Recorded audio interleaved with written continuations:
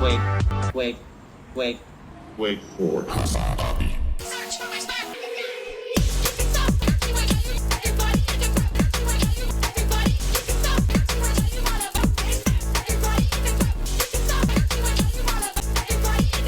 I would have never imagined this much of a fucking crowd at a college campus anywhere in solidarity with the Palestinians. This is what it's about, okay?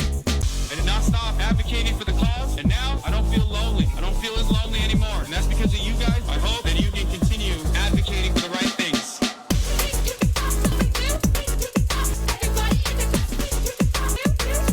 What's going on, everybody? I hope everyone's having a fantastic evening, fantastic afternoon, fantastic pre-noon, no matter where you are in the world. I'm Hassan Piker, and this is Awesome Night Broadcast coming to you live from gloomy, cloudy California, Los Angeles, folks. We're live and alive, and I hope all the boys, girls, and MBs are having a fantastic one, because today is a beautiful day. Today's a wonderful day. Today is Thursday, folks. It's freaking Thursday. It's Thirsty Thursday, ladies and gentlemen, boys, girls, and MBs, and I'm having a great one. I hope you guys are as well. You covering the Mark Robinson incoming bombshell? What? Every day I start this broadcast, and as soon as I start, there's a dude in the fucking chat that's like, bro, some new shit. Hello? What the hell was that? That was weird. My mic just like randomly died. Anyway, how much worse can Mark Robinson get, bro? How much worse? He quoted Adolf Hitler. Like, and then defended it last year. He defended quoting Adolf Hitler last year. Mark Robinson is black, by the way, for those of you who don't know. He is running for governor as a black man in the United States of America who is also seemingly pro Adolf Hitler. Because that's what fucking politics is about. He's also a crankhead, a gooner. Anyway, we'll talk about all this shit. God damn it. I'm so mad. Okay. Personal news. Wait, you covering how you fucked that one chatter's mom? Yeah, that's what I'm going to be covering. Personal news, ladies and gentlemen. Personal news for all the boys, girls, and MBs out there. This is a part of the broadcast where I tell you about my personal news before chat chirps at me for not covering their immediate news story because they fucking want immediate gratification. But folks, personal news wise, last night I ended the broadcast and I didn't do anything, dude. I didn't do anything. I just like sat around and watched TikToks. I've been trying to watch Spy Family, but it's getting too boring. It's like a cute ass anime, but it's just like, I don't know. It's not enough for me. However, oh yeah, I got a haircut, by the way. Thank you for noticing. So I think I'm officially doing rich guy shit, by the way. Like, I think it's officially rich guy shit when you get haircuts so frequently that people don't really know if you got a haircut or not. You know what I mean? Like, because back in the day, right, when I was a broke boy, living my regular old life, like, I kind of hated getting haircuts. Like, it's expensive, it takes too much time, like, and I would have to, like, I would wait for this shit to grow to like untenable, unsustainable levels. And nowadays I feel like I just, you know, I don't let it ride as much. Anyway, I mean, there was a point in my life where I was cutting my own hair because, you know, frugal Frankie over here, I thought I'll just grow out the top and I'll shave the sides and I'll learn how to shave the sides myself. And let me tell you, my shit was ass, bro. I cut my own hair, it was ass. And I have black friends who, I guess it's not like normal black friends because they grew up in Hollywood that have like talked about learning how to have to cut their own hair because like, if they become actors later down the line, then there's not always like a person on staff that knows how to cut black hair. So you have to literally be able to do that for yourself. And let me tell you, okay, these motherfuckers don't know how to cut their own hair either. So that's what I'm saying. I've been there, and let me tell you, okay, I don't know how to cut my own hair. $30 for a taper fade, and it takes an hour. The best part of the barbershop is Muslim owned and support Palestinian support overseas. That's right. I love that. When will we be able to dunk again? Oh, fuck, man. Probably in a couple months. Like, unless something crazy happens, I hope nothing crazy happens. But like at this trajectory, I think I could dunk in like a month or two. Oh my God, Mark Robinson is gonna drop out. Oh my God, that is big news. Never mind. Oh God, fuck me. All right. Anyway, I forgot what I was saying. Personal news. Yeah. So I didn't really do much, and I'm watching a lot of TikToks, and I'm trying to get into Spy Family, but I can't get into Spy Family. It's just like whatever, right? And then one of the TikToks I was watching was like, you have to watch this Netflix show. And it turns out it's not even a Netflix show. It's actually an HBO Max show that's also on Netflix. And it is a sci-fi animation. Okay. It's a sci-fi animation about a group of scientists that are that get trapped on a planet. It's called Scavenger's Reign, ladies and gentlemen. I'm going to show you the trailer for it. And let me tell you, I need to explain something to you, okay? This show is beautiful. It's beautiful. It's different. The sound editing is fantastic. The visuals are amazing. The soundtrack, like the score is phenomenal. It goes way too hard for no apparent reason. Okay? I don't know how to describe it other than I can't comprehend how I stumbled across it when there's such little marketing on it. And if it wasn't for that one TikTok, I never would have seen this. Apparently, Rotten Tomatoes gave it a perfect score, and then HBO canceled it and then sold it to Netflix. And I totally understand why it has a perfect score. Chat, I'm telling you right now, this is peak. Okay? This is Kino. This is cinema. This is incredible.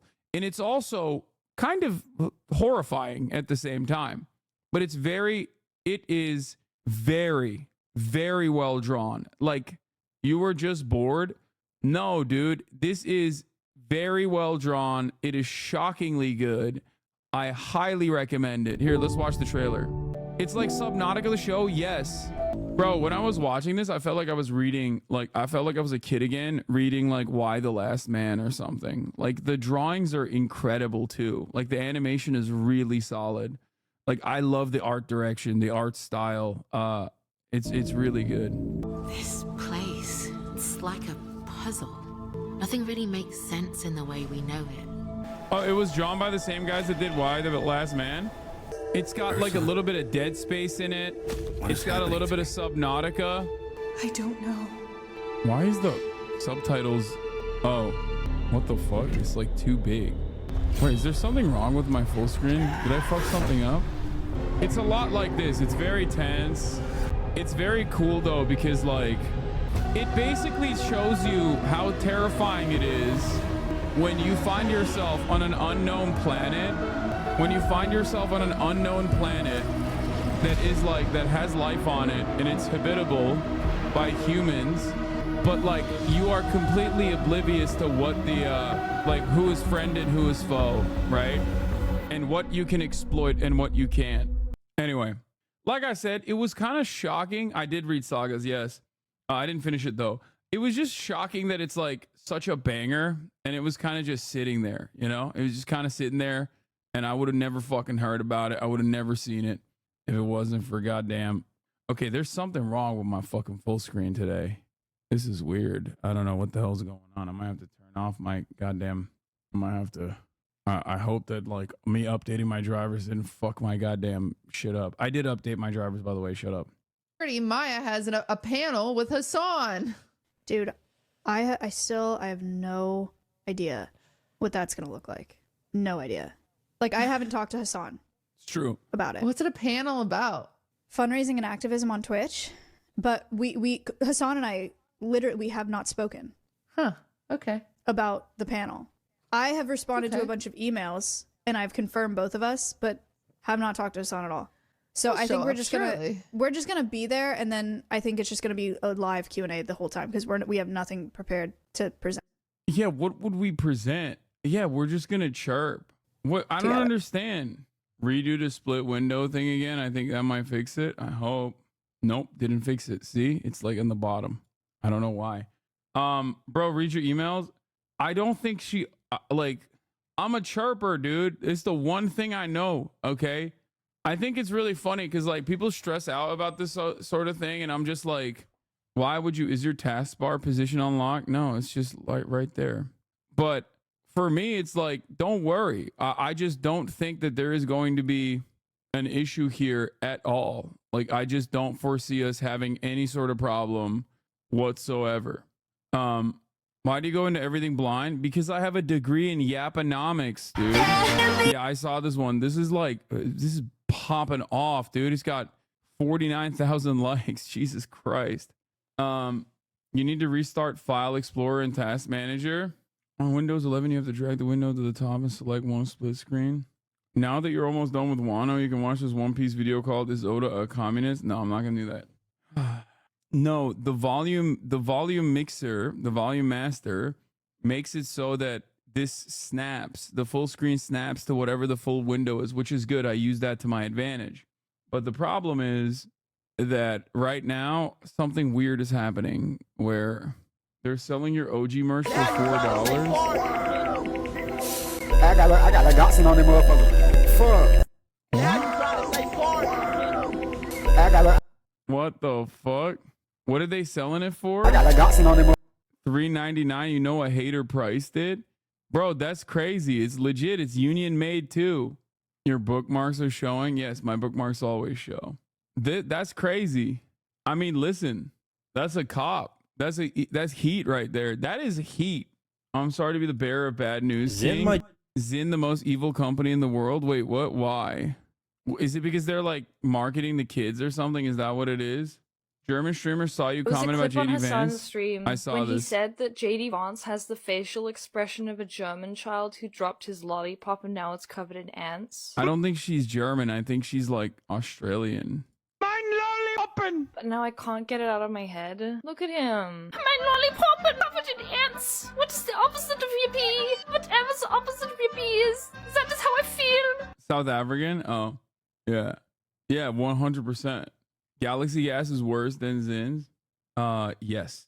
I love you. All love to you, but that shirt's print is dissolving on me. What do you mean? Go to Task Manager, sort by memory, usually select Windows Explorer, click Restart where you typically end task. You know what? Fuck it. I'm going to do it. Let's do it. Sort by memory usage. Select Windows Explorer. Wait, Windows Explorer?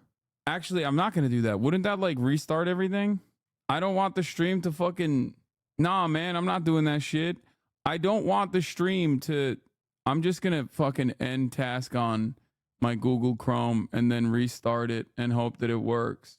Let's see. There was a clip on Hassan's stream when he said... Zin might just be... Let's see if it works. Restarting Windows Explorer doesn't fuck with your other open programs. I don't believe you. I'm not gonna lie. I don't believe you enough. I need to believe you more probably, but I simply don't. Anyway, it doesn't matter. It don't matter. It don't matter. It don't matter. It don't matter. All of chat says is fine. I think restarting this worked. Like, I think restarting it helped. Okay? Bro, war in Lebanon is starting. Oh, no. Oh no. Oh no. Right as I'm going to fucking TwitchCon, bro. I knew this shit would happen, bro. I knew it, bro. I fucking knew it. All right, let's just blast off, okay? Please, no war. No war in general. No war in general, but certainly not while I'm at fucking TwitchCon, dog. Come on. Oh yeah, Dantavius did a video on Jakub finally, which is great. Like, I think other content creators should finally broach the issue of how white people were created. And I think it's like nasty that most people are too afraid to cover this. And I'm glad that there's at least like a brave content creator out there that's, contains truth. You know, bold enough, visionary enough to showcase the truth. Banning everybody who types Linux, please. And thank you. Anyway, old man, this ain't going to get easier. If you do that, you lose all your tabs or reopen the restore tabs option. All right, everybody shut up. We're done. It doesn't matter. It's not that big of a deal that it's like a little bit larger. Let's see the fit. You just got to go to my my Instagram if you want to see the fit. Also, personal news wise, before I blast off, last thing I wanted to say, personal news wise, this morning I woke up. It was a beautiful day for, you didn't post your fit though? Oh, I didn't. Oops. Okay, I will. Well, basically, one, Debate Lords announced last night, or it's been announced already, but like we did another promo for it. I did a complex hit for it. That was great. I got the haircut. Also, I was hanging out with Ted Nivison this morning playing basketball. Sorry, go ahead. And I'll just say, I'm getting closer and closer to Yamming, dude. It's almost Yam City. Look at that. Sorry, go ahead.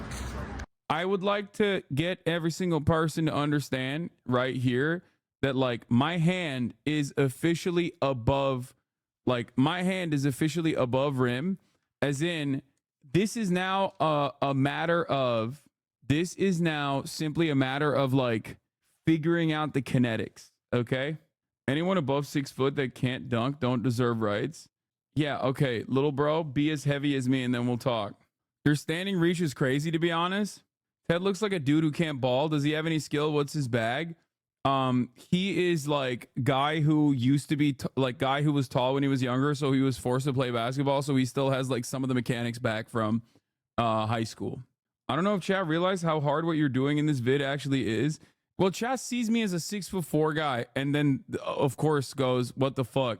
They don't think of me as a 6'4" guy who was like 285 fucking pounds, who also had knee surgery. You know what I mean? Like, that's the problem. And also, yeah, because of the bad knees, like I haven't been able to, since I got my knee surgery, I've never been able to dunk. Okay. Like I lost it. I had it for a brief moment in my life. It was fantastic. And then I lost it. Two things that I always wanted to have. Okay. A 6-pack and being able to dunk. I got both of those at a certain point in my life. And then I had to get knee surgery. I lost both. Okay. I lost both. Now I'm getting both back. That's it. I don't think this chat realizes how insanely athletic you are and how crazy difficult it is to dunk as a 6'4" person. Anyways, you can delete this part of the message. I'll pay you on Venmo. Most of chat never played a single sport in our life, so who cares? New Norm promo dropped. Oh, that's fucking fantastic, dude. Wait, this is actually fire. They know about the Gayborhood memes? That's crazy.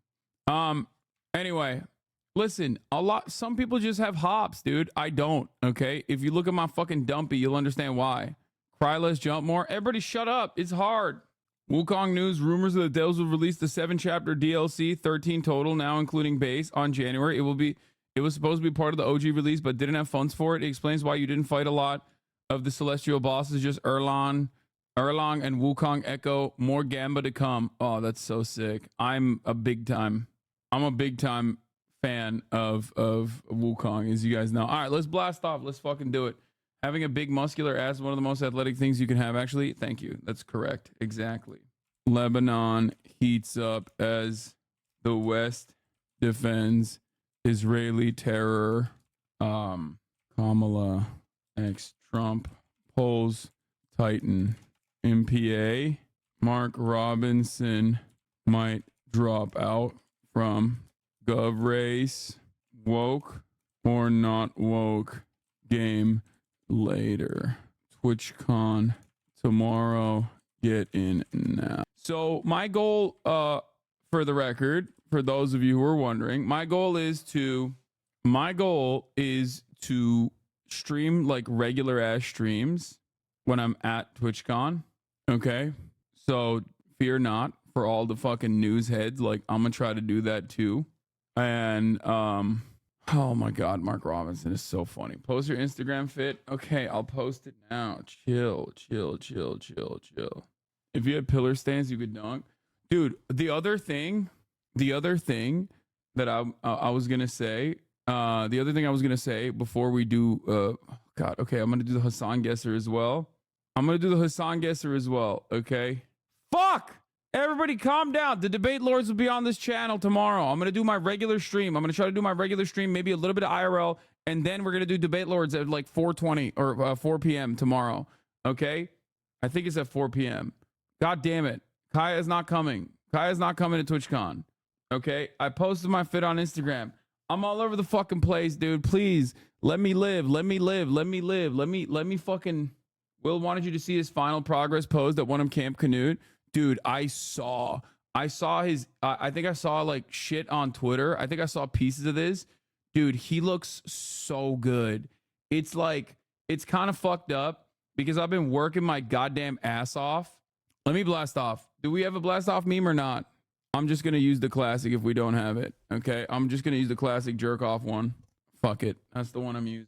So Will and I have a thing that we like to call a body off, right? We've never actually fully secured it. We've never actually fully done it. But oh, what the fuck? I can't even. Yeah, this might be like a task manager problem. I can't even write in the chat. Like the chat is like, I hate Windows 11. I can't even type in the chat because it's under the task manager. Restart Windows Explorer. Bro, I feel like it's gonna cook me if I do that. Is it not gonna fucking cook the stream? You know what? Fuck it. I'm gonna do it. Who cares? Where is it? Windows Explorer. Is it on performance? Is that where I go? Processes. It's on apps. It's not showing up. Windows feature. Windows shell experience. Windows Explorer. You said restart it? Okay. I just did. Okay, it worked. God damn it, fucking worked. You sons of bitches, you were right. Man, stop saying F, dude. It didn't fucking F. Shut up. That's not even funny. That's not even funny, dude. You're not being funny. You're not being funny. You're being unfunny right now. Okay? This shit is not funny to me. This is not funny to me. This shit is real to me, dog. Stop it. Here, we're fucking blasting off first. Okay? We're blasting off. I'm going to do the Hassan Abigesser in a second, and then I'm going to do... Okay, we're going to do Hassan Abigesser, and then I'm going to look at Will's sexy ass body. Okay, wait, what the fuck? Okay. Fake news. There's no fit check on Insta. I did. I posted it. I posted a fit check on Insta. Do hard mode. This is tough. Let's do it. Trust the younger generation. This is tough as fuck because, okay, this is most likely 2019. I got the press vest though. It could be 2020. I got the press vest, so it could be 2020, but like early 2020, like right in the beginning of COVID 2020. 7K subs, so I think it's I would say it's like February 2020, but I don't know exactly what. I'm gonna say late February 2020. Let's see. Oh, it's before then. Okay, then mid-January 2020. Wait, what? Oh shit. It's actually 2019. Wait, am I going the wrong way? Am I doing it again? Am I fucking it up again? Am I going the wrong way again? Fuck! Okay, I fucked up. What? Left is further in the past? Wait, I was going the right way then. Why were you guys saying I was going the wrong way? Oh wait, I wasn't. Dude, I hate this. I can't do this. I can't do this. I always. Okay, chat, you're figuring out one of my weaknesses, okay? This is legitimately something that is very frustrating. I don't fully understand this. Mid-July 2020, it means it's supposed to be before mid-July 2020. It's supposed to be before April 2020, right? But it's after mid-January 2020, but it's before late February 2020. That's what it is, right? So I was actually right in the middle. Am I getting the visualization correct or wrong? Okay. So it's supposed to be before late February 2020, but it's after mid-January 2020. So it was in between my first guesses, and I just went to fucking the wrong place for no reason. So it's either late January 2020 or early February 2020 or mid-February 2020. Those are the only allowed guesses. Well done, comrade. There we go. If I only understood how fucking arrows worked, I would be able to do it, but I can't. Anyway, let's look at Will Neff being hot now. Make the L's with their hands, big guy. What? I know my left and my right. I just don't fully understand the arrows. I can't. It sometimes feels like I have a hole in my brain when it comes to certain things. And I'm sure like dyslexic people or other people with like other kinds of intellectual disabilities probably understand what I'm talking about here. But like when I see the arrow, it is like it's impossible for me to visualize it and contextualize it as time. I think it's because I have like low IQ. I don't know what it is. I know what my left side is and my right side is. That's not a problem. Like some people can't tell time, you know? I don't have an issue with that. But like with the arrows, I literally have, it's weird. I don't know what it is. I don't know how to describe it. It's just my brain is fucked up. I'm stupid. I don't know what, does that make sense? It's one of those few things it's one of those few things where it's like, ugh, like I try to understand it and I can't. Okay. All right. That's why I would like lose. I would basically lose a logic test easy. Like there's certain things in logic tests that just like my brain cannot rack. I can't understand it. All right. Anyway, ultimately though, what I can understand is at the top of the hour, there's a 3-minute ad break, and you should understand that as well, unless you have subscribed, in which case it doesn't really bother you. It doesn't really matter to you. You will not be seeing the 3-minute ad break. Now, if you want to be a part of this exclusive group of people who don't see the ads at the top of the hour, all you need to do is subscribe for $6. It's 30% off right now for September, or for free with a Twitch Prime by connecting your Amazon Prime account to your Twitch account. You get 1 free Prime subscription a month. Here is the 3-minute ad break now. Moving on. Will Neff did Camp Canute alongside many others. We're just going to watch Will's. I'm just going to watch the Will Neff part of this process. I do want to hype up my boy a little bit. I mean, he already looked really fucking good, but goddamn, he went crazy. Okay, he went crazy mode. I think like the only point I have here is like, how are you wearing fucking anything but 4 inchers, dude? Like your inseam cannot be, because I think he's in between like a 6 and a 7, maybe a 5 here. But if you're rocking anything at this point beyond a 4-inch inseam, you're losing points for no fucking reason. I want to see the quad separation. Okay, I want to see hog. I want to see the quad separation. You need to fucking shorten those seams, at least like maybe roll up the band like 2 ticks, because it's just not, you know, you're hiding your ass for no reason. Overall though, brothers being modest. Okay, bro, what is this, a church? What the fuck do you mean? Show me some goddamn ass. Okay, show me some hog. Dicks out for the fucking boys. Crazy, by the way, crazy. I would say Will is around like 11% body fat at this point, which is a phenomenal achievement. I mean, he is, but more importantly than 11% body fat, he is a very strong boy. Okay. He has put in a shit ton of work. You can see the striations a little bit, even though like obviously the camera is not great. Less than that? No, it's not less than that. Y'all don't understand how fucking body fat percentage works. That's why everyone is shocked when I tell you I'm like 16 to 18% body fat.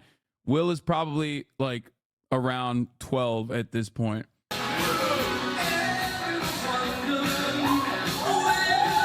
More importantly than his body fat percentage,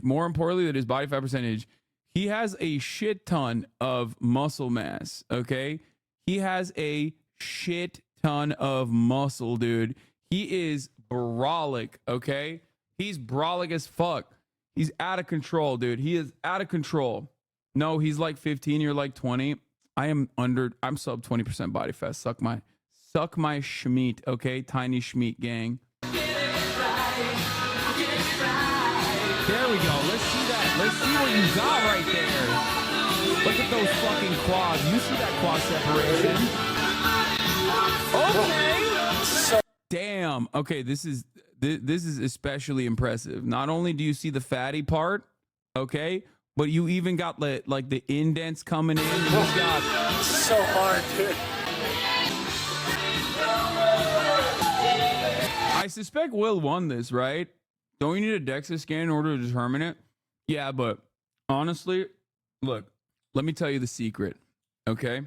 Here's a little known secret about body fat percentage. Everyone's body retains fat in very different ways, okay?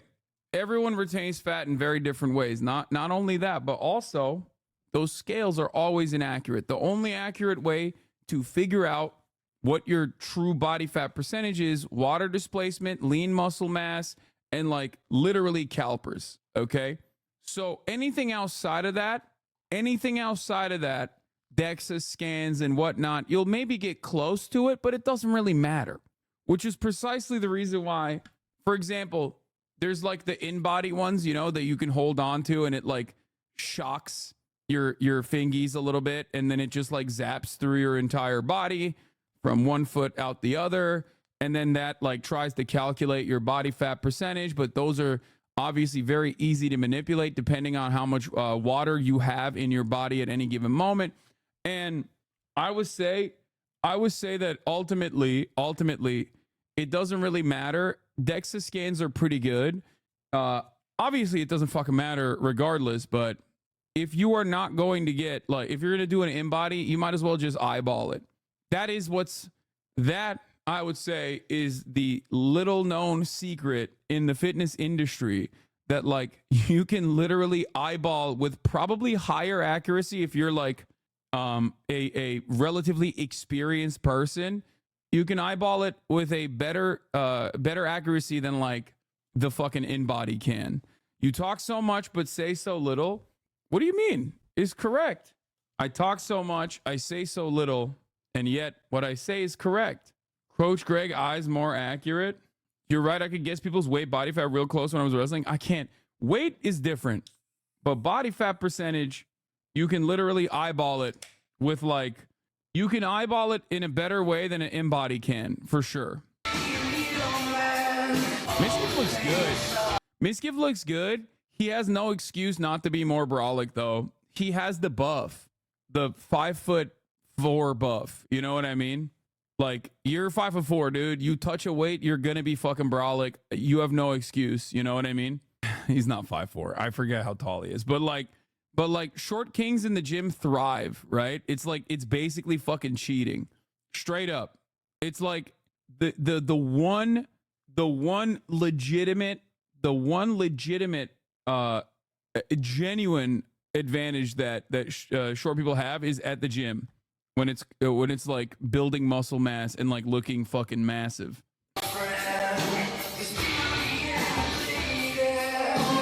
Okay, he's got great shoulders. He's such a Jersey lifter, dude. This is hilarious. He is such a fucking New Jersey lifter. Come on, dog. It's all glory, dude. It's just all, he is straight up. This is the product of the most New Jersey ass fucking, like, I looked at his chest definition. I didn't want to say anything bad about it, but like in comparison to his hypertrophy on his shoulders and biceps, like his chest is not as, he has a nice chest, but it's nowhere near as well defined and as large as his fucking shoulders are. Motherfucker's just hitting shoulder day and bicep day. He max squatted 225. Okay. Anyone that says Miskiv is on steroids, at least now, is wrong. Then if you can't fucking do, like, there's just 0% chance he did steroids if he's maxing out at 225. There's just no way. This is boy astrology. No, this is not boy astrology. There's an entire field of science dedicated to this. Okay, it's not fucking boy astrology. Shut up. Like, you're insane for considering this astrology. Okay, respect. I can't do that. That's very impressive. Wait, what is it? E-Rob. Is that like a joke? I don't understand. As a gay man, this is the gayest thing. Is he gonna take the shirt off? I want to see. I saw that Esfand. I mean, Esfand has lost a lot of weight. Very impressive. His weight loss has been phenomenal. He didn't do Camp Canute. Respect to Esfand. I mean, he was a big boy, you know. Also, Lakari, that's kind of wild. That, I mean, he is also in pretty decent shape as well. A lot of this is shocking. Seer looks pretty good. Tectone also got in like pretty decent shape in comparison to where he was, right? Like, but I don't know if like the changes have been as severe as like last Camp Canute, because I think a lot of people, what the fuck? Okay, E-Rob. Okay, that's shocking. E-Rob is like, damn, E-Rob is in great shape. That's crazy. I didn't realize it was like that. Anyway, if only there was a machine to work out Tectone's personality. Jimmy lost 15 pounds in the 30 days. Is this why you won't debate him? Yeah, I didn't know it was like that. I didn't know he had it like that. All I'm going to say is, can they do this? He's like Baby Hassan. Can they? Okay, first of all, now that we're looking at, shirtless dudes, I'm just going to show myself shirtless a little bit in action. I'm not even flexing right here. I'm just fucking playing ball, Sorry, go ahead.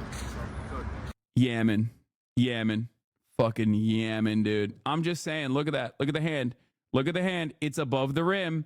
If this goes above the rim, you can dunk. That's how it works. Gets insecure after watching E-Rob. You had to show us this. Yeah. Could E-Rob also fail the dunk? Probably. I'm close. That's it. I'm close. Let me have this, man. Let me have this. Y'all are fucking haters, dog. Let me have this shit. Okay? I'm close to dunking, and that's a big deal for me. Okay? Shut the fuck up. It's not about comparing yourself to like professional athletes or some shit. It's about comparing yourself to where you were. Also, it's about the political topology quiz. All right, before we get to the news, let's get started. Okay, let's get started with the serious portion of the broadcast now that we fucked around for like an hour. Yeah, I'll do the Neom influencer stuff, which is going to be great. But I got the progressive left. Your best fit is progressive left, along with 6% of the public. Progressive left, the only majority white, non-Hispanic, Democratic-oriented political topology group, have very liberal views on virtually every issue and support far-reaching changes that address racial injustice and expand the social safety net. They're among the smallest topology groups, but also one of the most politically engaged. They feel less warmly towards the Democratic Party than establishment liberals or Democratic mainstays, but those who voted in 2020 general election were nearly unanimous in their support for Joe Biden. They are the only group in which a majority say they like political leaders who identify as democratic socialists. Progressive left are 6% of public, 7% of registered voters, 8% of 2020 voters. They are highly politically engaged, deeply concerned about racial justice, support strong action to address climate change. You can read more about the Progressive Left Center's topology report. You can also view interactive charts to see how the 9 topology groups compare on a number of different issues.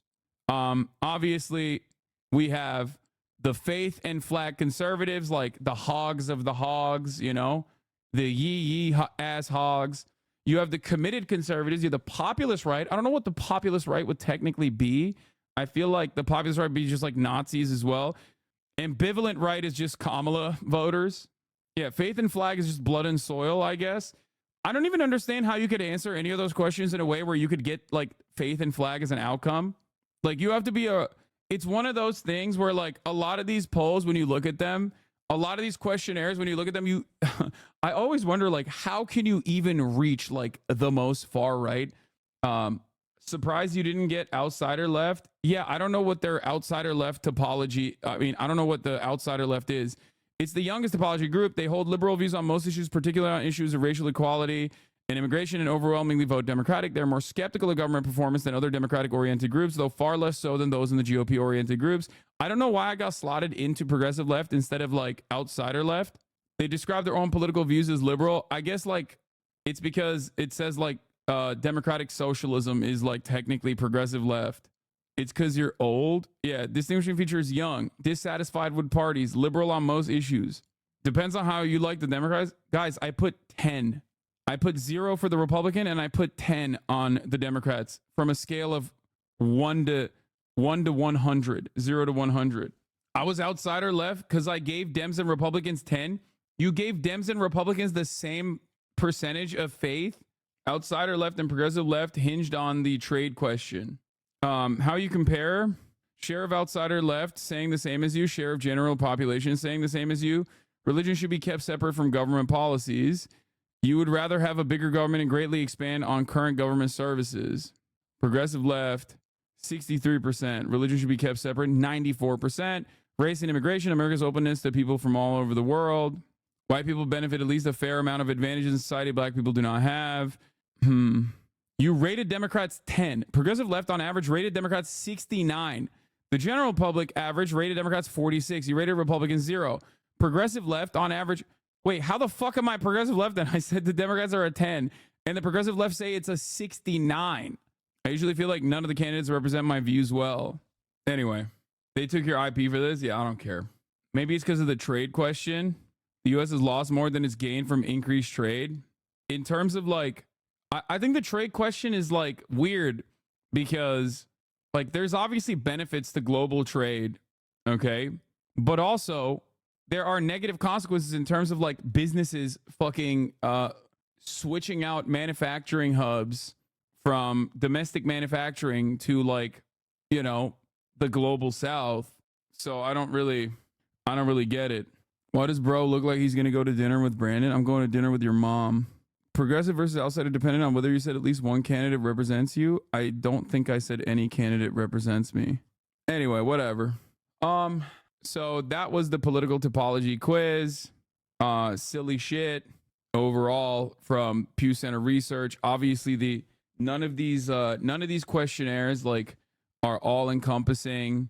None of these questionnaires have any like they never will have the full scope, the full breadth of the depth of like leftist politics. It's always like slotted weirdly into like some other liberal adjacent topology. Anyway, Mark Robinson, we're going to talk about. We'll do it. Have you ever done a left values test? Yeah. Mark Robinson is running for governor. Did not ask if you're a pro-NATO leftist. I know. Did not ask if I was going to write in Brandon, which is crazy.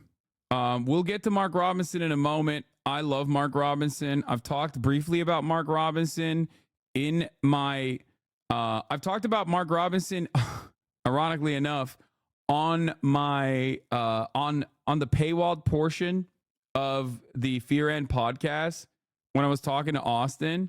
There's a lot of stuff. It's a target-rich environment. Mark Robinson is a fucking weirdo and a total freak. I've talked about it on the stream as well, obviously. And he's definitely going to lose the North Carolina gubernatorial race that he's running on right now. And he might even have issues. He might even cause problems for Donald Trump because he's so like nuclear grade enriched uranium toxic. Okay. It's really fucking bad. Haven't really used Reddit for like a year. Thought your criticisms were a little harsh. Went there the other day and made a comment on Our World News denouncing terrorism after the pager attacks and was banned for it. Mods followed up and confirmed they support terrorism. Weird place. Yeah. No, Reddit is the Hasbara factory. Okay.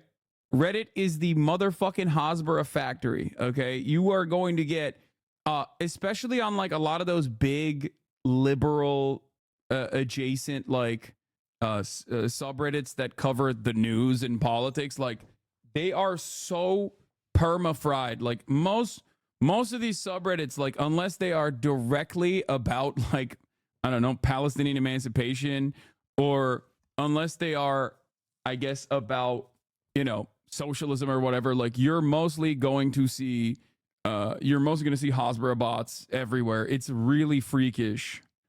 Speaking of you know, Hasbara and whatever, I listened to the New York Times Daily last night because I'm an incredibly boring person. Okay. And I do want to mention that. I do want to mention how boring of a person I am. But I was listening to the New York Times Daily on Israel Palestine, and it was genuinely shocking. Okay. First of all, they got the most Israeli man of all time, the most Israeli journalist you could find. And I think that was deliberate. They literally were like, you cannot call this man anti-Semitic. Okay. And he did say a bunch of stuff correctly about the ways in which the settlers have greatly escalated tensions. Okay.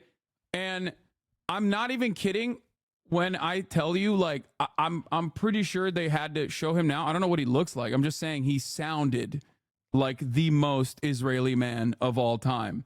And as a fellow daily listener to Political Autism, it was actually shockingly good. Okay. It was actually shockingly good.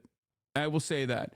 Now, there were, of course, issues that I had. Very little focus on the negotiations process, hyping up, you know, Yitzhak Rabin as like the actual savior, and maybe not bouldering the Israeli government as hard. It was like the most like liberal Zionist critique you can get on Israel, basically, and the most humanitarian argument coming directly out of Israel that you will ever hear. And it was, I mean, it was still good. I think it's good because like the New York Times audience does not ever get that perspective. They do not ever hear that perspective. So I think that it is probably it's probably good to have them hear that perspective. The episode is called Israel's Existential Threat from Within. Okay. And they had Ronan Bergman covering the conflict. Ronan Bergman is a staff writer for the New York Times Magazine. And I'll tell you this much. I'll tell you this much. Like, the dude straight up, he mentioned things that even I didn't know, which was shocking because, I mean, I feel like I, pay a lot of attention and have done a lot of reading on this subject matter. There were some things that he talked about with respect to like the internal investigations conducted by the Israeli Defense Force when the first like pogroms started happening in the West Bank directly. And I did not even know that like the IDF conducted internal investigations and then did nothing with the internal investigations. And then the main guy that conducted the internal investigation actually quit. Like, I didn't know that. This daily is based on the expose that I tried to link you about the extremism within the article that the New York Times did. Yeah. Bro, Ronan Bergman was the guy you called a Zionist yesterday. Wait, no, is that him? No, he sounded very different on the daily. Oh my God, it is him. It is him. It's the guy that was talking about the pager bombs yesterday. Oh my God, I had no idea. Okay, well, he sounded very different on the New York Times Daily. He sounded way more Israeli on the daily than he did when we were listening to him yesterday.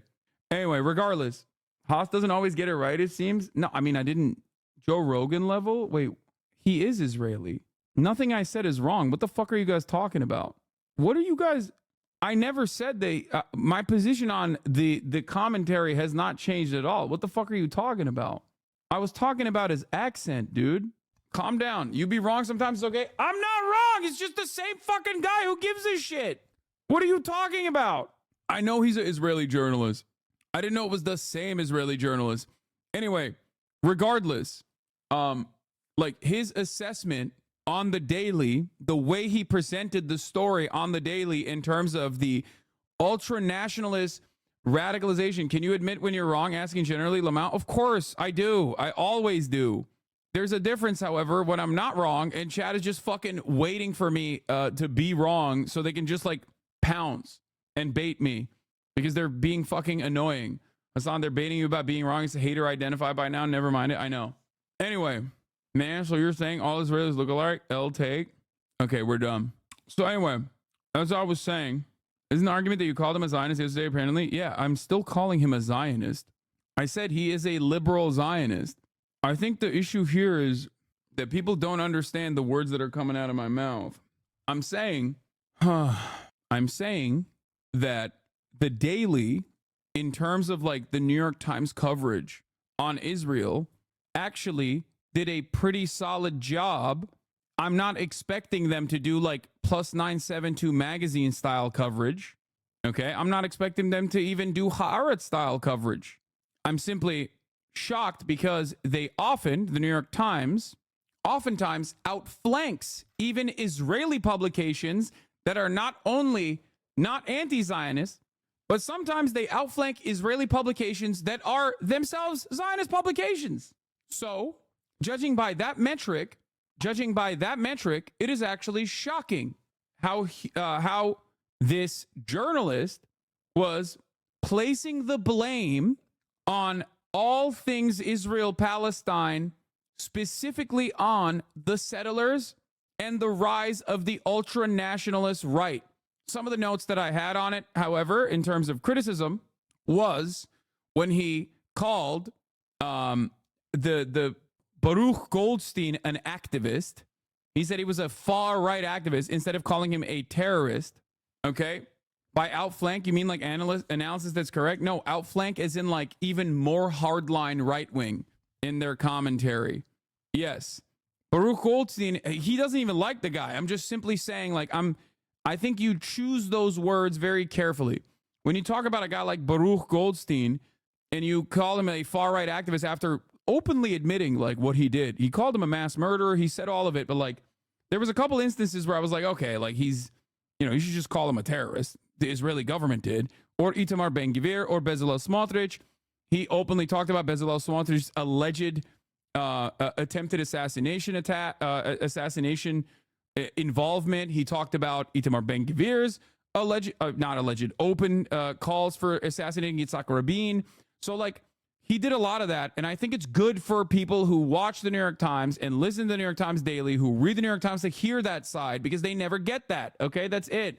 The New York Times consistently washes the Israeli crimes, while local Israeli liberal leftist newspapers are far more closely accurately use the language. Yes, or even fucking J-Post, which is not liberal nor leftist at all. Like even J-Post or Ynet will sometimes cover what is going on truthfully in a way that the fucking New York Times never does. Times of Israel, another newspaper that is not exactly a fucking leftist or liberal newspaper, but they will openly talk about what the fuck's happening because that's their job. Their job is to cover the news, right? The New York Times, that's what I mean when I say the New York Times will sometimes outflank outlets like Ynet and whitewash what Israel is doing in a way that Ynet doesn't. Why doesn't Ynet whitewash some of the crimes of Israel? Because they don't have to, because they're serving an Israeli audience. So they feel no need to whitewash certain things that Israel does. But New York Times is serving a Western audience, an American audience. So they feel the need to oftentimes cover stories in a way that is like incomprehensible. It makes me lose my fucking mind. And that's how you arrive at a lot of people living in the United States of America who end up having more hardline positions than even people in Israel, which is shocking because they are not as closely associated with the problems, okay? Because they have a level of comfort all the way out here. And that's also important to recognize. That's precisely the reason why I in early October, I talked about the protests and the posters, right? The missing posters that were plastered everywhere. In Israel, it served a very different purpose than it did in the United States of America. In the U.S., those posters were to remind people that we have to keep bombing Gaza. Like, we have to kill these fucking scumbags.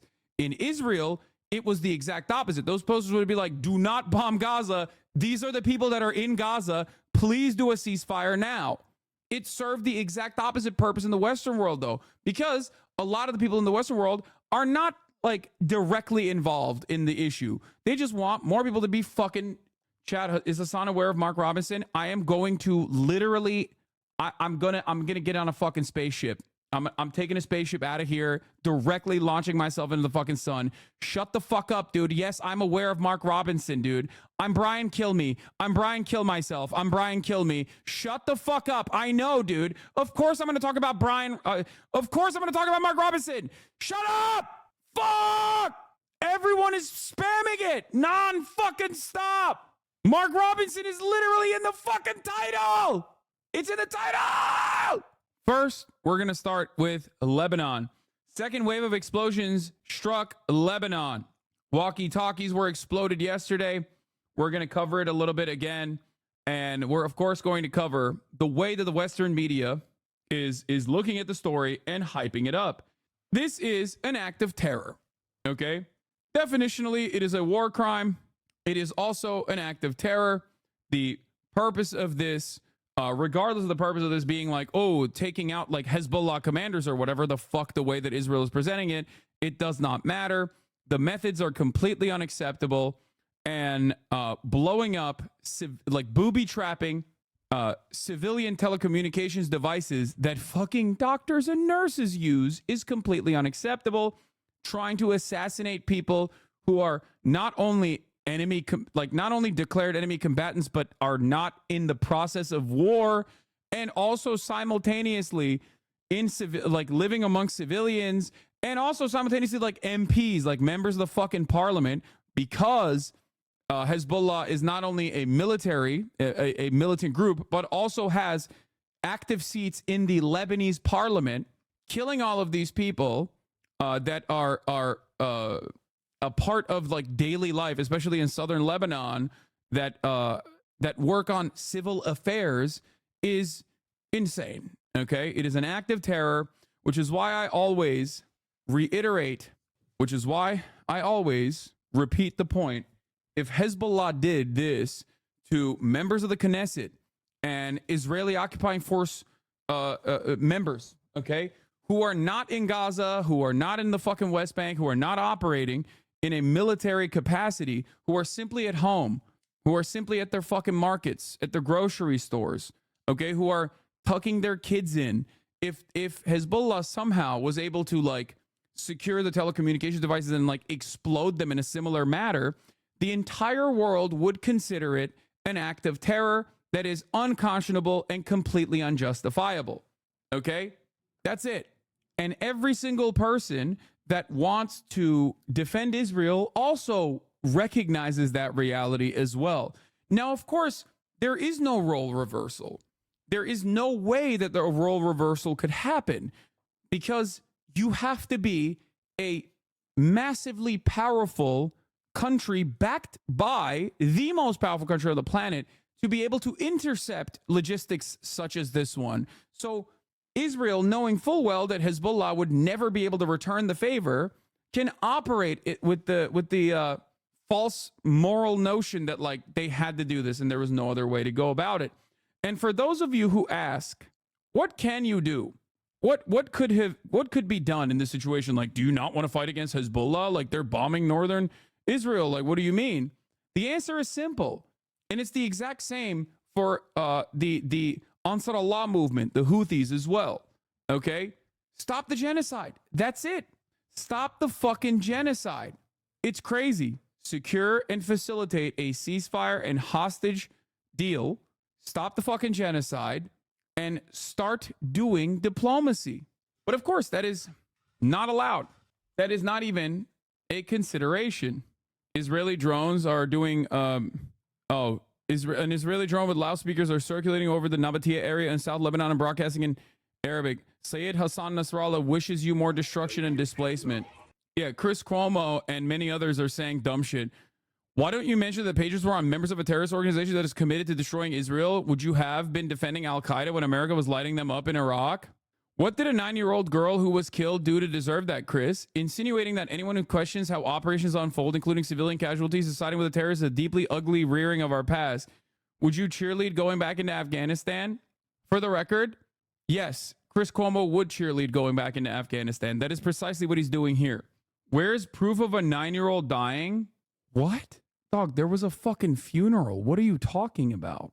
Do you think they're just like faking it? Do you think Lebanon is not like a normal... Dude, this is right here. This is just straightforward. Like, Arabs are just incapable of ever being real victims in humans. I didn't see it, bro. I mean, there you go. A 9-year-old girl killed in pager attack is mourned in Lebanon. Fatima Abdullah was a 4th grader. There is a harrowing accounting of how she was assassinated by the state of Israel. Pager starts beeping. She picks it up. It's in the kitchen. As she's in the process of delivering it to her dad, her fucking head explodes. Okay? The pager explodes her head. Blood splatters across the walls. That is how it was recounted in Al Jazeera. If you wanted to know, her parents said she was studying to learn English. There was also an 11-year-old boy that also died on the first day. That's been the conversation within Zionist circles. Pallywood, thanks, I just got here. Yeah. Fatima was in the kitchen on Tuesday when a pager on the table began to beep. Her aunt said she picked up the device to bring it to her father and was holding it when it exploded, mangling her face and leaving the room covered in blood, she said. Fatima was trying to take courses in English. Miss Moussaoui said she loved English. Just like a James Bond movie, dude. You know? Yeah. This is why I said, yeah, you see this kind of stuff in James Bond movies, except it's the villains that do this kind of shit. It's not the fucking heroes that do this kind of shit. Obviously, it's a movie, who gives a fuck? But you have to understand, like, in the black-white moral dynamic that you express in American media, in movies, no fucking hero is doing this shit. It's always villains that do this shit. This is objectively an act of terror, and it is also a war crime. That's it. You don't want to recognize it? It's fine. Zionist former friend of mine repeated the same thing, said it was fake and all, but calling the New York Times a Hezbollah outlet utterly unhinged. Here's a GOP congresswoman joking about the pagers. By the way, with the pagers and how the walkie-talkie. They killed an 8-year-old and an 11-year-old. Huh? She asked if we have our pagers on you. Why do you want them to explode? Is that what you're insinuating? Yeah, are you threatening us? They killed an 8-year-old and an 11-year-old yesterday. I don't think... I don't think murder and death is a laughing matter, man. Animals, dude. That's it. Animals. You find it amusing, though, huh? People in Lebanon have been interviewed on this process, and they literally are terrified of using their regular household items. That's terror. That is the purpose of terrorism. Okay? People in Lebanon, regular old people, regular everyday fucking people, are terrified of using their household appliances out of fear that Israel might have fucking put a bomb in them. Okay?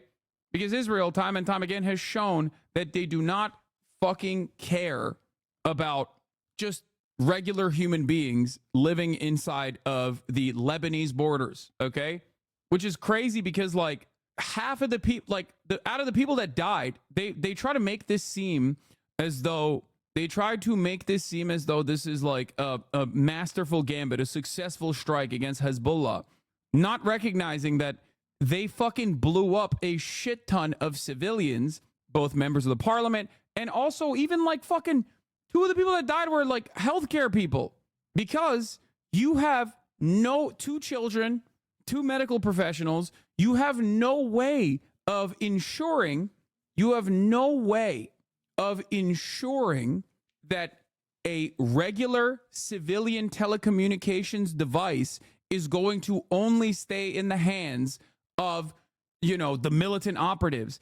And besides the fact that, like, besides the ridiculous reality that, like, you were never going to be able to successfully plant these exclusively in the hands of, like, Hezbollah generals or militants or whatever the fuck. The question is, even if you were to do that, it's still completely ridiculous. Okay? Even if you had a way of giving this exclusively to Hezbollah generals, okay? Hezbollah generals, when they are around their, families, living inside of their own state, okay? Doing something like this still constitutes a war crime. These are not soldiers in combat. There are rules for war. You also have to understand something. Beirut blast, Lebanon rocked by wave of handheld radio blasts as solar energy systems explode. Israel's defense minister declared a new phase of the war. I've heard, I didn't see any like confirmed reports of the solar panels blowing up. What is crazy, unless you're Israel or Russia, no, that's not correct at all. Russia does not, under international rules and laws, get away with it. The only way that they get away with it is because they do not abide by those standards, and they are outside of the periphery. Okay, they're outside of the realm of influence of the West. Israel gets to do this. Israel gets to do Russia shit and still be firmly planted in the heart of the international rule-based order. Emma Vigeland is correct. If any military or militant group in a Muslim majority country detonated bombs in a synchronized manner across civilian areas, killing dozens and injuring thousands, the New York Times would accurately call it as a terrorist attack. For Israel, it's a display of technical might. That's a lib take, fam. What is a lib take? It's not a lib take at all. What are we talking about, dude? If you hate the USA so much, why not move to Lebanon? I love people that think that this is like a solid ass threat to make. Okay? Yeah, dude, totally. I got it. Like in the eve of this like massive fucking act of terror. Yeah, why don't you move to Lebanon if you hate the USA so much? Here's the beautiful part about this, okay? I'm an American citizen and I live here, and you have to fucking deal with that, okay? You goddamn loser. You have to deal with that every fucking day. Never heard that one before. Why don't you leave? If you don't like it, leave. The funny thing is, if you don't like it, why don't you leave, okay, was almost exclusive to the Steven Crowders of the world. But nowadays, with where the Democratic Party is, I can't even tell if that guy is just a fucking right-wing hog. You know? I can't tell if that's a right-winger or a liberal. That's how much the attitude has shifted nowadays. I like to call these guys gay Steven Crowder, even though Steven Crowder is gay himself. Okay? They're doing the same shit that Steven Crowder does, just gay. Average liberal, I'm a liberal. Yep, there you go. Gay Steven Crowder. Like, what do you mean? If you don't like it, leave? You're supposed to be a liberal, you fucking idiot. Where does that not like ring any alarm bells in your mind that you, Ben Shapiro, and Steven Crowder are saying the same shit? Does that not even come across as like remotely odd to you? Does that not seemingly go against your worldview, your values? What the fuck are we doing here? What is the difference between you and a Republican? Psych boy, I'm a conservative. Okay, dude, whatever. Yeah, UN human rights expert today condemned the malicious manipulation of thousands of electronic pagers and radios to explode simultaneously across Lebanon and Syria as terrifying violations of international law, because that's precisely what it is. But you have all outlets in the Western world refusing to reckon with that reality and covering it as like an incredible achievement. This is actively making the Americans who read these papers dumber and more violent. Okay? You are manufacturing consent to make Americans more aggro on this stuff. You are normalizing these kinds of actions, okay? You must not. If you live in the Western world and if you truly have any semblance of morality, you cannot look at this and go, this is a fucking solid ass thing that Israel did. They done pulled this off again. Characterize the Anyway, here's what Hassan Nasrallah said today. Facts. We were targeted by the Israeli enemy. Thousands of pager devices were targeted and remotely detonated simultaneously by the Israeli Zionist enemy.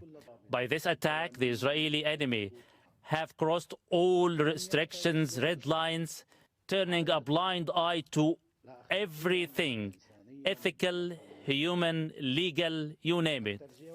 The attacks took place and some of the devices detonated in hospitals simply because the pager is carried by the medical staff, pharmacies, marketplaces, commercial shops, and even residential homes, private vehicles, public roads, where thousands. I do want to mention once again that like this is a totally separate country. This isn't Gaza. These are not Palestinians. These are civilians in a totally separate country that happens to neighbor Israel. Okay.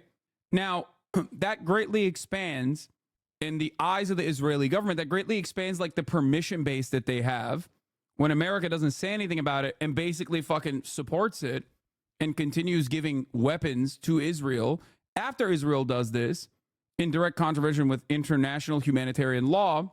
Basically, this opens up an entirely new realm of possibilities for Israel where they're like, oh, I guess I could do this to whoever the fuck I want to, right? I guess I could do this to whoever I want. That's number one. Number two, just a somber reminder that Benjamin Netanyahu also called American college students protesting Israel's apartheid and genocide terrorists as well. Just saying. Just think about that. So they consider, valid targets all around the world. All right? All around the fucking world. Of civilians, including women and children, are present. If the Israeli enemy are willing to target Hezbollah fighters, yet they targeted and attacked the civilian population.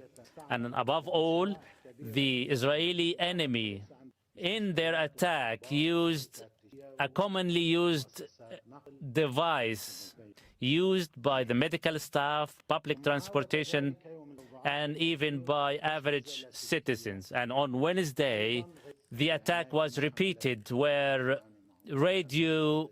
Are you just forgetting that Hezbollah launched missiles on Israel throughout this year? That's really funny that you're saying that, because even on that front, once again, the amount of missiles that Hezbollah has launched into Israel is nothing in comparison to the amount of missiles that Israel has launched into Lebanon. So, like, even on that fucking front, there's just not like, there's never like any sort of protection. There's never any sort of like moral high ground for Israel. Okay? Israel has launched 80 times more missiles into fucking Lebanon than Hezbollah has launched into Israel. That's number one. Number two, Saying Israel targeted civilians is categorically false. They created a shelf company specifically targeted the draw in Hezbollah. No, they did target civilians because Hezbollah has civilians in it. Just because you don't fucking understand that reality does not change that reality, okay? Hezbollah is a political party in Lebanon with parliament seats. They also blew up fucking diplomats. They blew up fucking people who literally are members of the parliament and their children. And not only that, but also beyond that, they blew it up in civilian territory. These are not people who were actively in combat, okay? These were not people actively in combat. You cannot explode people in civilian territory on foreign soil, people that are surrounded by other civilians, okay? Even if someone is marked as an enemy combatant, okay? Even if someone is a military general or a military commander or a soldier, okay? It would be akin to killing members of the Israeli Knesset. Okay, it would be akin to killing members of the Israeli Knesset around their family members and killing their family members as well. That's why the role reversal in the situation, the hypothetical of the situation, is important to reckon with. Okay, I don't know what the Israeli Knesset is. I'm just running a 3-minute ad break at the top of the hour. I'm just there's a 3-minute ad break coming for you. Okay, just worry about that and how you're going to avoid it by subscribing for $6 or for free with the Twitch Prime. Here's a 3-minute ad break now. This is how consent is manufactured. People don't know that Hezbollah has political operatives that are that simply only work on civil governance and civil affairs. People also think automatically brown terrorism deserved it. People also don't even fucking know basic facts about even Israeli politics in terms of like what the Knesset is. The Israeli Knesset is the Israeli parliament. I come here to learn about stuff like this because I have no one in my life that talks about it. I know. That's why I'm here to explain it to you. Chatter, I'm telling you right now, okay? There's a difference between like coming in here to learn and then coming in here with a very specific type of energy that is defending the Israeli actions yesterday, especially as I'm like talking about international human rights being violated in this circumstance, doing a litany of war crimes and doing things that would be absolutely considered acts of terror if the roles were reversed. So I'm describing it to you. Israeli Knesset is the Israeli parliament. Many members of the Israeli Knesset, considering that like Israel has a national draft, right? Everyone has to serve. They have forcible conscription. Many people are former or active current IDF operatives, okay? The Israeli Defense Force is the military force of Israel. We call it the Israeli Occupying Force, but the official name is the Israeli Defense Force. If Hezbollah were to intercept communications, like civilian communications that Israel uses in their civilian processes, right? Pagers, phones, walkie-talkies, things that EMTs, for example, use, things that doctors use, things that nurses use, right? If Hezbollah was able to infiltrate the logistics, set up a shell company, and sell a bunch of bombs strapped to these phones, and then blew up these phones, okay? Blew up these phones, blew up these pagers, blew up these walkie-talkies when Israelis were just like living their regular old lives in the middle of Tel Aviv in crowded marketplaces, you would call it terrorism. Exactly. But unfortunately, you've been primed because of the articles that you've read in Western media to not see it as an act of terror when Israel's doing that to Lebanon. Okay? Do you get what I'm saying? I'm glad that you understand it. Thank you for your charitability. I totally agree with all your point, but if someone were to say, what if Ukraine used this to successfully kill Putin? Would that not be celebrated as well? How do I respond to people saying such things? I mean, Putin is infinitely closer to Benjamin Netanyahu in this process, so I think it's a ridiculous fucking argument to make regardless. Also, this is not what Israel did. Israel didn't kill Putin, okay? Israel didn't kill even the Putin equivalent. Israel blew up a shit ton of bombs in random civilian areas, trying to maim or kill purposefully members of parliament and even healthcare professionals, indiscriminately blowing up bombs that maimed thousands of people in a country technically that they're not even in war with. Okay? devices were also detonated remotely, turning a blind eye to whoever is carrying such a device. As a result of this act of war, act of aggression, dozens were killed, including civilians. Thousands were injured, suffered various injuries. Numbers will be established with time. Some of the victims were documented, registered once or twice. Some were not at all. At the end of the day, the number of victims was very high. Speaking of the enemy's intentions, they started their attack targeting a number of pager devices, fully aware that. Is this not an act of war? It absolutely is an act of war. The situation is, at this point, it seems, judging by past actions, that neither Hezbollah, which has obviously an interest in maintaining civil affairs in southern Lebanon specifically, okay, and also Iran, it does seem like, judging by what they've done thus far, demonstrating tremendous restraint, that they do not want the smoke, okay? I'm not going to sit here and outflank like people that are living there with a lot to lose and portray myself like as a fucking Redditor who is begging for more Ukrainians to die and begging for people to be thrown into the goddamn meat grinder.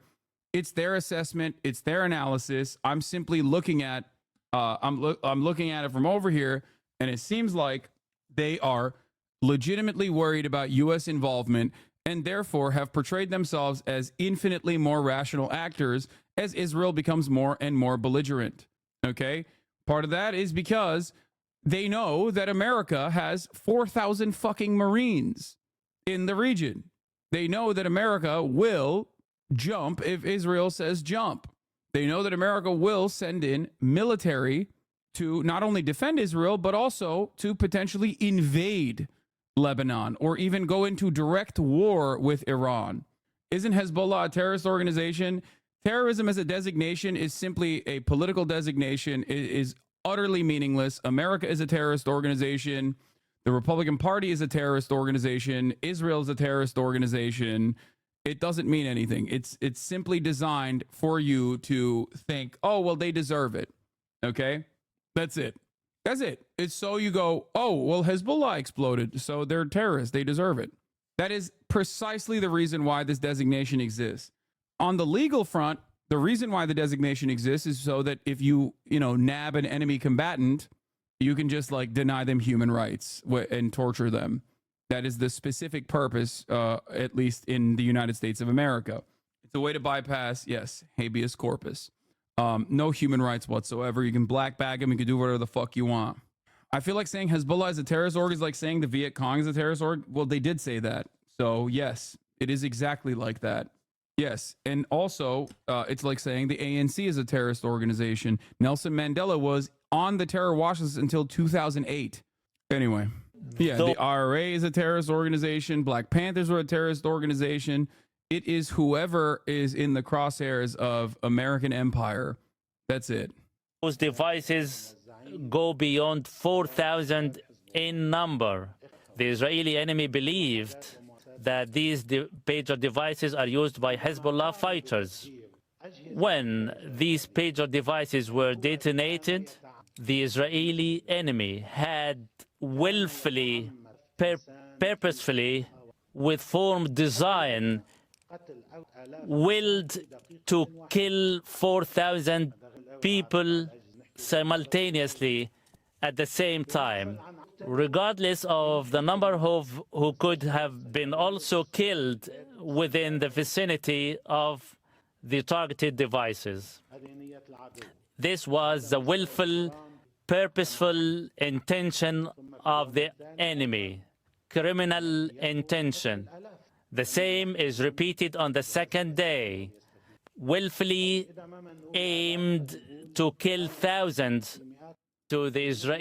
This massacre can be added to the decades of massacres in our region by the cancerous entity. It is an act of war. It is a declaration of war. The enemy tried to kill 5,000 of our people. Much of it was foiled. We have launched several committees to investigate how the attack occurred. How we are to some degree realistic. This was a big blow to our security and humanity. This was an unprecedented hard blow. Nasrallah lays out what he sees as an objective of Israel's attacks, to separate the two fronts of the war and to bring Hezbollah to surrender. He says empathetically, Hezbollah will not cease its strikes against Israel until the slaughter in Gaza stops. The resistance in Lebanon will not stop supporting the resistance in Gaza and the West Bank. That was the ultimate purpose of Israel. The reason why they did this, as Benjamin Netanyahu also fucking openly admitted, just like that other guy who's definitely not fucking connected to the intelligence agencies, said immediately after, before there were additional details, that like they're trying to decouple. They are trying to decouple Hezbollah from Gaza, right? The Israeli enemy are fools. It is true that they have technological edge, but that technological edge leads to the highest levels of foolishness. They fail to realize we are filled with unshaken faith. Nasrallah directly addresses Netanyahu and Gallant.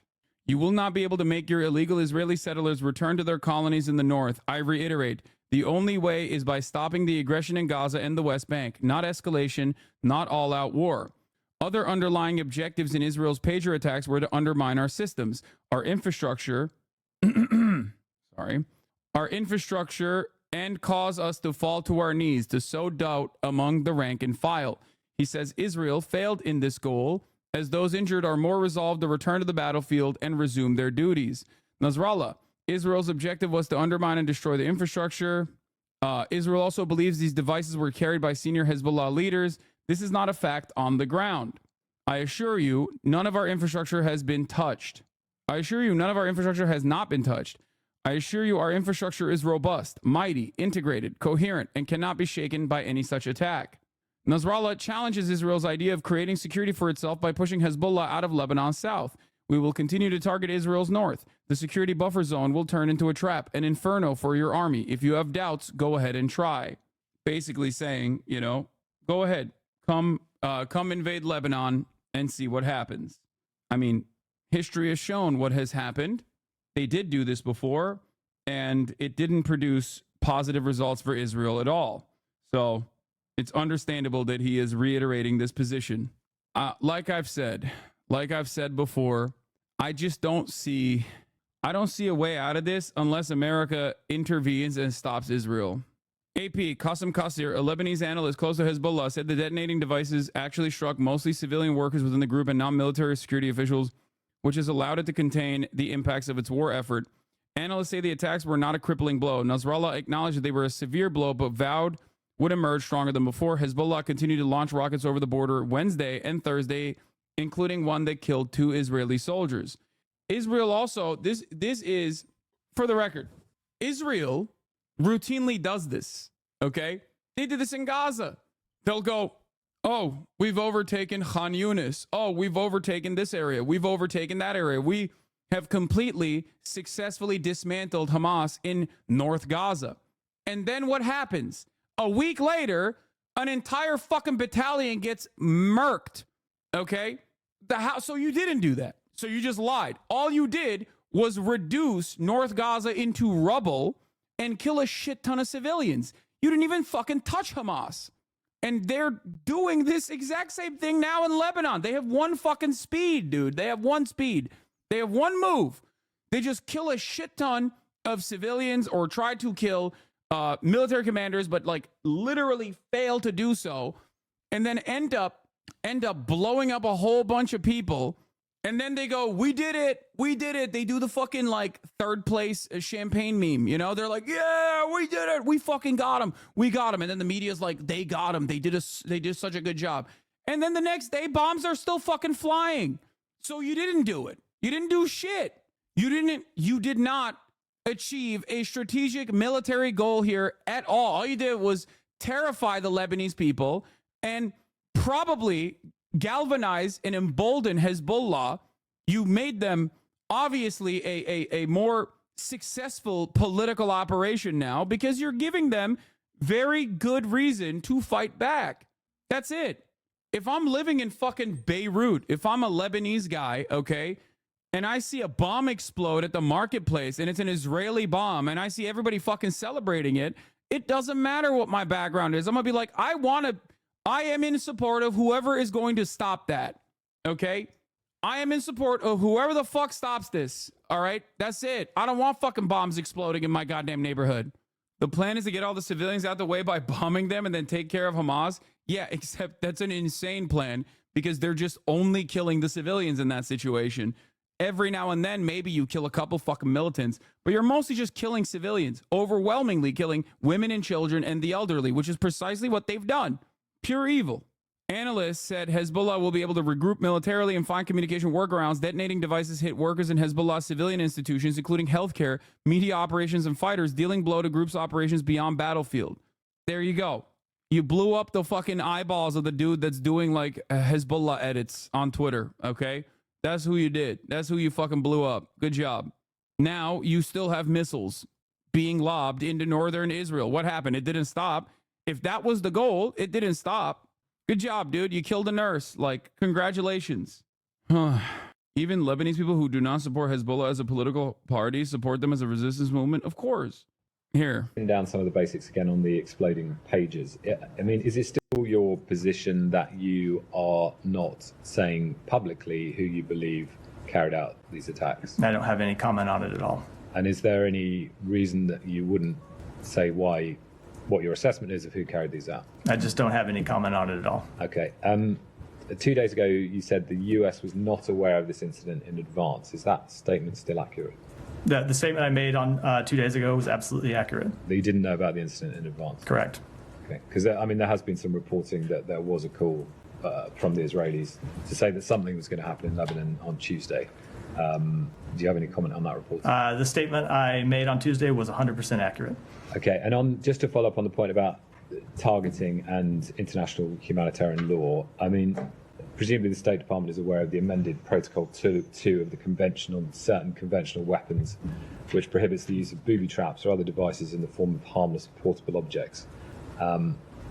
Is that something you're taking into account when you're assessing and gathering information on this? So we take into account all the relevant provisions of international humanitarian law when it assesses, when we assess incidents of this type and other incidents throughout this conflict. I don't pronounce judgment on those from this podium, but those are the types of things that we look at. Yes, absolutely. And given, I mean, just to reiterate the point, I mean, thousands of explosions, 2 children killed. You know, we've seen explosions in public places, in grocery stores, on the streets, healthcare workers among casualties. I mean, does that feel to you like a targeted attack that falls within the remit of international humanitarian law? So I'm not going to talk about feelings here. We deal in factual assessments of law. Those are the type of assessments that we conduct over time where we gather information and make those assessments. So Israel broke international law? Oh, absolutely. Yes. Numerous. Attacking those declared enemy combatants when they're not in combat is a violation of international humanitarian law. Attacking people using booby-trapped communications devices that civilians use are a violation of international humanitarian law. Okay? They violated numerous international laws in an effort to do this, and they have done that nonstop, and seemingly they will never stop.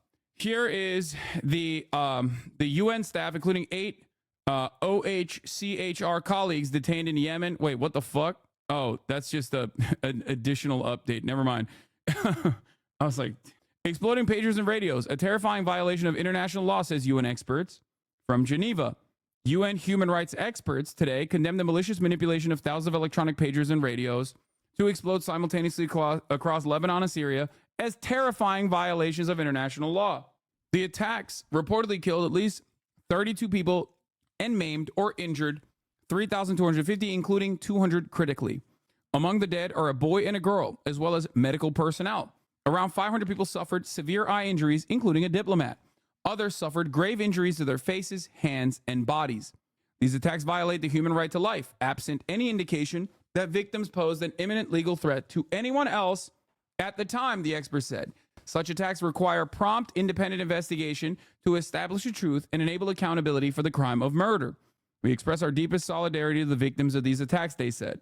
The pagers and radios were reportedly distributed mainly among people allegedly associated with the Hezbollah movement.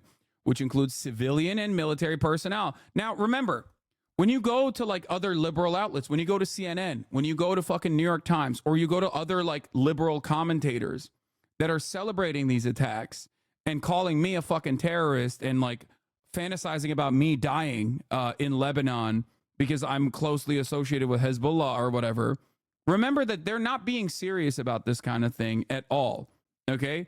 They're simply shooting the shit, and they're celebrating the evil acts that Israel has committed once again, okay? These are adults. These are adults who do care about like actual rules and the law and even sometimes the morality of the situation.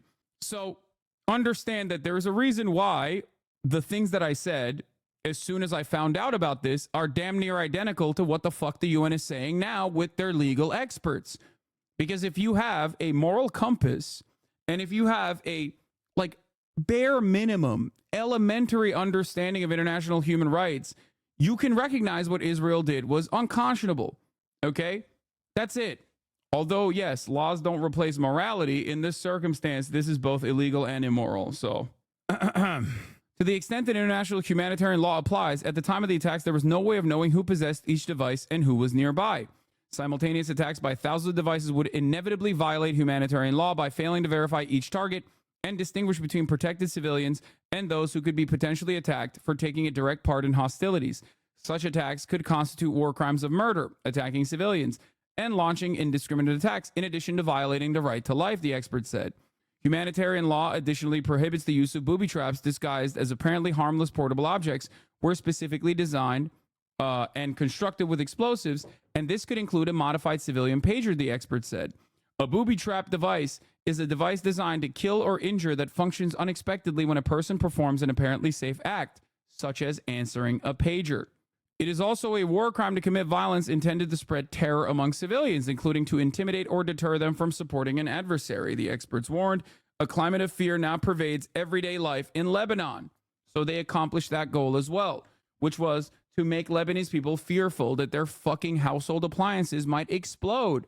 It is also a war crime to commit violence intended to spread terror among civilians, including, I just read that. The experts urged the UN to carry out a prompt, effective, thorough, impartial, and transparent investigation into the attacks for which they offered assistance. States must bring justice to those who ordered and executed these attacks, including by exercising universal jurisdiction over war crimes. The experts urged all parties to refrain from further violations of humanitarian law and settle their disputes peacefully in accordance with international law. This is what the supposed adults, or this is what the adults in these supposedly important institutions, these arbiters of justice that are phenomenally important to maintaining the rule-based international order, are actually saying. That's the real assessment. That is the assessment of adults. But if you look at the New York Times, the way they're writing about it, the Gray Lady, the paper of record, they're calling this a Trojan horse in celebration of the ingenuity of Israel. Yet again, they found a bold new way to do terrorism, and that's awesome. That's the way that they're covering it. And of course, the American public that is primed into justifying any amount of atrocity against those who are automatically declared enemy combatants. If you're black, you're brown, you're in the third world, or if you're not immediately within the periphery of the United States of America, if you're not immediately within a Western power, you automatically assume these guys had it coming, they deserved it. And it's articles like that from the New York Times that basically reinforce this dynamic. This dynamic goes against international human rights. They do not want to hear that. They do not want to understand that. It probably makes them feel bad, even for a brief moment, because these are also other institutions. These are also other institutions that are supposed to be important institutions that they care about. Liberals love talking about how much they care about human rights, liberty for all. But when they are at odds, when that perspective that they want to maintain is at odds with the reality, then they just kind of avoid looking into it. Speaking of the United Nations, there is another part of this that I want to cover. By the way, report a wave of attacks on 70 targets in 20 minutes in southern Lebanon. That's what's going on, and I will be covering Mark Robinson in a brief moment. Here's what Israel's been doing. After intensive Israeli airstrikes in southern Lebanon, the IDF publishes a list of guidelines for civilians in several communities and cities in northern Israel. The guidelines apply to civilians in the Merom HaGalil Regional Council. The IDF calls on civilians in those areas to reduce movement outside of homes, avoid large gatherings, guard the entrances to the community, and remain close to bomb shelters. The guidelines are until further notice, the IDF says. Fire belts in southern Lebanon. Israel's going hard. Israel's going hard, blowing up southern Lebanon right now, and they're gearing up for any sort of retaliation in northern Israel. Okay? Yes, I know the uncommitted movement did not endorse Kamala Harris, and it is absolutely correct of them to do so. We'll get to that in a second. Let's talk about welcome this. To today's Verified Live. The Hezbollah leader Hassan Nasrallah has given his first public response to 2 days of attacks in Lebanon using sabotage communication devices.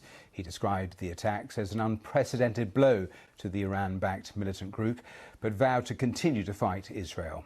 The number of people killed by exploding pagers and walkie-talkies has risen to 37, with over 3,000 people wounded. The Hezbollah leader said the operation crossed all red lines.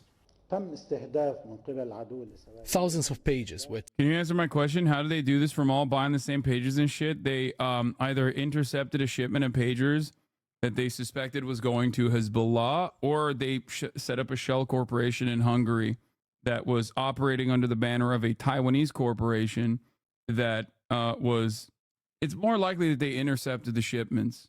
Targeted by the Israeli enemy and detonated at the same time. With this operation, the enemy crossed all rules, laws and red lines. It didn't care about anything at all, not morally, not humanely, not legally. Well, let's go live to Beirut, live to our correspondent Hugo Bachega. Hugo, you listened to the entirety of that. Give me your analysis. Yeah, I think it was very interesting that he acknowledged that this was a massive security blow, unprecedented in the history of Hezbollah. And as expected, he promised a harsh punishment, but he didn't give any indication of how this response is going to be. But I think it was also interesting that there was no change in Hezbollah's position. Again, the indication is that Hezbollah is not interested in an escalation in this conflict with Israel. We've seen that for almost a year, Hezbollah has been attacking positions in northern Israel, saying that this is in solidarity with Palestinians in Gaza. Hassan Nasrallah again said that this campaign, these attacks are going to continue unless there is a ceasefire in Gaza. So this has been the main hope here, to de-escalate these tensions between Israel and Hezbollah, and those negotiations for a ceasefire in Gaza have been unable to reach a deal. Hassan Nasrallah also reflected on those decisions that have been taken by the Israeli authorities to add the return of those residents who've been displaced from communities in northern Israel as one of the war goals. He said that these attempts by Israel will not succeed, and again that these attacks by Hezbollah are going to continue. So no clear indication of what Hezbollah is going to do. Again, as expected, some harsh words against Israel, saying that these attacks that happened here in Lebanon amounted to a declaration. By the way, there's like there were journalists at the fucking funeral where the walkie-talkies exploded. Like, they were like Western journalists. So you're not even fucking safe.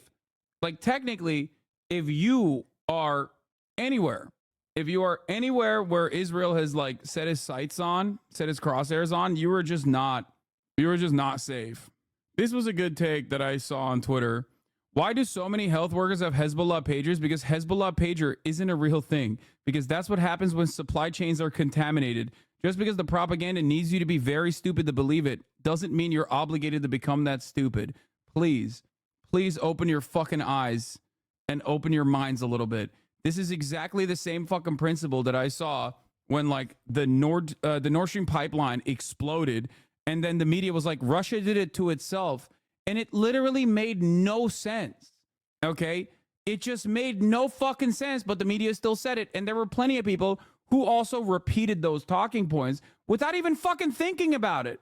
You have no Like once you intercept shipments of civilian communications devices, you have no way of fully knowing that those devices that are contaminated with explosives is going to be in the hands of civilians or people that you have considered your enemy. Okay?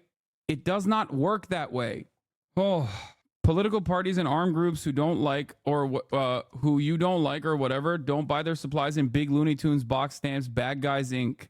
Does nobody understand how organizations source supplies? Has nobody ever had a job? Whether or not you're a big fan of Hezbollah ideologically or do not give them critical support in various political and armed actions is utterly immaterial here. You do not send weaponized electronics into the supply chain. Freak shit. The U.S. did this in Afghanistan. They had no idea what they were doing there. So they started arresting any Afghani wearing a Casio watch and waterboarding them in Guantanamo until they gave up info. I wish I was joking. I didn't know that. It's like poisoning a water supply. There's no guarantee who you'll kill. Like what currently happened in the West Bank. Yeah. Yeah, Israel gets to do that too, though. Hey, enough. Let's continue. Declaration of war, he said it was a massacre, and again, reflecting on the suffering of the population here over the last 2 days. Hugo, as you were talking there, we were showing pictures of those Israeli jets that screamed really low over Beirut earlier at the start of that speech. You've been there in the city over the last couple of days. I was talking to someone from Beirut only in the last hour who was saying how different the last 48 hours have felt there. What has it been like? Exactly, and it has been different because we've seen that this conflict has been by and large contained to areas along the border between Lebanon and Israel. And now what's happened in the last 2 days is that this conflict has been felt by the population here of Beirut and other parts of Lebanon. And obviously people here are scared. They're very angry as well because of the extent of these attacks. These are explosions that happened as people were shopping, were with their families at home. Children are among the dead.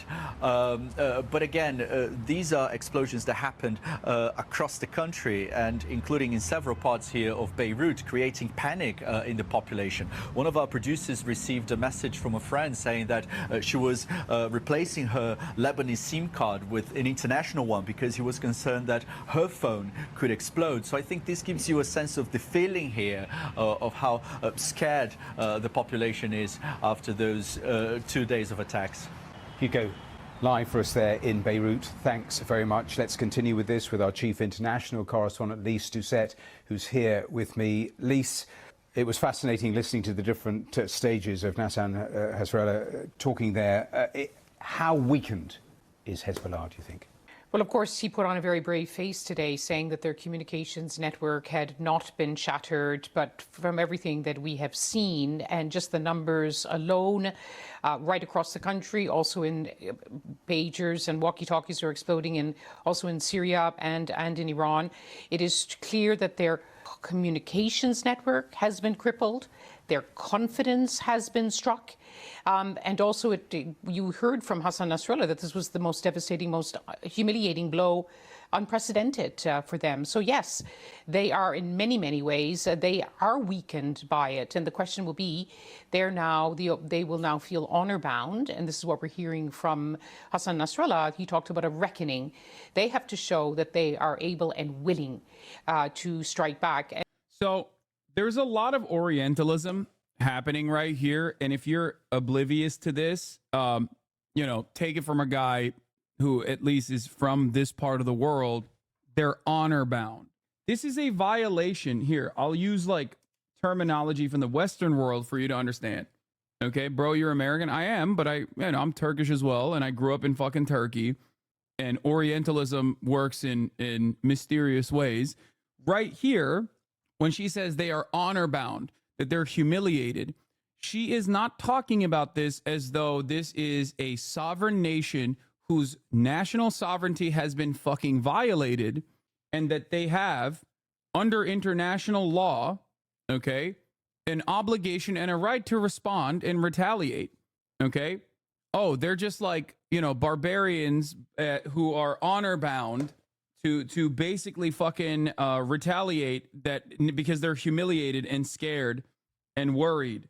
And not that this is a political organization and a political movement that also has facets in like civil governance that would be understandably frustrated by the sovereignty of their nation being violated by their southern neighbors.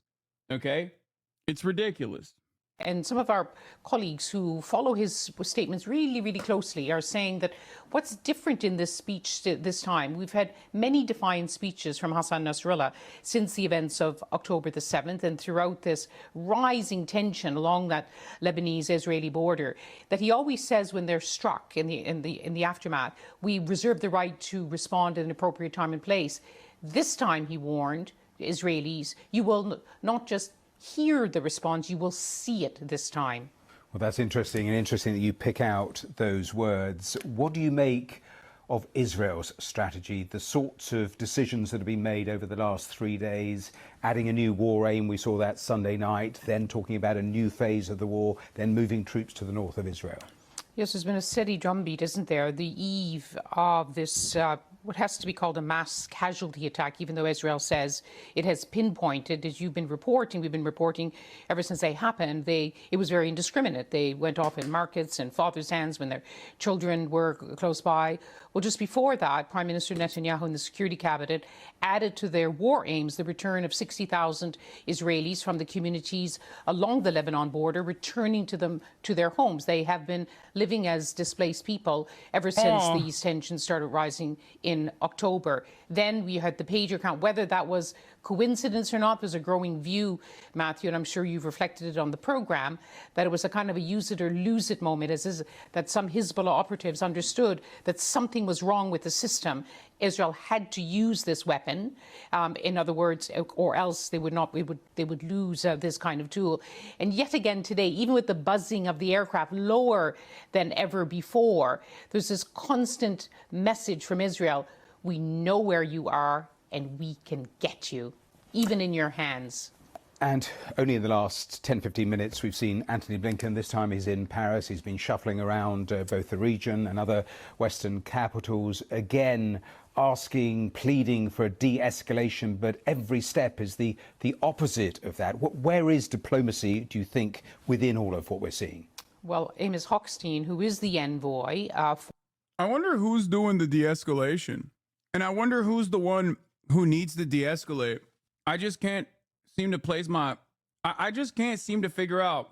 Like, Anthony Blinken could say, we need to de-escalate all day, every day.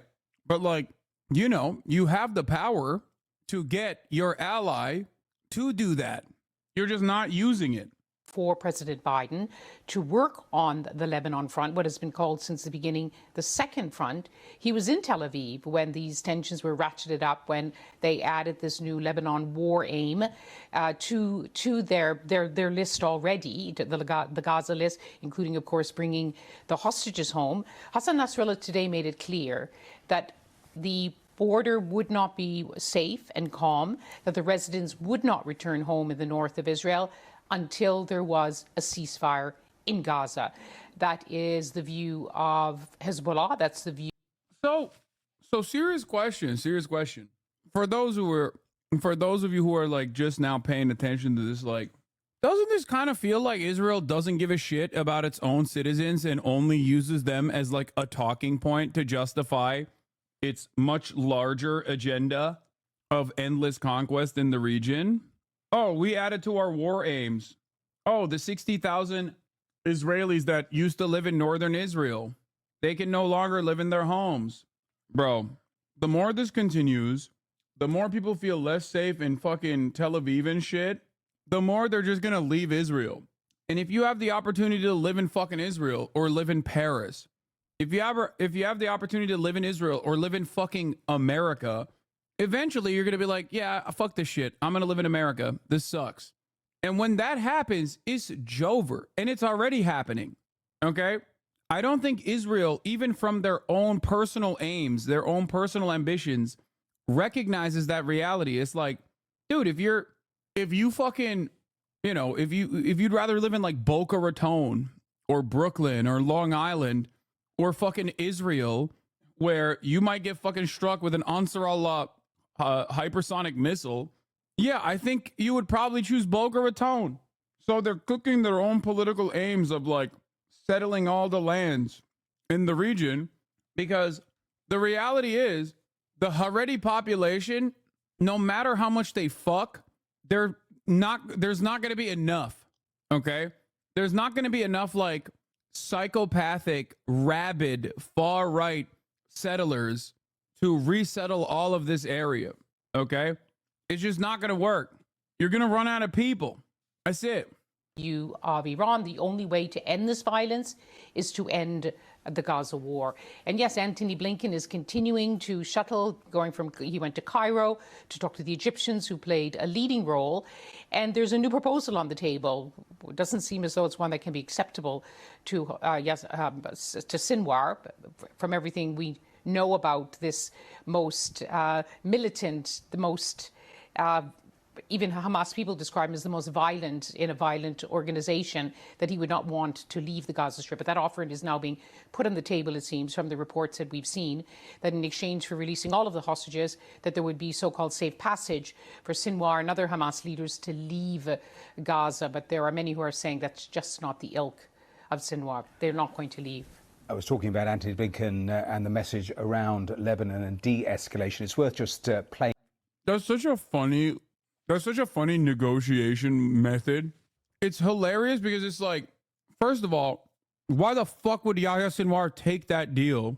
Obviously, you're going to murk him after he fucking runs away from Gaza. So even on the self-preservation front, it doesn't make a lot of sense. But also, he would not take that deal anyway because, I mean, this is just a straight up propaganda deal. Okay, it's a fake fucking point that they're making. Because if they ever bit on that, the Hamas side ever bit on that, they could be like, see, they don't care about the Gaza civilians that we are killing. That's it. Like I think they mistake the enemy's ambitions. Okay. I think they personally misunderstand. If they are being genuine, and this is not simply like a cynical propaganda fake line that they're dropping in there to be like, see, these guys don't care about Palestine at all. They just care about themselves. Ultimately, even if they were not being cynical, but they were being sincere with this offer, then they're mistaking their own ambitions with the enemy's ambitions. Okay? It's a case of pure projection. What do I mean by this? It's like you're assuming that this guy and all of the Palestinian resistance has no interest in genuinely freeing Palestine, and they just care about themselves. A similar thing happened with Yasser Arafat, right? Who originally was very popular amongst the Palestinians, and then by the end of the negotiations process was very unpopular. But one of the last lines offered to Yasser Arafat was Bill Clinton being like, I'll make a sick ass mansion for you. Like, I'll give you a dope ass mansion that is, overlooking, I think it was like overlooking fucking Jerusalem, but you have to give Jerusalem to Israel. That was like one of the conditions that he tried to bargain with. And Yasser Arafat was like, yeah, that's great. Thank you for the mansion, but like, they'll just execute me in that nice home. That right there is a mistake. You're just assuming that like he also is a schemer in the same ways that you are. Like trying to bribe the leaders of the Palestinian resistance movement like this can be successful in certain instances. I get why you would try to do that for Yasser Arafat, but I don't think Yahya Sinwar is thinking about it from the same perspective. It also is in line with the we are going to militarily defeat Hamas ass argument. You cannot militarily solve a problem that is born out of a genuine need for emancipation. Okay? It's all the same shit. Israelis just cannot comprehend why people would be like, yeah, of course I'm going to fucking fight back. You just killed my entire family. Playing that clip in the next few seconds. France and the United States are united in calling for restraint and urging de-escalation when it comes to the Middle East in general and when it comes to Lebanon in particular. We continue to work to get a ceasefire for Gaza over the finish line. And as we discussed with some of you just a day ago, in Egypt, We believe that remains both possible and necessary. But meanwhile, we don't want to see any escalatory actions by any party that make that even more difficult. Well, it is an extremely difficult situation at the moment for diplomacy. A final word, Lise, because you have the Iranians also watching. They claim they have vowing retaliation. Yes, they have unfinished business, according to them. How dangerous, then, is this moment that we've arrived at? This is the most dangerous moment we've seen for decades in the Middle East, and a region that is all too often plunged into this kind of a violence. There have been many, sadly, for people of the region, many wars, but there has never been this kind of a war which draws in so many players at the same time, and so many players willing to use whatever it takes to get what they want to take. Least to say. Well, today, former President Donald Trump is in Washington, where he is set to participate in a Fighting Anti-Semitism in America event and address the Israeli-American Council National Summit. Yesterday, he rallied with supporters in New York, where a series... Did this happen yet? I can't wait to hear this, dude. Donald Trump addressing anti-Semitism is so funny because he just he has the classic, subtle to not so subtle anti-Semitism that a lot of Americans have, where he'll always just be like, I love Jews. They're great at money. They make great lawyers. Like that type of shit. And it's always so funny when he's like, yeah, Donald Trump combating anti-Semitism is like, if you Jews vote for Kamala Harris, you have a mental disability. Good take, man. That's a real winner. Anyway, don't forget, a Jew for Kamala is a Palestinian, that too. series of close congressional races could decide which party controls the House in January. CBS News campaign reporter Torian Small is covering the Trump campaign for us from Washington today. Torian, always good to see you. A closer look at developments. We're going to take a closer look at developments in the race for the White House. What can you tell us about the events on deck for the former president today, and what angle is he taking when we talk about winning over the Jewish vote? Yeah, and Marie, I think before this campaign ends, he's going to say openly, I'm not going to say this word, he is going to call Jews R-worded for voting for the Democrats. I don't know why, but I genuinely believe he's going to do this. You said 0% chance? First of all, he has literally made fun of a disabled reporter last time he was running for president. Okay? All I'm saying is I can see it happening. He already calls them mentally ill. Okay?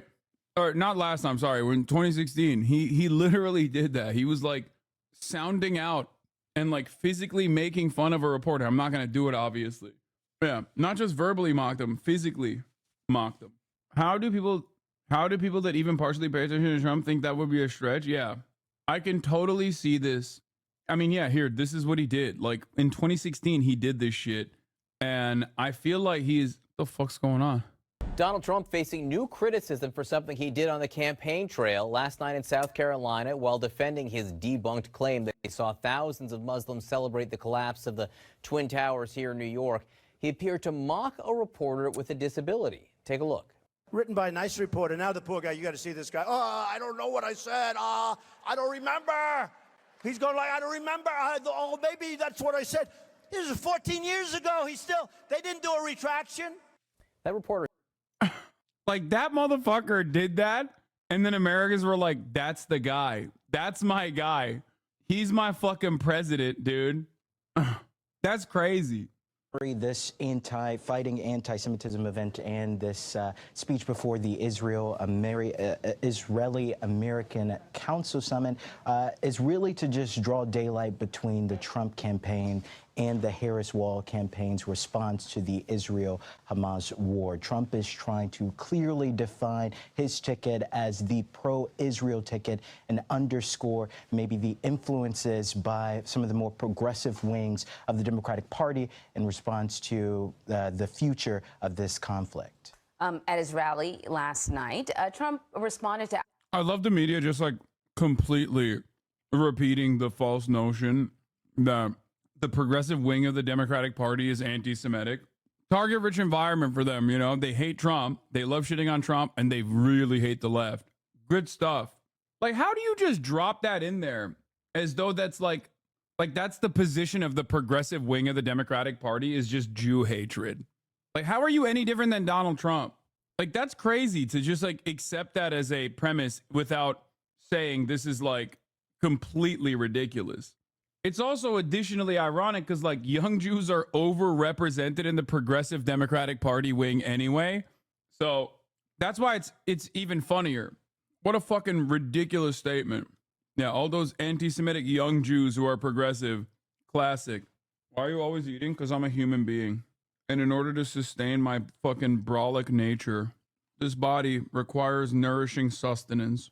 I need 220 grams of protein every day. And I have 20 ounces of chicken, straight white chicken breast, in order to maintain that upkeep. Allegations or responded to the news that we were just talking about of Iran attempting to interfere in the election. Here's what he has to say. Iran hacked into my campaign. I don't know what the hell they found. I'd like to find out. Couldn't have been too exciting. But they gave it to the Biden campaign. All right, we should also note that the Harris campaign has also responded saying, in part, quote, we're not aware of any material being sent directly to the campaign. A few individuals were targeted on their personal emails with what looked like a spam or phishing attempt. We condemn in the strongest terms any efforts by foreign actors to interfere in the U.S. elections, including this unwelcome and unacceptable malicious activity. So should voters be concerned about foreign actors' potential involvement in the election? I think that's something we've been sort of talking about throughout the morning. Wow, there you have it. We found it. I was waiting for this. I was waiting, like you wait for the top of the hour ad break. I was waiting for a right-wing fundamentalist that the Democratic Party won't actually accept the endorsement of. There you have it. Because when it's Dick Cheney, they love that shit. But when it's the motherfucking Ayatollah, they're like, no, no. Also, nothing funnier than talking about foreign interference in our elections, you know, and then never bringing up Israel on that conversation. Anyway, here's the 3-minute ad break now. The Ayatollah, like hyping up the fucking Ayatollah is absolutely in line with Dick Cheney. Bro, 220 ounce? No. 220 grams of chicken. I have 22 ounces, like 21.6 ounces of chicken in front of me right now. Okay? Are you referencing the AIPAC? Yes. But not just AIPAC, just like any number of different versions of the Israeli lobby and influence operations that currently are happening every day of the fucking week. Is this setting the stage for Trump to, I don't know, suggest that maybe the election was rigged? Anne-Marie, the Department of Homeland Security has been sounding this alarm since the summer, really. Outside of some of those issues that your last guest just discussed with you, they specifically talked about the potential influence in this election by foreign actors through the use of AI-generated content. As we just heard there from the former president, it's likely that he will invoke these hacking attempts by foreign actors as, you know, he continues to sow doubt preemptively about the results of the 2024 presidential election. All right, Torian, thank you very much. Now to new concerns about election security. U.S. intelligence agencies accuse Iran of hacking the... I mean, this is such a good fucking opportunity for the Dems to literally just turn around and be like, we never got this material, but even if we did, we would never use them because we're not the Trump administration with, like, you know, Russian hacked materials. That's it. Just say that. You know what I mean? That's all you got to do to communicate in a way that is like politically advantageous for you. In another way that is like politically advantageous for you, you could just be like, yeah, we would never do that because we're not the fucking Republican Party. Feel me? Oh my God. No one gives a shit about anything I'm saying right now. They're still talking about how people are eating 220 pounds of cock every day in the chat. Sometimes I like to think we're a community of like-minded adults who are responsible. And in these moments, I realize, nope, that's not the case at all. Not even a little bit. Okay? Not even a little bit. Trump campaign and sending stolen information to people associated with the Biden campaign. Chief Justice correspondent Pierre Thomas is in Washington with more. Good morning, Pierre. Michael, good morning. Intelligence officials in Microsoft are warning that foreign enemies are intensifying their efforts targeting this year's election, and there's new evidence of just how brazen Iran has become. This morning, the FBI, Homeland Security cyber officials, and the Director of National Intelligence with a disturbing new claim about the Iranian government's secret effort to target our election, accusing Iranian hackers of stealing non-public material from former President Trump's campaign and then sending it directly to individuals associated with President Biden's campaign. The joint intelligence statement makes clear that the stolen information, which was sent in the form of emails, was not solicited by any Biden campaign official, and there's no evidence they responded. Wow. But overnight, that didn't stop former President Trump from raising questions, and his campaign was quick to demand more information about how the Biden campaign responded to the hack, which took place earlier. I don't get it. Like, if Iran wants this shit to be like public knowledge, like opposition research, they should probably not send it to the fucking Harris camp or the Brandon camp, because those guys are pussies. They'll never use it. You gotta fucking WikiLeaks that shit, dude. Try to get it out there through other means. Tonight. Yeah, I know JD Vance wrote a 2012 blog about how the GOP is mean to immigrants. Whatever you do, don't talk about AIPAC. No. Would you take it? If I had, like, I mean, the legality of the situation is it's on shaky grounds, right? I don't think I would, like, openly admit to taking such a thing. Like, I would not even petition it, because I feel like even petitioning it is probably illegal. And we know how the American government treats people, whistleblowers specifically. You would get arrested, lol? Yeah. Just go the Tim Pool route and get that bag, baby. It doesn't work that way.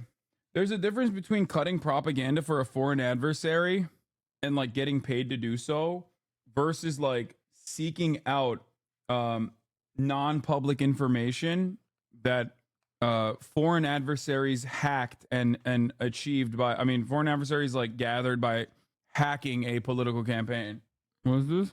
This Twitch streamer with over 5.5 million followers across social media platforms raised over $1 million for Palestine in days, and he's become one of the loudest voices for. It's so funny because, like, they used my most Middle Eastern photo. Palestine. He's Hassan Piker. Hassan has a long history of supporting Palestine through different platforms and initiatives. He began his career with the Young Turks in 2013. As a host and producer at the Young Turks, he discussed many left-leaning political issues, including Palestine and Israel. In 2018, Piker began streaming political commentary on Twitch. He stated in an interview with GQ Middle East that around this time he used Twitch to practice live discussions around Palestine while gaming, which helped to reach a younger audience. He frequently criticized U.S. foreign policy in the Middle East for its disproportionate harms on Palestinians and other marginalized groups in the region. Hassan has been speaking up for Palestine non-stop since October of 2023. That month, he raised over $1 million for organizations supporting Palestinian children and families. His audience alone raised $180,000 in the first 40 minutes of the campaign. Piker also started making the rounds of various news outlets during this time to discuss the genocide. Here he is on BBC News. It is perfectly valid and understandable to assume, to make the reasonable assessment and reasonable assumption that the Al Ahli hospital was bombed from either an Israeli airstrike or new information coming from forensic architecture shows that it could have possibly been an artillery strike as well. And on Piers Morgan Uncensored back in October. There's no electricity in Gaza. Internet is patchy in Gaza. There's no food in Gaza. There's no water in Gaza. This is all by design. This is because Gaza is under a brutal blockade, a brutal occupation by the Israeli government. In March of 2024, Hassan participated in a pro-Palestine rally in Australia. And in April of 2024, he returned to Piers Morgan Uncensored. Listen to what I'm saying, and you will understand, perhaps, what I'm trying to imply very patronizing. Here. Utilizing the hostages. Yeah, I am being patronizing. I don't know who the f*** you are, and you're over here chirping all the way from London about Palestine and doing a both sides are fine type bullshit. That same month, he ordered over $800 worth of pizza for pro-Palestine protesters at UCLA. Piker co-hosted the Creators for Palestine livestream event in May of 2024, which raised over $1.35 million for the Palestine Children's Relief Fund. And in August of 2024, Piker was reportedly kicked out of the Democratic National Committee after making the following comments. Only having Israeli victims and their family members be held into question while Palestinian and pro-Palestinian people are getting beaten out. Okay, like they're literally the delegates themselves that that dare bring up the Palestinian casualties get booed, they get humiliated, they get kicked aside. It is ridiculous, okay? Hassan has been consistently targeted by Zionist organizations and individuals like Drew Pavlo, who started a petition to have him deported from Australia due to his pro-Palestine advocacy. So if you're wondering which public figures support Palestine, I bet that little creature loves being mentioned next to my name. W vid, chat. W. Let's see the comments. I think this is a new video. This is a relatively new video, so it doesn't have a lot of comments yet. All right, let's continue. The summer before Biden dropped out of the race. They just released a report confirming that Iran actors hacked into the Trump campaign's email accounts and in turn sought to give the hacked materials to the Biden-Harris campaign. The Harris-Walz campaign quickly responding, condemning any kind of foreign election interference. They said they cooperated with law enforcement. Except for Israel, except for Israel, except for Israel. Come on. We hate foreign election interference, except for Israel. When Israel does it, we love it. Israel gets to do it, and you better not fucking speak out against that, or I will explode your telecommunications devices. Just saying. You fucking better not, dude. You better not even think. You better not even think about it. As a matter of fact, oops, you're thinking about it. You're thinking about it right now. Sorry. I like that. I mean, one outcome of this is BDS. You know what I mean? Maybe more people will be like, out of self-preservation, try and do BDS now to be like, yeah, you know what? I'm going to think twice about my fucking soda stream or even my like Intel processor if it was made in Israel. I love chatter saying, what is BDS? BDS is boycott, divestments, and sanctions on the state of Israel. It is a peaceful movement. It's a peaceful civil disobedience movement tailored around the successful BDS initiative against apartheid South Africa. And because it's good and peaceful and smart, it is also illegal in multiple American states to support, which is a direct violation of First Amendment rights. Noting that they were unaware of any stolen information being sent directly to the campaign. Instead, they say it went to the personal email of individuals. Yeah, I did cover the nasty Dan Aykroyd-looking congresswoman asking activists if they have pagers on them. Tied to the campaign, and that it looked like spam. On Wednesday, the president and vice chairman of Microsoft issuing a stark warning to Congress. There are real and serious threats, and it is an election where Russia, Iran, and China are united with the common interest in discrediting democracy in the eyes of our own voters. But this has also become an election of Iran versus Trump and Russia versus Harris. Intelligence officials say that foreign election interference may only get worse down the stretch of the campaign, and Microsoft is warning that the final hours before the election. Bro, I'm gonna keep it a $150, no disrespect, but like honestly, the fatwas and shit, like, bro, they couldn't even kill what's the guy? Salman Rushdie, okay? All right, that's the guy, right? The one who wrote the book. Like, these guys have no smoke, okay? Straight up. If you can't kill Salman Rushdie, there's just no way you're getting to fucking President Donald Trump. You know what I mean? It's just not. It's not happening. Like they caught. Like, think about it this way: Salman Rushdie got stabbed. Okay, he got stabbed in a pretty brutal way, but it's like he has no protection, dude. He's just a guy, bro. He's just a guy who writes books, not the motherfucking former president. Likely will be the most active and perhaps the most scary, Rebecca. Those critical 48 hours. Okay, Pierre, thank you so much. Meanwhile, Israeli officials say they foiled an Iranian plot to assassinate Prime Minister Netanyahu and other top leaders. Police and intelligence officials are accusing a 73-year-old Israeli businessman of smuggling himself into Iran to meet with intelligence officials there. Officials. Wait, what? Yo, free my mans. Free my mans. Boo. Boo. Free my mans, boo. Hey, dude, have fun at TwitchCon. Thanks, man. Say the alleged plots were intended as retaliation for the assassination of Hamas leader Ismail Haniyeh in July. ABC's Lama Hassan joins me now for more on that. Lama, what's the latest? Yeah, so all we have at the moment, Diane, is a statement that was released by Israeli. Bro, free all the political prisoners, bro. J6ers and Ryan Ruth and this guy, okay? Free all the political prisoners, big dog. I'm done. Okay? I'm done. That's right. Free Ashley Babbitt. High school walkout for Ashley Babbitt. Well, she's dead. She can't be freed. But like all the J6ers, bro, free them. That's my take, okay? My take is free all the motherfucking political prisoners out there. They ain't do nothing wrong. Police and domestic intelligence, and that is that. Be careful at TwitchCon. See, this is one of the most annoying things about it is like, I can't tell if this is like a parasocial chatter who's like genuinely worried about my safety or someone issuing a threat. And, you know, just chill, okay? It's going to be all right. I got hella security as always. Like, I never know. It's usually a parasocial guy who is like worried. But still, you got 5 guards with guns, you fine? Why would you know that? Why do you know that? I'm trolling. No, I do have hella security. Come on. I also have I have 1,000 NATO trained Afghan troops who recently came to the United States of America through illicit means and were previously going to be shipped off to Taiwan, but now they have a lot of free time on their hands. Okay. They have a lot of free time on their hands because unfortunately, the guy that brought them in to the United States of America through illicit means is now currently serving an unjustifiable prison sentence for exercising his right to bear arms. I'm talking about Ryan Ruth and his Taliban army. Okay? They are NATO trained. They are NATO trained, and they know that I'm the number one NATO guy. Okay? There is no one more pro NATO than me out there, which is why they're, of course, going to defend me.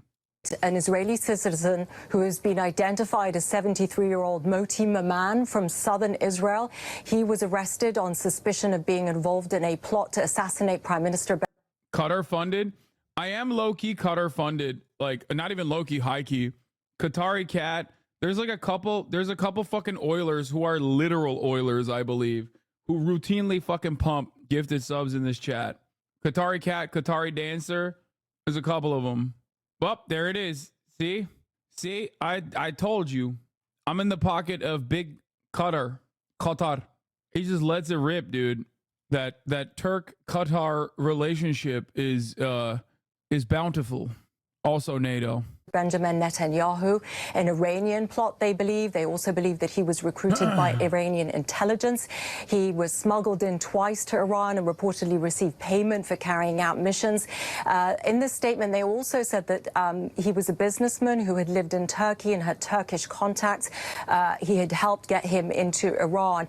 He also had at least 2 meetings in Iran to discuss the possibility of not only assassinating the... Free him, bro. Free him. He ain't do nothing wrong, bro. I didn't realize going to Iran was illegal. Chill. Prime Minister, but also the Defense Minister Yoav Gallant or the head of the Shin Bet Domestic Intelligence Agency. Now, the statement also points out that he was arrested last month, but this information has only come into us today, and we don't know how far along Maman was with his alleged plot, Diane.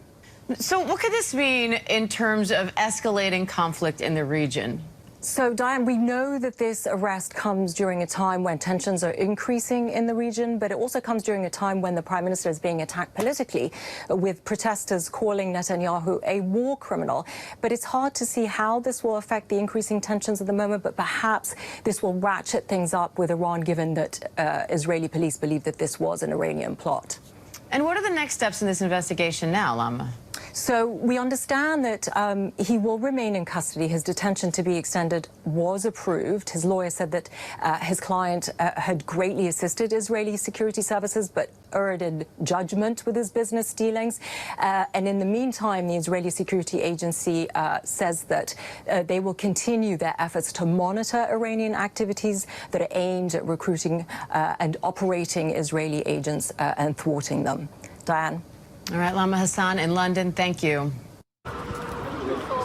In this heated political climate, members of parliament are becoming used to being followed, questioned, and taunted. Will you vote a non-confidence tonight if it came up? Corrupted bastard. When they say something? What? You want to say something? You say nothing? What does it mean? That? You got something to say?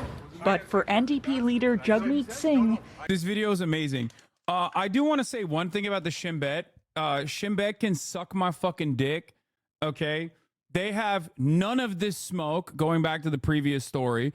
They have none of this smoke when it's fucking like Yitzhak Rabin being assassinated out in fucking public. But oh, God forbid, there's an assassination plot on Benjamin Netanyahu. Like, y'all fucking suck, dude. You suck, okay? You literally had a prime minister get clapped, okay? You have absolutely zero smoke for like far-right, psychopathic, rabid Zionists from America half the fucking time who come in and like murk motherfuckers left and right, whether it be motherfuckers who are in the West Bank doing that to the Palestinians, or whether it be motherfuckers doing it to like the prime minister, okay? Meanwhile, the dudes who called for the assassination, okay, the dudes who called for the fucking assassination of Yitzhak Rabin are now the prime minister and the head of the national police, bro. Like, Itamar Ben-Gvir straight up held up this dude's Cadillac ornament and was like, we have his car. We reach his car. Tomorrow we reach his life. Okay? And now that motherfucker's the head of the police, the head of like national security, okay, or interior security. Great stuff from this fucking stupid ass country, dumbass, racist ass apartheid state, can't do nothing right. Oh, the Israeli guy, he went to Iran, arrest him. Okay, fuck you, dude. Shit pisses me off. in this heated political climate, members of parliament are becoming used to being followed, questioned, and taunted. Will you vote a non-confidence tonight if it came up? Corrupted bastard. Want to say something? What? You want to say something? You say nothing? What does it mean? That? You got something to say? But for NDP leader Jagmeet Singh, this particular provocation went too far. Was it me? Was it you? No. You sure? If it was me, I'd admit it, buddy. Oh my God. He's such a bitch, dude. Sorry if it was me, I'd admit it, bud. Just straight up bitched out, dude. Oh, bud, it's not me, bud. Was it you or not? If it was me, I'd admit it. What'd you say then? Singh got up close, confronting two men after being insulted. My word, you sure it's not you? No, 100%. You're a coward. You're not gonna say it to my face. That's what's up. Say what? If I said something like that to you, I'd admit it. The incident unfolding right in front of the Parliamentary Protective Service. It happened here, just steps away from the House of Commons, where around the corner protests are ramping up. Targeting the Prime Minister and other elected officials on their way to work. Why are these people allowed to get so close to us? It's left some MPs shaken. Somebody's going to get hurt. And I think what happened today was an absolute disgrace that a national leader was left by himself to defend himself. This isn't the first time Singh has faced aggressive verbal attacks. Why did you lie about it? And he's not the only one. Christia, you doing in Alberta? The Deputy Prime Minister, part of a growing number of Canadian politicians facing hostility. They're right to be there. Still, most MPs say demonstrations should continue, as long as they remain peaceful. It's a difficult balance because I want the parliament to be the people place also. But it's the people at the center of our politics, increasingly facing confrontations as part of their public life. Olivia Stefanovich, CBC News, Ottawa. Late tonight, Jagmeet Singh released a statement saying some of the protesters have been spewing hate, writing in part, "I believe everyone should feel safe walking our streets. I believe we need to stand up to bullies and shut down hate. Canadians believe." Jagmeet don't need security to square up. Shame he's a lib, though. Yeah. Wait a minute, get it how you live it. 10 toes in when we standing on business. I'm a big stepper, underground method. Yeah, he's a fucking BJJ guy. Yeah. He's brolic, dude. I mean, he's cool. I just wish he was way more aggro. I mean, he's just, borderline lib, but whatever. Not even borderline. He's just a lib. I was just being nice because, that's a friend of the show. What? Jagmeet lore? Falun Dafa is good? What? in solidarity with Falun Gong as they celebrate 20 years? Man, that's in fucking 2012, dude. Chill out. He didn't know any better. Who fucking key searches Jagmeet Singh Falun Gong? Yeah, he don't got no internet, bro. Don't worry about it. It's kind of sad to hear you say that when he brought pharmacare and child daycare and your politicians are debating whether to remove your overly expensive medical care. Oh, I haven't caught, I'm not up to speed with the latest and greatest of the NDP. I just remember every time I cover it, they are oftentimes far too conciliatory to the liberals in general. And that while the NDP every now and then does some good things, ultimately they are, you know, they're far better than the American Democratic Party. That's not even a question. But it's not necessarily moving or pushing the needle. Anyway, NDP are libs, though. They aren't even pro-environment anymore. Okay, then why are you fucking talking shit? I guess you weren't. You were just stating facts. It is pretty crazy that, like, the NDP, under normal considerations, is liberal, like very liberal, and is doing, like, basic necessity social democratic pushes for, like, expanding dental care, things of that nature, right? Like, that's a solid part of their platform. And obviously, like, that is considered far too fucking radical. Even that is considered far too fucking radical. The West has fallen, okay? It has nothing to do with, like, gay people or whatever the fuck dumbasses think, and it's just entirely captive to capital interests. I don't know what else to say, man. No fucking politician will just, like, sit there and in the bravest way possible advocate for things that are absolute necessities for survival. Not gonna happen. Spilled a little bit of Diet Coke, but luckily not on my keyboard, and actually a very small amount. Even lifting each other up, not tearing each other down. Thank you, Mr. Chairman. Man, I love our chairman. I mean, people have called the chairman many things, different adjectives over the last 2 years, but I admire his courage. I mean, literally, as Donald Trump is running away from Project 2025, trying to put as much distance between him and Lawmakers get in a heated exchange during hearing about immigration. Jared Moskowitz. I can't stand Jared, dude. I can't stand this motherfucker. Project 2025 because the American people know it's toxic, but not our chairman. No. Chairman, with all of his wisdom. He's so fucking libbed up, dude. He is such...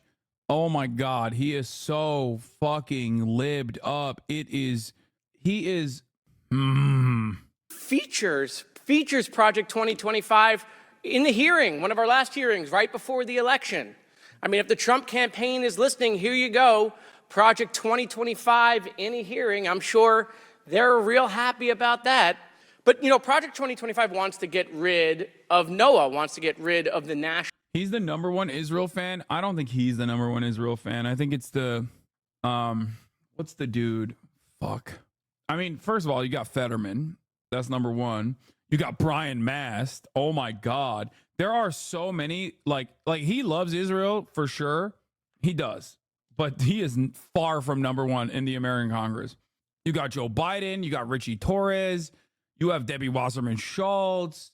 You have, obviously, like, you know, we already covered Brian Mast. I think Brian Mast might unironically be #1. Dude, it is crazy. Like, Brian Mast is not even fucking Jewish, bro. He served in the IDF. He literally was like, I love killing children so much that, like, I will serve in the IDF. And the IDF was like, dog, you got no legs. What the fuck are you talking about? He was like, just give me the uniform and let me thrive. And they were like, okay, here, just, I don't know, you'll pack fucking med kits or something. And he was like, I don't care. As long as a brave child killer is actually, no, Brian Mast ain't Jewish. No, dude, he's fucking, Brian Mast is like Catholic, dog. What are you talking about? Y'all didn't know that? Brian Mast is a Catholic American military veteran who got his shit blown off in, I think, Iraq or Afghanistan. Okay? Then he was like, I love baby murder. I can't do enough baby murder in the American military. I'm going to go and look at, like, he like Googled it. He was like, who is the #1 baby murdering military? And he was like, oh, Israel. Okay. Fly my ass out there. He went, I'm telling you, he went out there and was like, can I please serve? And they looked at him and they were like, dog, you have no legs. What the fuck do you mean? And he was like, it doesn't matter. I love what you guys are doing. Let me help in some way. Okay. And that's what happened. He just like set up, he's Mexican. Okay. I knew he was Catholic. I didn't know he was Mexican. Yo, stop slandering my Catholic shame lovers. He's straight evangelical, isn't he? Wait, he doesn't actually have legs? Dude, what are we talking about, dude? Here, look, bro. Look, I guess he got that half off. You know what I'm saying? I think one of the funniest things, I think it was the Throwing Fits boys who said it. Like, people were talking about like how he shows his legs, and someone was like, bro, that's a fit. Like, those are fucking, them shits are like 4,000 a pop, you know? I'd be showing it too. Like, that's technically a fit. And I still think about that. Like, that's drip. That's technically drip, bro. Actually, they're calling him Mr. Put That Shit On. Yeah, I mean, look, it is technically drip. Bro got deployed without the legs. No, that's what I'm saying. Like, yeah, he did. Another Brian Mass drip lord. I mean, obviously, like, the other thing is way better than this. Like, when he's walking around like fucking Cyberman over here, looking like Cyberpunk. I bought his legs in a bazaar. I have them at home in a glass case. Why isn't his shirt ironed? That's a good question. Because you know that shit, it got no use anyway. That shirt has one utility. Anyway, another really funny Brian Mass moment was when he was chirping about like fucking turning on the sprinklers at college campuses. And someone was like, not everybody's legs rust, bro. Chill. There's a lot of good stuff here. He's a fucking ginormous piece of shit. I mean, a monstrous piece of shit. Okay? He just absolutely sucks. Half metal alchemist. You know, when he got his prosthetics, he was like, yeah, I was 6 foot. Oh, I never thought about that. Can you get that? Like, let's say you're like 5'7", right? And then you get your shit blown off. And then when you get the prosthetics, like you gotta be like, make me 6'4". Like, that's because you could customize your height. 100%. That makes the most sense. My friend gained 4 inches. Well, I don't know about your friend, but I think Brian Mass lost 4 inches in other places. So he might as well have gained 4 on his height. You know what I mean? I think that fucks up your back low key. Wait, why? Bro, you got no legs. What do you mean that fucks up your back? You ain't got no legs. What's the difference if you fucking make your new legs infinitely fucking taller than your former legs? What can happen? Is he going to lose his legs again? He already lost them. What is he? You know, it makes sense. Yeah, do the One Piece proportions, dude. Bending over. Yo, that's really funny because like when he sits down, my man's like 6'4", but then he turns around and he sits down and it's like he looks like a little baby. He looks like that little cat from that meme sitting at the table. They're like, damn, Brian, what happened? I thought you were 6'4", dog. What the fuck is this? It's like, listen, I have a friend who did this, lost both legs in Afghanistan. Dude was like 5'10". Now he has 3 inches on me and I'm 6 flat. That's what I'm saying. That literally is like, listen, fuck Brian Mass, okay? But if you know someone who unfortunately is like a double amputee and lost their legs, like, I would 100% do that shit, dude. Are you kidding me? Yeah, dude, height mog everybody after that. Who cares? Imagine for a moment you lose both of your legs up to the thighs. What muscles left are you using to walk? I think you just balance it, right? I mean, I don't know the intricacies of that, but like, it's literally about like fucking, I don't know how that works. But when you got the stubs, you just like move the stubs around and you have to train a lot and do a lot of like physical therapy. Anyway, what if someone decided to be shorter? For some trans people, that is a thing as affirming surgery. There you go. Okay, I'm going to do Mark Robinson in a second after we're done with this. National Weather Service, you know, the people that tell you the weather and help us prepare for hurricanes. So I say that as a former director of emergency management for the state of Florida, for a Republican governor, actually, who responded to hurricanes. You know, maybe if once we get rid of it, if Project 2025 were to succeed, if Trump were to win, maybe we'll just do it with a magic 8-ball or maybe with a Ouija board, or maybe we'll do hurricane cones like President Trump did, right? Where he just, you know, circled in another state that wasn't in the cone. So maybe what we'll do is we'll do hurricane predictions. God, he is so fucking libbed up, dude. He's talking about some of like the oldest Trump shit. Like maybe it'll go to Mississippi, Maybe it'll go to North Carolina, or maybe it'll go to all three. Okay, this sucks. He sucks. Okay, let's Donald Trump held. Anyway, let's do it, man. Let's do Mark Robinson. Let's get to it, okay? All right. Mark Robinson is down fucking bad, ladies and gentlemen. This was actually what I wanted to show you. Sorry. Here's actually a good congressperson. Where you said, quote, Haiti is so screwed up because it wasn't colonized long enough, end quote. Is that correct? Did you say that? I'm happy to talk about that all you want. You did say it. That's I wrote right. it, yes. You said that. Haiti was colonized as a slave plantation colony.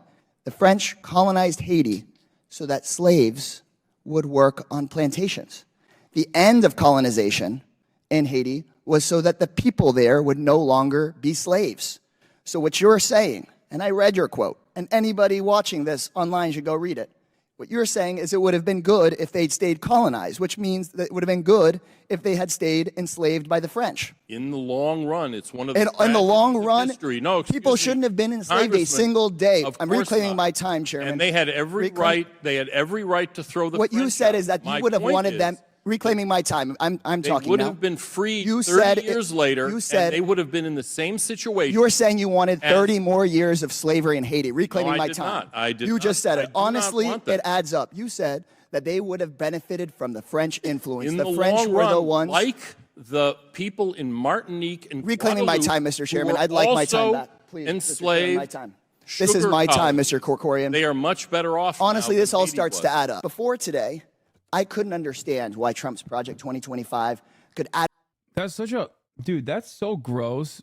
This is like the classic racist old white guy take, which is like, if black people hated slavery so much, why don't they go back to Africa? It's like, how do you not even feel embarrassed saying shit like that? It's no different than that one chatter coming in earlier and being like, if you don't like the USA so much, go to Lebanon. And it's like, dude, we're literally in the process of fucking talking about Lebanese civilians being exploded. Like, what do you mean? Oh, if you don't like me fucking up an area, why don't you go to that area that I'm fucking up and die there? Is not the incredible argument you think you're making, okay? And it's the same shit. Bro, this person is so insane. I'm giving them a week off. They are so desperately trying to get me to click a poop sock link. Like, they have been trying for the past hour constantly, whatever I'm saying, like a goddamn chatbot, just being like, oh, well, he said this a couple of years ago and he got blasted back then too. When mom find the poop sock. Advocate for ending civil rights. Like, bro, there used to be a little bit of fucking honor and decency in poop socking a streamer. Ever since we banned the two-parters at the top of the hour, the chat has resorted to worse and worse ways of changing the outcome of the stream. Okay? At the top of the hour, I serve the 3-minute handbrakes. I debate you. And you should be ready for it by now. You should have subscribed by now with $6, which, even though it's 30% off, you do the math, or for free with a Twitch Prime by connecting your Amazon Prime account to your Twitch account, or by getting gifted a sub if you're lucky. Here's the 3-minute ad break now.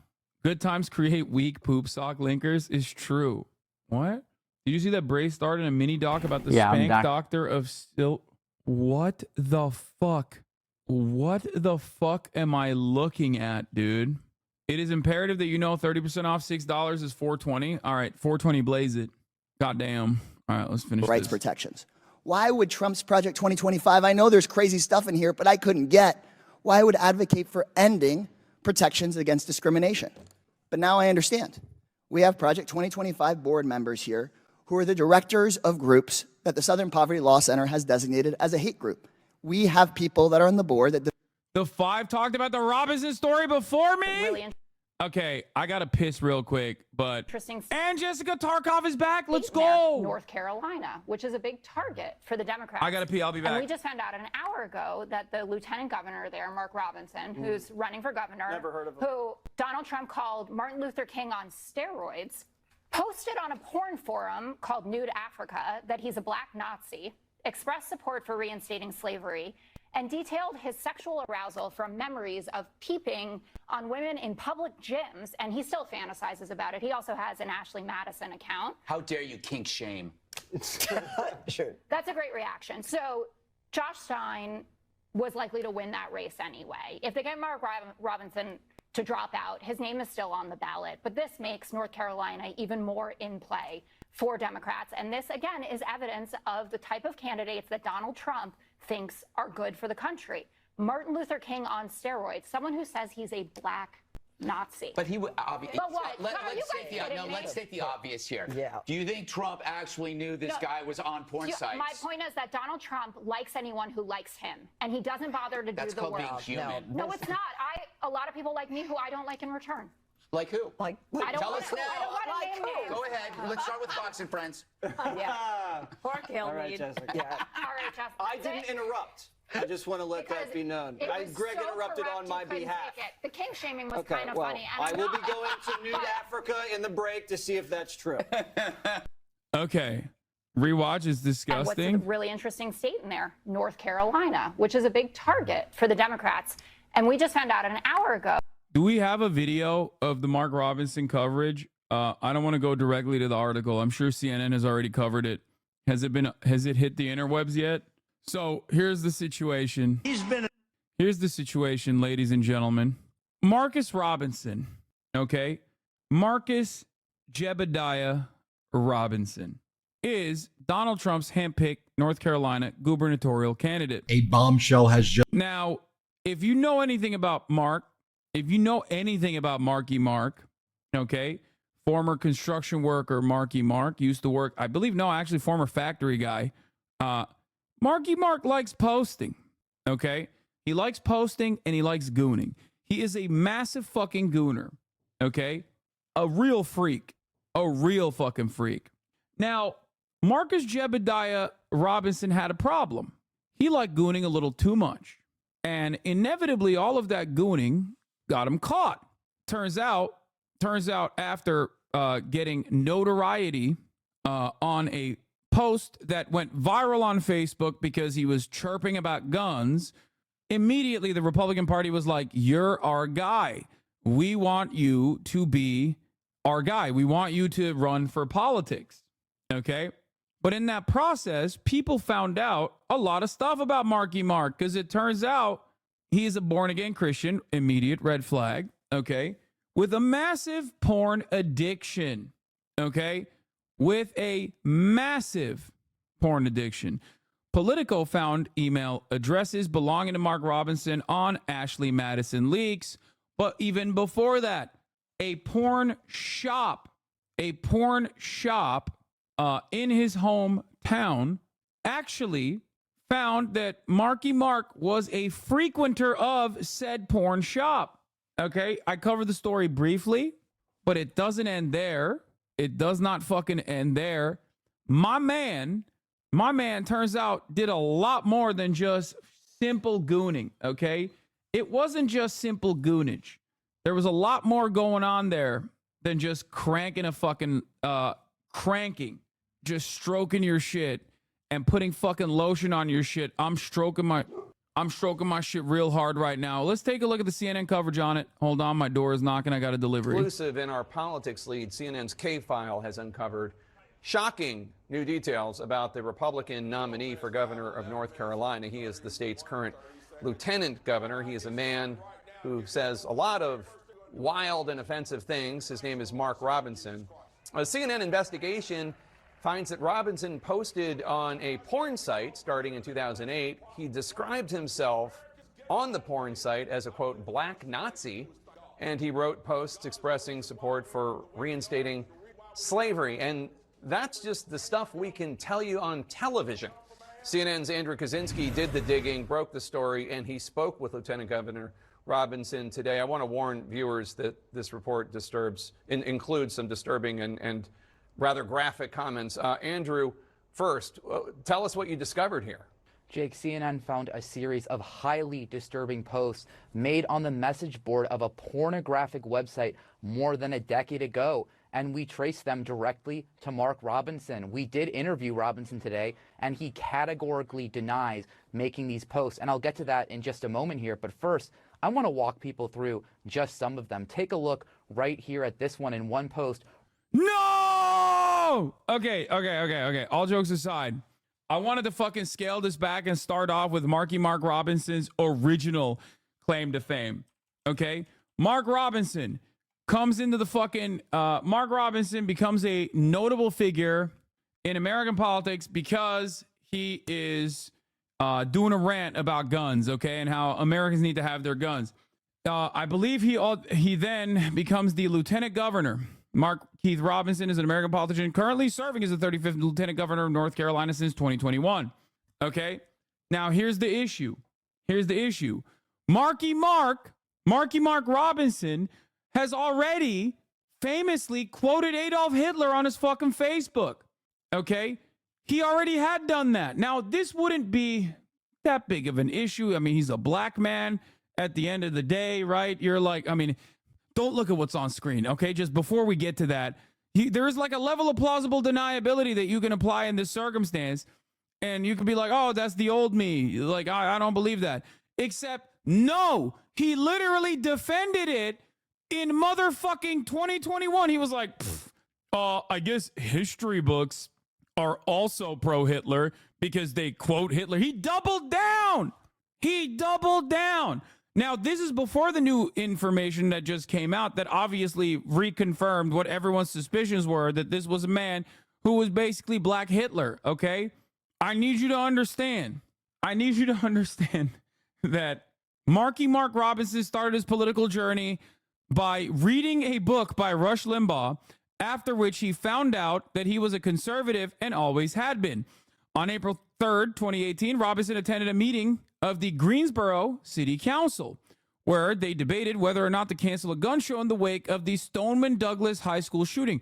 Robinson spoke in favor of gun rights, and his video, the video of the speech, went viral after it was shared on Facebook by Mark Walker. Afterwards, Robinson dropped out of the University of North Carolina at Greensboro and left his job in furniture manufacturing to focus on public speaking engagements.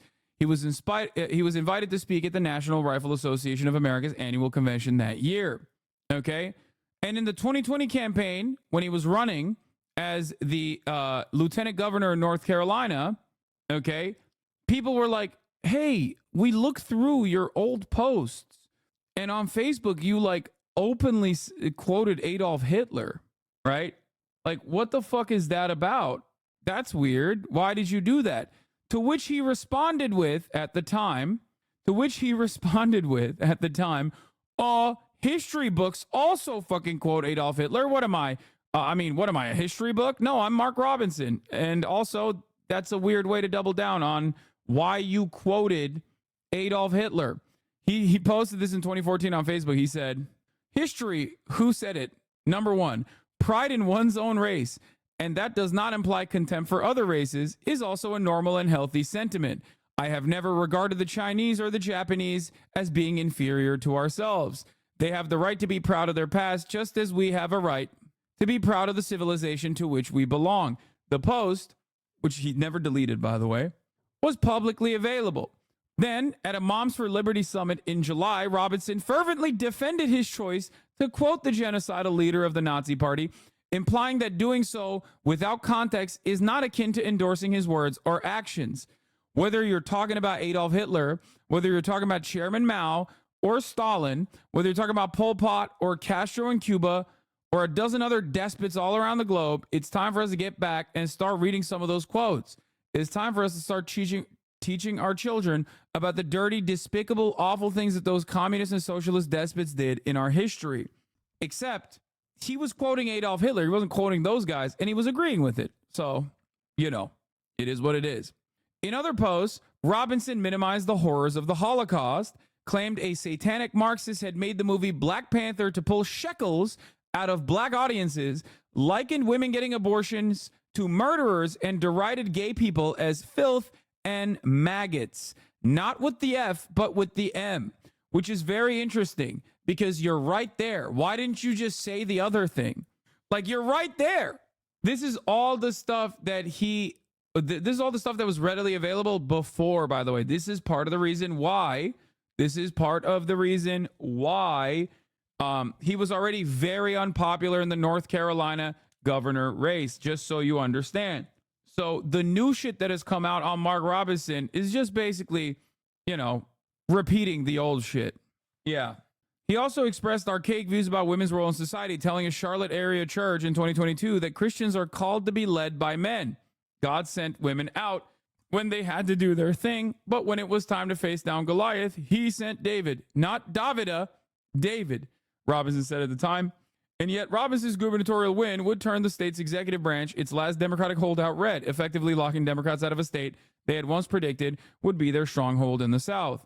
Robinson's likely opponent come November will be attorney Josh Stein, the Democratic favorite. And that is his opponent. Josh Stein is also cooking him in the polls even before this new announcement. Here it is, by the way. Some folks need killing. It's time for somebody to say it. You know, it was a time when we used to meet evil on the battlefield, and guess what we did to it? We killed it. We didn't quibble about it. We didn't argue about it. We didn't fight about it. We killed it. Some liberal somewhere is going to say that sounds awful. Too bad. Get mad at me if you want to. Some folks need killing. It's time for somebody to say it. It's not a matter of vengeance. It's not a matter of being mean or spiteful. It's a matter of necessity. It's time to call out those guys in green and go have them handled. Who are the guys in the green that he's talking about? So I'm not going to make fun of him and obviously point to the Key and Peele sketch that immediately comes to mind here that seemingly is a direct carbon copy of what Mark Robinson's getup looks like, down to the motherfucking holster for his phone on his belt. Okay? But goddamn, okay? I'm pissed. Royally pissed. Okay, anyway, his fit is ridiculous. Now, another thing that was known beforehand was that he was a gooner, okay? Mark Robinson, the Republican candidate for governor of North Carolina. This came out on September 3rd by The Intelligencer, New York Magazine. Mark Robinson really used to love porn, according to the guys at the porn store. This was a story that came out at the beginning of this month. Now, from 1990s all the way into the early 2000s, Mark Robinson frequented a porn store in North Carolina, okay, a 24-hour porn video shop in Greensboro. Who spoke with the North Carolina investigative website, The Assembly. He says Robinson was coming in to watch videos in a private booth as many as 5 nights a week. The man, who is beautifully named Louis Money, said that at one of the stores he worked at, gents, patrons could buy videos for $50 each or preview them in private booths for $8. Every night that I worked, which would have been 5 nights a week, I saw Mark, Louis Money said. He was spending a good amount of money. Robinson previewed at least 2 tapes a night per money. He was a certified gooner, okay? He would go to the porn store to crank one out literally twice a night, 5 times a week, okay? This is exactly the type of dude that is like gonna be like, oh man, porn addiction is a real problem. It's like, yeah, bitch, for you, okay? Most people don't have the stamina, the endurance, the intensity, or the interest to goon that much. Yeah, for you, it is a problem. It obviously is altering your relationships. It's like causing you, oh my God, here he is. Oh my God, you found it. Oh my God, it was cool running into an old friend today. We disagree on politics. However, you have always been cool with me. Oh my God. Oh my God. How did you find this? This has 1 like. How did you find this? Are you in the chat? Is Louis here? That's crazy. That's his dealer, dude. Yeah. Should we be impressed? Yes. God damn, dude is in porn debt. Oh, this is where the photo comes from The Assembly. I will share this every chance I get because Mark Robinson still hasn't paid my buddy Louis for his porn purchases, and anyone who's that financially irresponsible has no business being our governor. Oh my God. He was not only a gooner, but he refused to pay his goon debt? How do you go into debt cranking, dude? How? The lieutenant governor owes me money by the Trailer Park Orchestra? Hey, Lieutenant Governor, I'm so proud of you. You're the first black man to hold that title. You might not remember that I sure as heck do. Back in the days before the online view. Hey,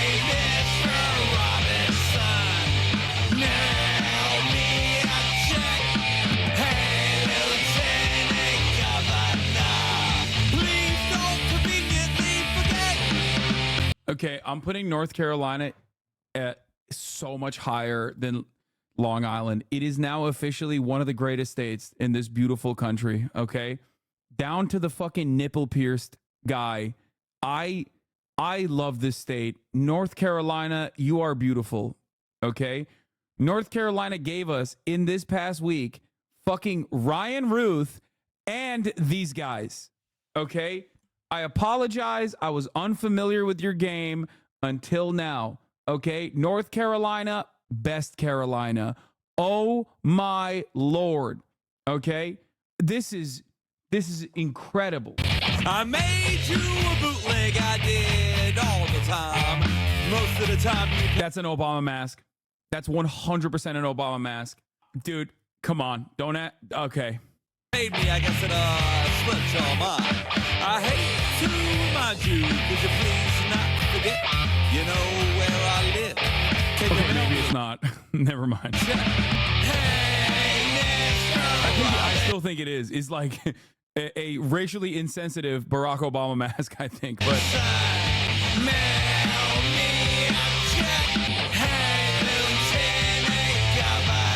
could be O.J. Simpson. Please don't conveniently forget. Don't forget, boy. No, these guys are libs 100%. That Gooner is a lib, okay? As opposed to the racially sensitive mask. Well, yeah, there's no one, most people weren't using it, except they gave it to a black guy, which I think is really funny. Like, the dude wearing the racially insensitive black guy mask is also seemingly a black guy, unless he did a Justin Trudeau style, blackface full body cover up type shit. I hate to remind you, could you please not forget, you know where I live. Can you mail me a check? Hey, Mr. Robinson, mail me a check. Hey, Lieutenant Governor, please don't conveniently forget. Don't forget, boy, you owe me this money and you have for years. Now you're running for governor. Whoa, shit. Remember the bootlegs I get asked all the time. I ain't said nothing, but now it's time. Hey, Mr. Robinson, mail me a check. Hey, Lieutenant Governor, please don't conveniently forget. Don't forget. Those are cum napkins. This is a song by I guess the Trailer Park Orchestra, and the person who's singing is Louis Money, an owner of a porn store that the current lieutenant governor of North Carolina, the state, frequented quite a bit. And he frequented it so much that he apparently owed the guy, Louis Money. He owed him, he had porn debt. Now, I would need you to understand something. This article came out before the K-File stuff. So now that catches us up with the latest and greatest from Mark Robinson. Okay?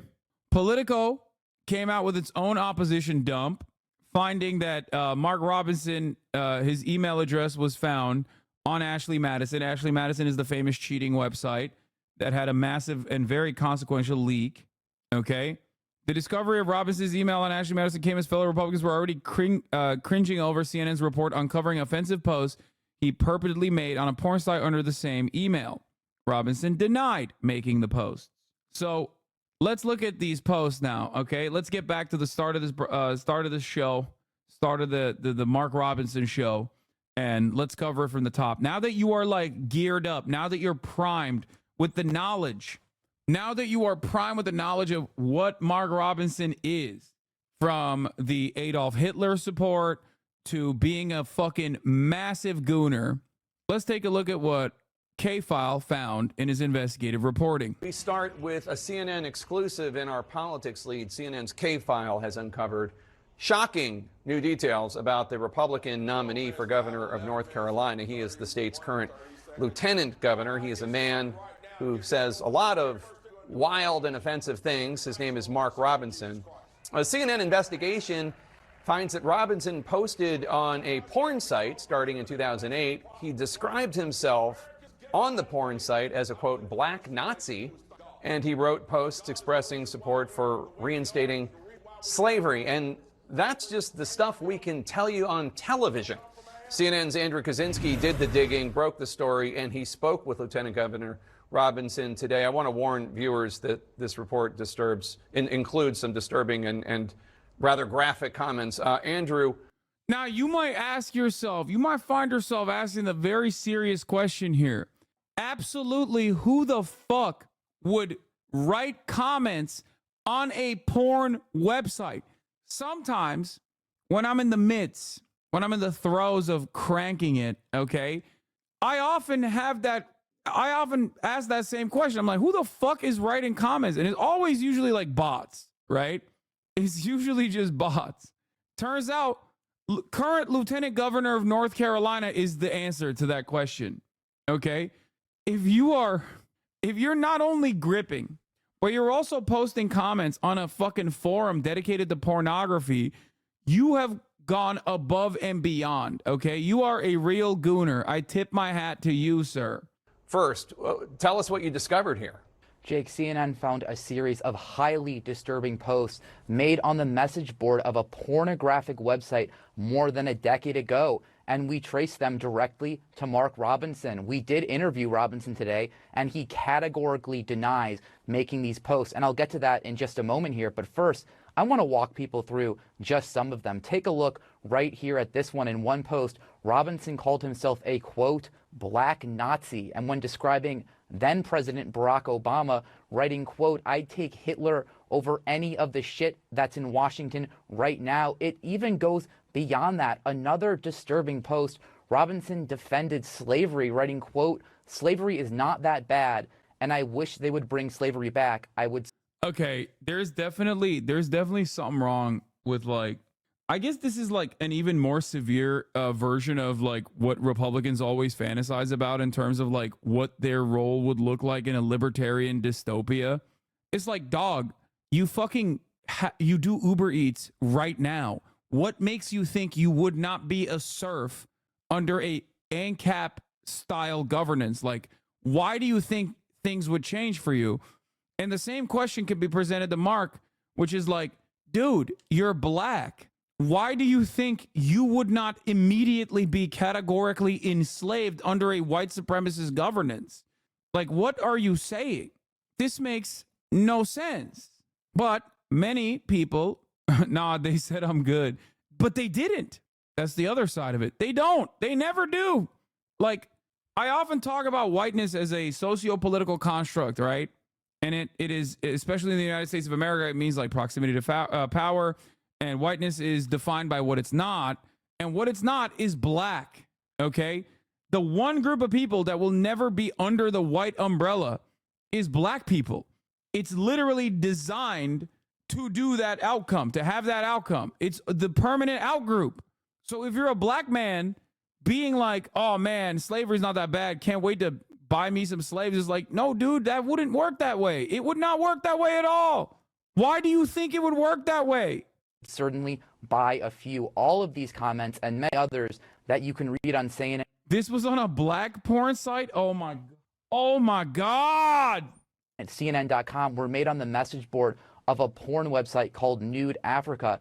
And Jake, in addition to those posts, he also expressed views on Nude Africa that sharply contradict his current policies as a socially conservative candidate for governor. For example, he has been vocally anti-transgender, but look at what Robinson wrote on the porn message board more than a decade ago, writing that he, quote, liked watching transgender porn, adding, quote, that's effing hot, and called himself a, quote, perv.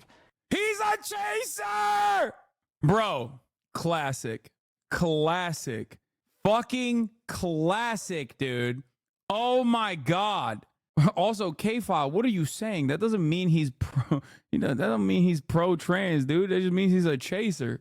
A lot of transphobes are. Alex Jones comes to mind.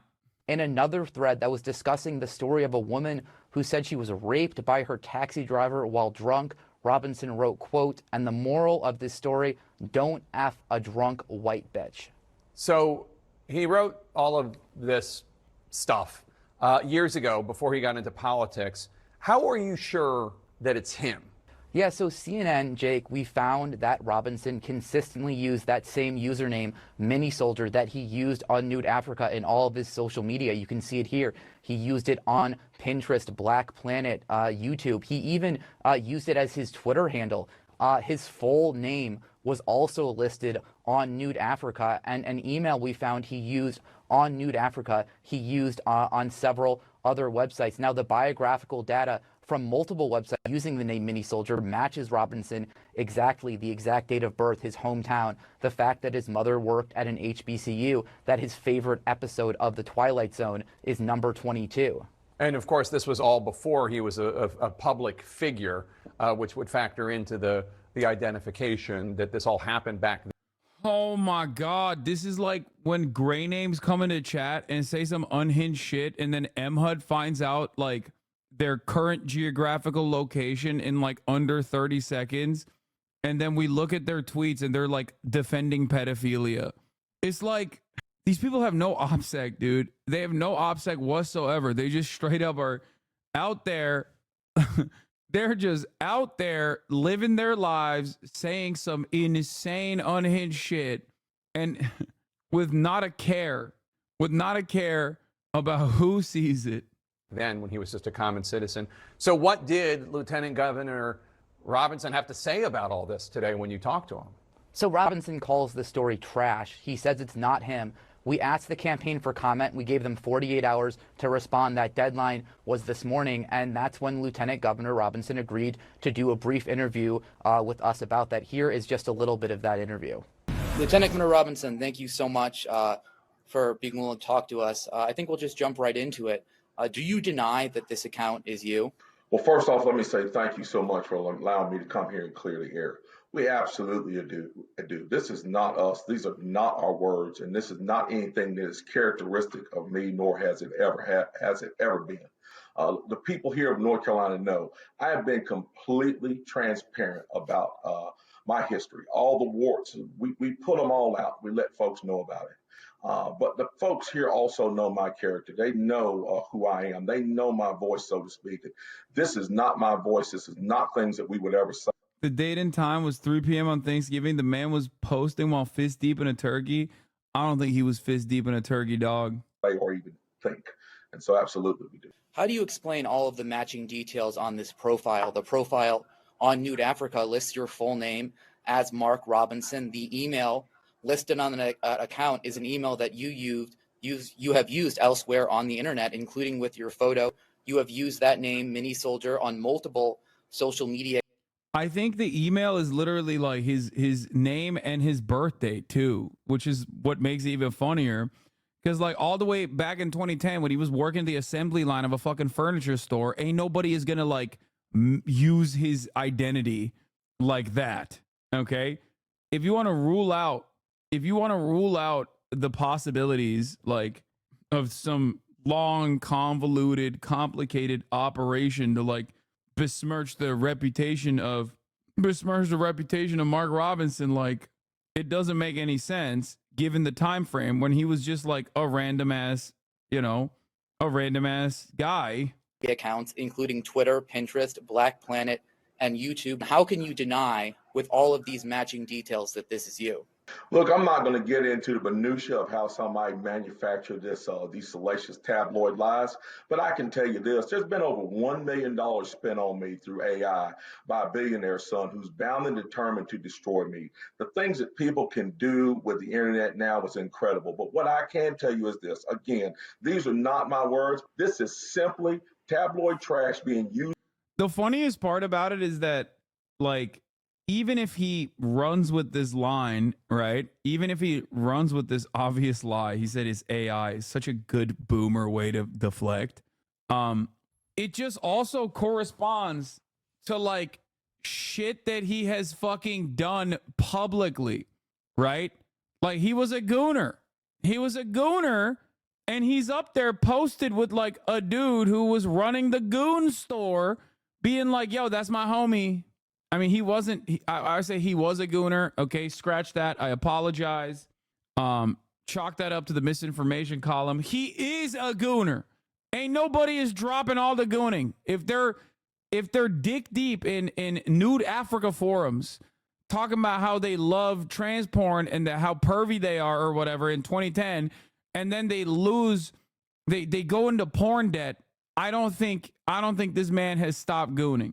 Used as a distraction from the substantive issues that the people of this state are facing. We have addressed it. We have said it's not true, and we wish we could move on and get busy with the business of the people of the state. Okay, well, these posts, they do take place over a 5-year period.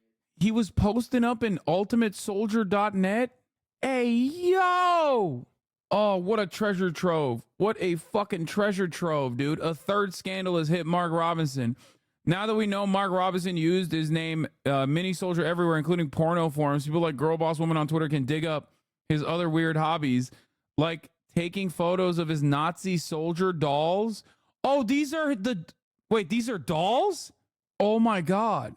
Oh my God. He's a real freak. Some very nice looking Germans here on Mini Soldier.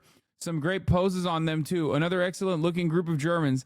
I can't imagine any 1/6 World War II collector wouldn't want to own. Special thanks for sending them in and sharing them with us. Good luck. That's why his name is Mini Soldier, because he collects like action figures. Oh my God, this guy is so crazy, dude. He's a Nazi Funko Pop enjoyer. Oh my Lord. From 2008 to 2013, you mentioned AI. Are you saying that somebody was somehow manufacturing biographical details to exactly match you using your username? Look, I have no idea how this was done. I have absolutely no idea how it was done.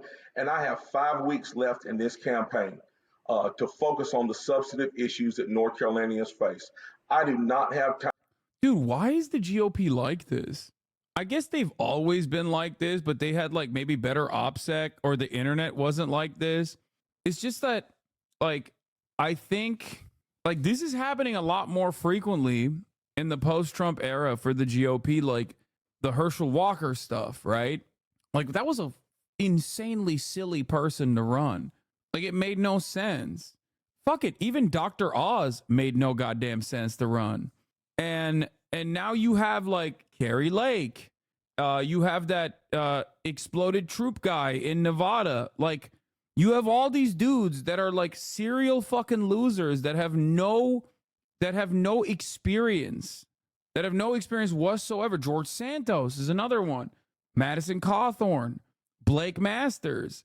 It's very weird how much, not to defend him, but you weebs have no room to talk about collecting toys.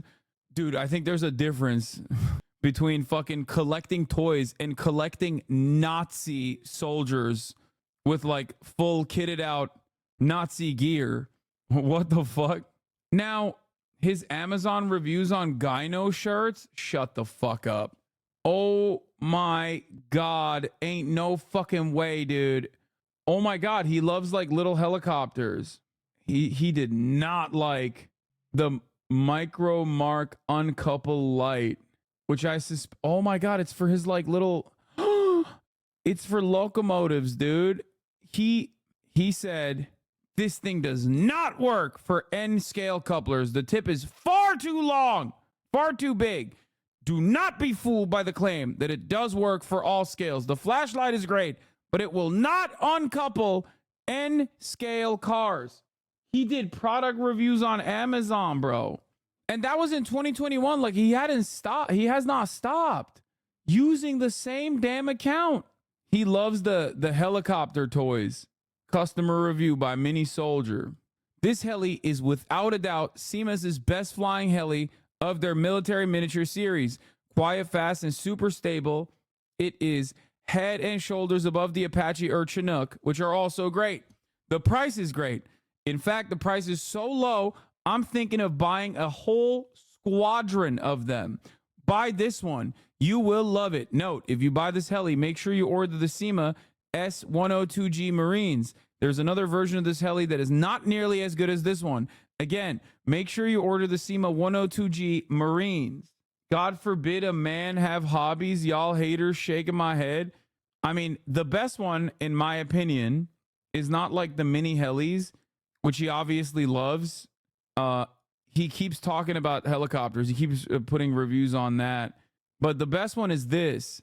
Cockles Gynecomastia Compression Shirt. Great body slimmer. Size XXL. Color V-neck black. Reviewed in the United States on July 7th, 2024. This is a 5-star review for a gyno shirt to make your titties look better. Out of the package, it looks doubtful it will fit, but it fits perfectly and it's super easy to put on and take off. Great product. I'm currently ordering more. 10 people found this helpful. That is the last review that he has written on his Amazon page.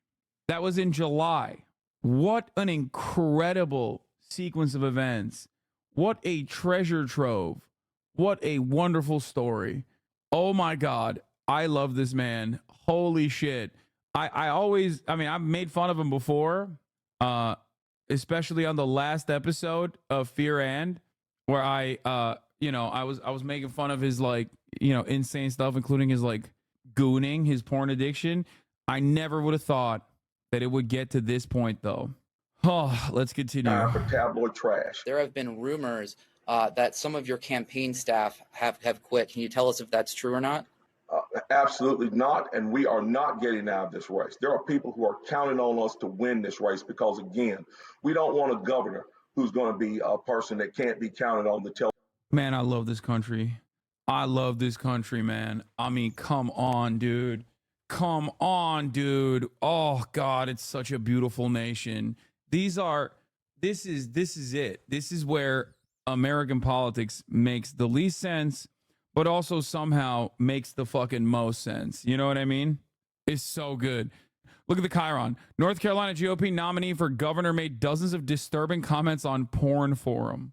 Tell the truth. And I can assure you, my opponent has been taken to court for not telling the truth in campaigns. And he's been completely dishonest in his ads against me. His camp is so desperate to destroy us. It's just like Clarence Thomas said years ago. This is a high-tech lynching. And, back long years ago, they used to use rope. Now they're using cable. He loved that line. Angels, New to Africa message board. Anything goes 2010-04. My wife's sister. I'm currently having an affair with my wife's sister, and I just need a place to say out loud that she has the best smelling, best tasting pussy and asshole in the universe. New to Africa message board. Anything goes 2011. Had me another hot morning with the wife's sister. She brought along her laptop this time, and we watched some vids here on Nude Africa. The one that really got us hot was called Wet Anal.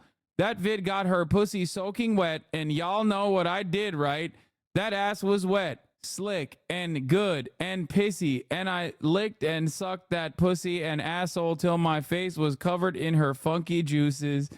Then she sucked my dick. I can't read the rest. I should have stopped from the fuck, man. Till it was good and hard, then lubed it down with wet. Then she laid back while I greased that asshole with her pussy juice and wet. Watching my big dick slide in and out of that asshole takes my breath away. He's very wordy. My man is an auteur, dude. He is a fucking, he is a poet, okay? He's a fucking poet. Do it or your journalistic integrity is gone. Yeah. I'm having a John F. Kennedy moment. I'm having a John Kennedy moment. Listen. If I got to do this, I got to do it right. You know what I mean? Then she laid back while I greased that asshole with her pussy juice and wet. Watching my big dick slide in and out of that asshole takes my breath away. It looks so good. We ass fuck a lot. But she gave me a nasty, sexy surprise this time.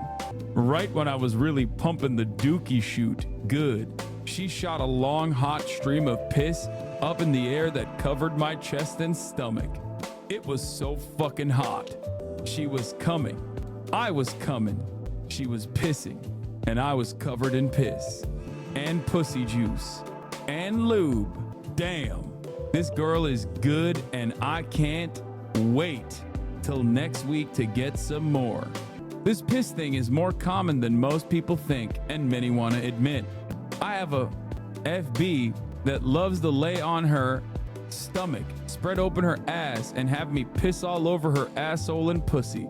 The longer and hotter the stream, the more she loves it. Sometimes she lies on her back and fingers herself, and when she's about to come, she wants me to piss a hard, fast stream on her clit and up her asshole. Of course, I love for her to piss on me as well. Watching her asshole flex in and out while she shoots her hot piss onto my chest gets me rock hard every time. Another thing she does that might seem strange is that when we hang out, she will sometimes wear her pussy juice like what the fuck? Wear her pussy juice like perfume? Whenever I read the next sentence, I'm like, it can't get worse. And then it always does. Meaning she will smear it behind her ears, on her neck, and on her wrist. So every time I get near her, I smell her delightful scent. What does this mean? He's saying that like he loves it when his girlfriend smells like piss? Okay, let's ask the real question. Okay, let's ask the real question. Do you think this is real? As in, like, obviously he wrote this, but do you think he really did this shit, or is he just flexing on a porn forum? Okay, because I don't think he fucked his wife's sister. I think he's just fantasizing about fucking his wife's sister and is simply, like, he wrote it, but I think it's fan fiction. I heard some younger chicks like 20 to 25 are doing this. This is a name for it. It's real, bro. Thanks, guy.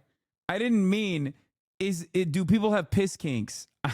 What the fuck are you talking about? Yes, of course people have piss kinks. You have to read this next. Latin prayers of the rosary. Okay, dude, listen. Credo in Deum Patrem omnipotentem, creatorem caeli et terrae, et in lesum Christum filium eius unicum. Amen. Oh my God. It's confirmed fan fiction. His wife is an only child, has no siblings. Per her biography, she runs some family foundation. Fucking called it, dude. I called it. I told you it was a fantasy. Fucking called it, dude. I know my hogs, man. I know my hogs. Is that better or worse? I guess it's a little bit better that he didn't like cheat on his wife. He's just a smut girly. A lot of you will fucking shamelessly shit on this man and then write a Wattpad fanfic or read one, okay, about your favorite, I don't know, anime characters or some shit. I love this so much. Every part of this story is just increasingly more unhinged. And Jake Robinson reiterating with a public video after that interview that he is staying in the race.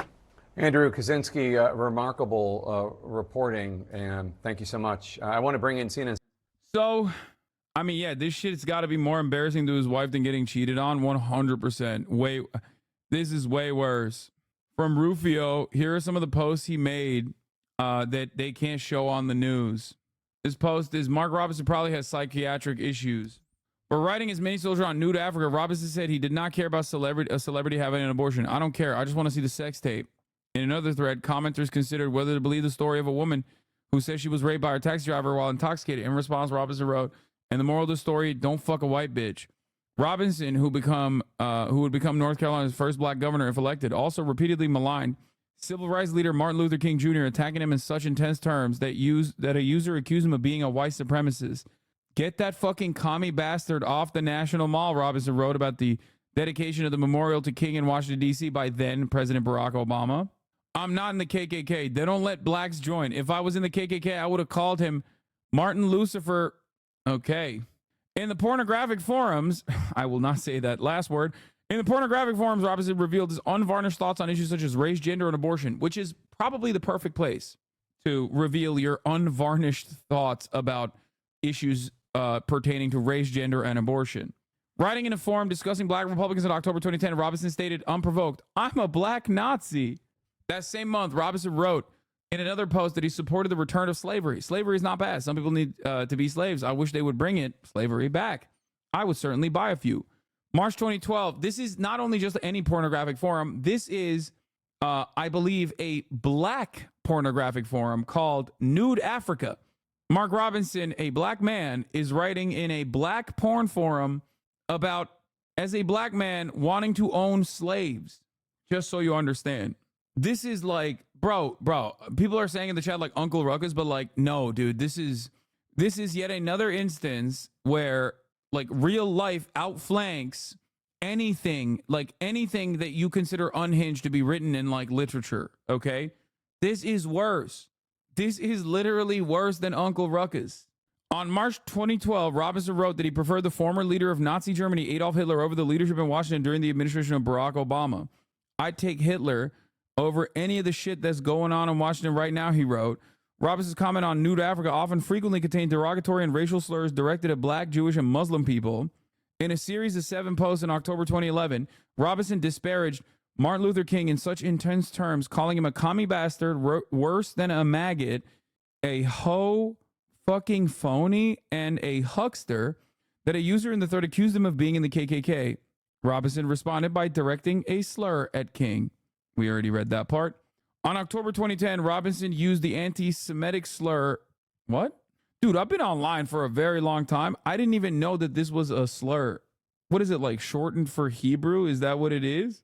This dude is, oh my God, he is like fucking doing 4chan shit. Actually, I don't even think they know about this shit in 4chan. I would have thought he would have hit that like K word. When discussing how he liked the show Good Times, developed by Norman Lear, saying the show itself was a bunch of written liberal bullshit. I guess that is the term he's saying. Like Jews wrote it. You're falling off. Yeah, I've fallen off on my racism, Dar. While discussing the Taliban, he referred to Muslims as little rag-headed bastards and said that if Muslims took over, liberals would be the first ones to be beheaded.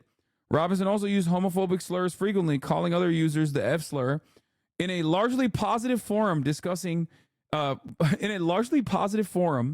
on Nude Africa, discussion featuring a photo of 2 men kissing after one returned from a military deployment, Robinson wrote the sole negative comment. "That's some old sick ass F-word bullshit," he wrote.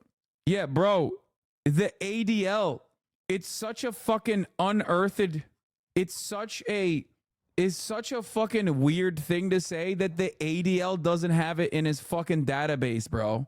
Wow. My man was, you think he was inventing it, or you think he went to like ancient Egypt? Like, you think he went to the tomes of racism, like dusted off one of like the oldest books you could find to like find it, you know? He just like pushed aside like the cobwebs and shit and just unlocked it. The one true slur. Can we get a palate cleanser? No. Oh, here, this is the other fun part. Despite what Mark Robinson's takes were on MLK, here is how Donald Trump referred to him. Not once, but twice, as a matter of fact. And he's been an unbelievable Lieutenant Governor, Mark Robinson. I heard him, and by the way, his wife is much more lovely than he is, I can tell you that, and she's my friend. Thank you, darling, for being here. But, you know, I heard him coming in on the plane. I was listening, and I said to the people on the plane, watch this. This is Martin Luther King on steroids, okay? Now, I told that to Mark. I said, I think you're better than Martin Luther King. I think you are Martin Luther King ×2. And he looked at me, and I wasn't sure, was he angry because that's a terrible thing to say, or was he complimented? I have never figured it out. But I'm telling you, he's one of the... Wait, what? Wait. Martin Luther King ×2. And he looked at me, and I wasn't sure, was he angry because that's a terrible thing to say, or was he complimented? Bro, that makes so much sense. Oh my God. Oh my God. Donald Trump was like, you're a black guy. Every black loves Martin Luther King. You're just like him, but better. And he was like, no, I hate him, actually. I fucking hate him. Why are you comparing me to that commie bastard? I have never figured it out, but I'm telling you, he's one of, right? When I said that to you, you looked like, I don't know if I like that comment. You should like it because you are outstanding. Trump is woke. Trump is woke. Trump is literally woke. He's like, you should like it, dumbass. Oh my God, he's fucking woke. Oh my God. Oh my God, Trump is too woke for Mark Robinson. Oh my God. And you're going to be the next governor, so that's going to be very cool. Mark is still the favorite to win? Fuck no. He was never favored to win because a lot of this stuff, a lot of this new information that came out is basically like basically old shit that we were kind of aware of, but never to this degree. Like this is just another confirmation, a big confirmation. Bro, he very publicly posted about Adolf Hitler. He posted an Adolf Hitler quote. He posted an Adolf Hitler quote on his Facebook in 2014. And when people asked him about it, they're like, bro, you just quoted Adolf Hitler on your Facebook post. Like, what the fuck? When they asked him about it in like 2021, he literally said, oh, whatever, dude. Like, history books also quote Adolf Hitler. Like, he doubled down on it. Now, you know the fake news will go today, and they'll take that little statement that I make, that little cute statement, and they'll say, he said that this gentleman is better than Martin Luther King. This is a terrible thing. Is he a racist? It'll end up being... I don't care. It doesn't matter. Because the people get it. Mark, the people get it. Thank you, Mark. And when his name, or sooner if possible. That's right. I just want to thank everybody, whatever you can do to help Mark and Yolanda win this election. You know, he's got a tough opponent, not a good opponent, but a tough opponent, a political person, and it's not going to be that easy. He's a star, but a lot of times people say, well, this is going to be easy for him, and then they forget to vote. They don't go out to vote. You got to get out and vote, but you got to help him financially because you're all people that have a lot of money. I know 20 of you, and you're rich as hell. So it's in this list of anti-Semitic slurs. Gorillion. Wait, what the fuck? People might say that 6 Gorillion Jews were killed to mock victims. Oh no, I didn't even realize that I was doing anti-Semitism. This is a slang abbreviation for the word Hebrew. Sometimes use an anti-Semitic slur to refer to Jewish people. You say Gorillion all the time? Yeah. Not about the Holocaust, though. I say it about dollars. Like in terms of, I'll be like, he made $1 gorillion. I didn't realize it was utilized for Holocaust denial. The slang abbreviation for the word Hebrew sometimes uses an anti-Semitic slur to refer to Jewish people. This has since been reclaimed by some Jewish people as a form of pride and empowerment, such as the Jewish website and magazine entitled, I won't say the word, Anti-Semite of the Week again, shaking my head. He had an account on 1/6 Warriors, which is an action figure community. Oh my God. A very happy birthday goes out to the following warriors. Mini Soldier right there. Oh God, I don't even know what I'm looking at. I don't want to scroll down and see some. Oh wait, there's just sending babe photos. God, the internet was so weird. Like, it's one birthday babe short. Happy birthday, guys. I'll toss in an extra 4 for you so you have more choices. I'm warning you though, some of these fit the term for female dog quite well. My mother will not allow me to say the term bitch. Here, go ahead, goon to this. Methinks you will goon to this quite well. God, forums are so awesome. Warrior birthdays today. Is there no one, or did Hall drop the ball? They're discussing whether like the moderator dropped the ball on people's birthdays. Forums are so dumb, dude. That's how you know it was him. Only people around back then still leave reviews and comments like it's their job. Oh my God, you're right. Oh my God, you're right. I often wonder who the fuck is like the type of person that's like leaving real Amazon reviews. And it's definitely like old posters, like old fucking forum posters who are just like reliving that glory. anything you are going to do it, quadruple it. It doesn't mean it. But let's go. Somebody that we have to be very, very careful. We have to cherish. We have to cherish Mark. He's a star. You have to cherish him. Amen. It's like a fine wine, because that's what you have. You have a fine wine. He's an outstanding person. I've gotten to know him so well and fairly quickly. Yeah, no, he definitely was he definitely had model train videos and shit. Wait, what? Mini Soldier, at Mini Soldier, I am the majority USA. He changed it. Yeah, youtube.com/Mini Soldier. He changed his username. What is this playlist? 70s stuff. Fat Albert opening credits and theme song. Oh, he's in it. I'm the majority. That you're going to take guns away from law-abiding citizens and that criminals will not have them. This is an absolutely foolish notion. If we're going to combat crime, we need to combat crime. We don't need to combat law-abiding citizens.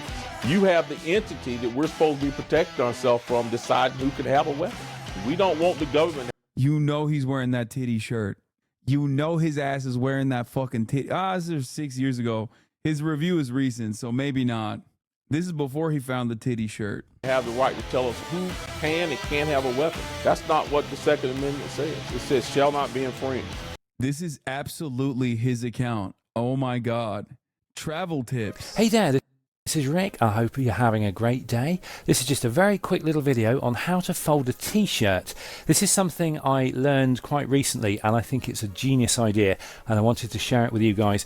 Basically, these are t-shirts folded up, and the beauty of this is when you're going away on holiday and you need that valuable luggage space, this will solve some of your issues. He needed to know 6 amazingly compact ways to fold clothes for packing. Wow, this man really loved packing fucking, because he's a big boy.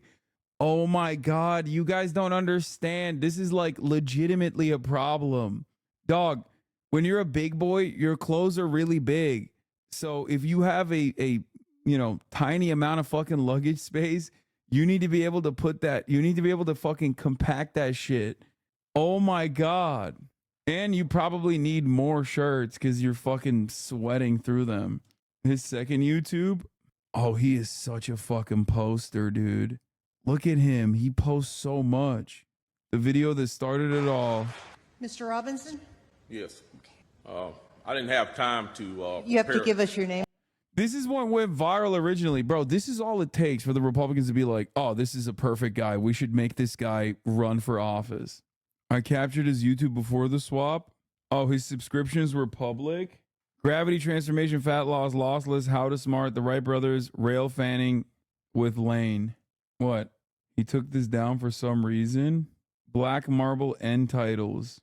Gravity Transformation, Fat Loss was what he was subscribed with. The Wright Brothers, Rail Fanning with Lane. Scarface 115. Ken D. Barry, MD, Fit Father Project. He was trying to lose weight. He loved his little models and he was trying to lose weight. And also, admire the glorious Adolf Hitler, apparently. It's so funny that he's trying to fucking claim it's AI, dude. Holy shit. Just a man with a piss kink.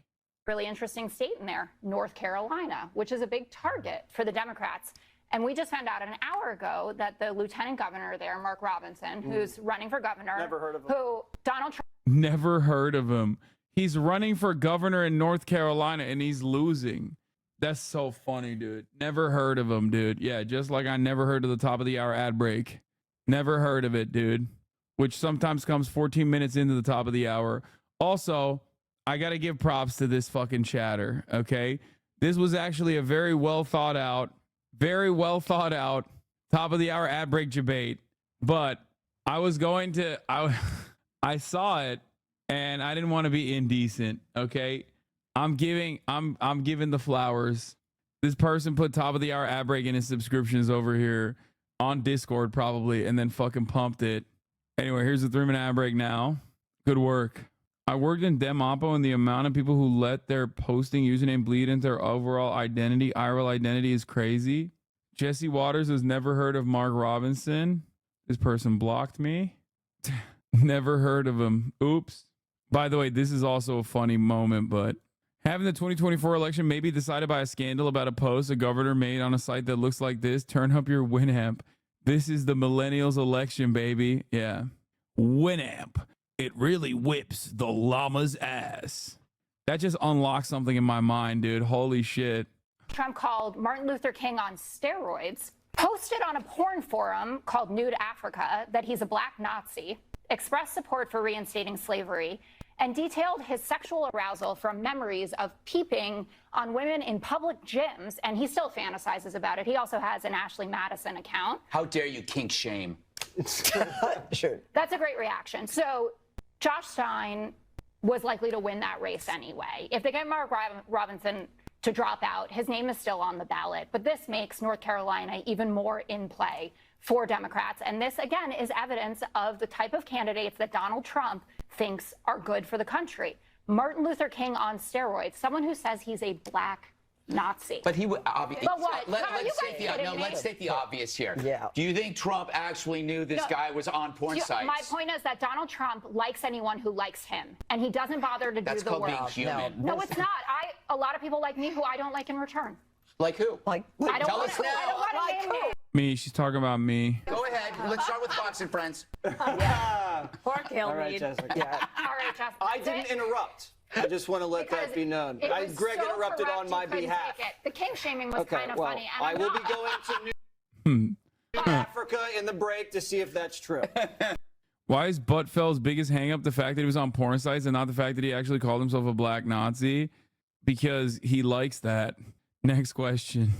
What a fucking beautiful story, man. What a beautiful, wonderful fucking story. It's just one of the ways the CNN author connected him was the bizarre redneck phrase used by both accounts. Uncommon phrases used by Mini Soldier and Robinson. Here are several examples of unique phrases used by both Mini Soldier on Nude Africa and by North Carolina Lieutenant Governor Mark Robinson. I don't give a frog's fat ass where that vid came from. Note to the news media, I don't give a frog's fat ass about Bill Cosby, Mike Brown, Mike Brown's mama, baby, daddy, Ray Rice, or that heifer who talks smack about Obama's kids. I really don't give a frog's fat behind who Serena Williams married. This is going to ruin him. He's going to have to go back to Greensboro, and when he does, he won't even be able to goon because he owes the local shop debt. I think by this point, he's probably moved beyond the need to goon at the fucking porn store. He might just crank one off for the good times, you know, for all the good times he had with Louis Money, who apparently claimed that Mark Robinson would go into the store with an entire fucking box of pizza and just eat the entire box while gooning. Okay. Oh, here's another thing that Donald Trump said about him. Thanks as well to, I think, one of the hottest politicians in the United States of America, and has become a friend of mine, Lieutenant Governor Mark Robinson. Thank you, Mark. Great. You're incredible. I can't believe that one day I tune in late, you're talking about my state. Big dog, I don't know if you want me talking about your state like this. Incredible wife. Thank you very much. Thanks as well to, I think, one of the hottest politicians. When the day comes and I'm talking about your state on the Hasanabi broadcast, understand that something horrible has probably taken place in your state. Okay? This stream is honestly toxic. That's crazy that you're saying that. It kills me when he starts bragging about her huge clit like it's the perfect inverse of a dick. Oh, you couldn't handle my sister-in-law's gigantic clit. It's way too much for a pussy like you. Great day to be an EU lurker. Can he still drop out of the race? He could, but will he? That's the real question. And it seems he will not be. Hey guys, Lieutenant Governor Robinson and your Republican nominee for governor as well, of course. Well, guys, the news media is at it again. My opponent is at it again. You all have seen the half-truths and outright lies of Josh Stein on these ads over and over again. And now a story leaked by him to CNN is appearing now. Let me reassure you, the things that you will see in that story, those are not the words of Mark Robinson. You know my words, you know my character, and those are the words of Mini Soldier, who also happens to be Mark Robinson. 100%. You know that I have been completely transparent in this race. I love that he just even gave in and said half truths, because it's like, I mean, dude, even half of that shit is still ass. You know what I mean? Like, you should have just not even said half truths. You know what I mean? And before. Folks, this race right now, our opponents are desperate to shift the focus here from the substantive issues and focus on what you are concerned with to salacious tabloid trash. We cannot allow that to happen. And folks, I do want to take a moment and recognize that as much as we are making fun of this big boy, he has demonstrated incredible restraint. After all, he is obviously a massive anti-Semite, and he's running against a Jewish dude. And he has not once, as far as we know, on camera, said some anti-Semitic shit about his opponent. So that requires a tremendous amount of restraint from a man who very, very simply put, has none of it. Okay? He does not have a single, like a single fraction of restraint when it comes to gooning, it seems, because not many have gone into porn debt. Okay? This is a man who has openly quoted Hitler, and yet he hasn't said something openly anti-Semitic thus far, which is shocking. Do you think the Jews Trump is talking to today will ask him about this? No. That'd be pretty funny. Oh my God, please. Oh my God.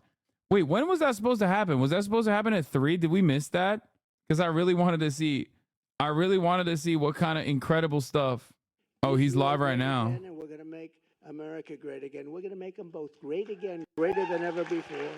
We've gathered today to talk about the scourge of anti-Semitism tonight. We're 2 weeks away from the one-year anniversary of the worst attack on the Jewish people since the Holocaust. Without question, on October 7th, which would have never happened if I was president, by the way, I have to always preface it by saying it would have never, ever happened. Innocent men, women, children, and babies were tortured, maimed, kidnapped, and killed. It was an amazing sight, especially if you were able to see, and you don't want to necessarily see it, some of the tapes and film that was made of the atrocity. Bro said it was amazing. Bro said October 7th was amazing. You have to take it that it is a wake-up call. Get smart. Instead, even here in America, Jewish citizens have been forced to endure the worst outbreak of anti-Semitism in many generations. And so many people shockingly even deny the attack took place. This is a new thing. I saw it recently where they're interviewing people. They said, well, we don't know if there was an attack. I don't know. It's just so terrible. And, you know, there were people I read many times. Bro, I don't think there's a single person who has said October 7th didn't happen. Either people say it happened and it was good, or they say it happened and it was bad. I don't think there's a single fucking person that's like, October 7th never happened. I don't know what the fuck you're talking about. It's happening right now. I never thought you'd ever see a thing like this ever happen. It's beyond belief. You know, 15 years ago, Israel was the strongest lobby, if you want to use the word lobby, had the strongest representation of people like this. These are great people, Miriam. People like this. But the strongest there was, if you said something about a Jewish person or something about Israel that was bad, you were out of politics, unless your name was Ted Cruz. He could get through. I think Ted could get through, but maybe not. Maybe even Ted. But it's true. You said something about Israel that was bad. It was like, today, you have What's crazy is like, what he's saying is not even wrong, but because he's pro-Israel, he can just say it. You know what I mean? Don't worry about it, okay?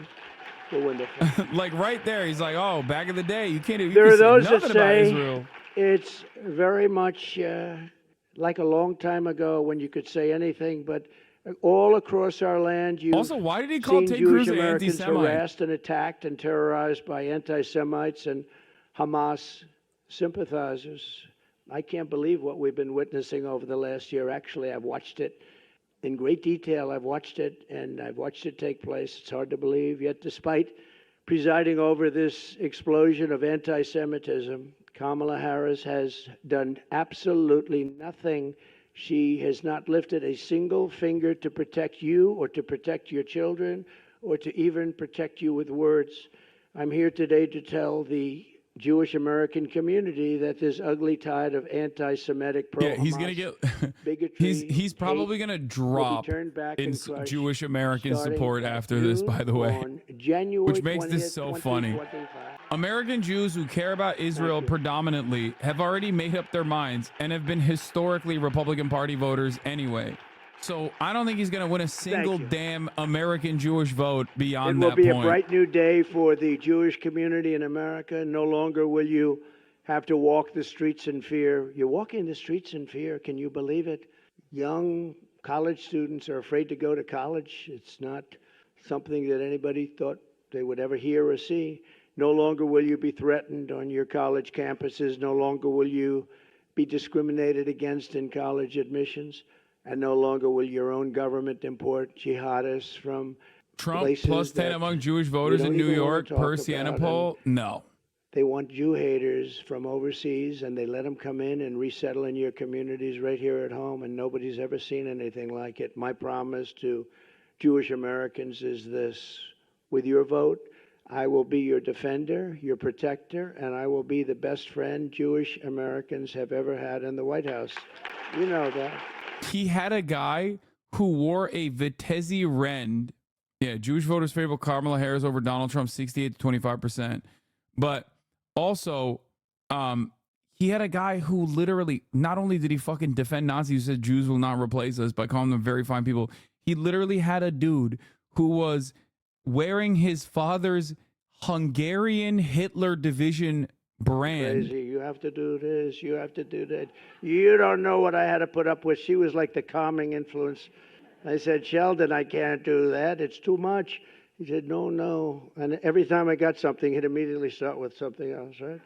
He'd get something, always fighting for Israel and the Jewish people. But, I had such great respect for it. Oh, yeah. So He she also had had to dinner. sometimes tell him, calm down. He had dinner with Kanye West and Nicholas Celebrate. Fuentes. Oh, no, we have to two admirers of Adolf Hitler, to Golan dog. Heights. How about Golan Heights? They've been trying to get it for 72 years.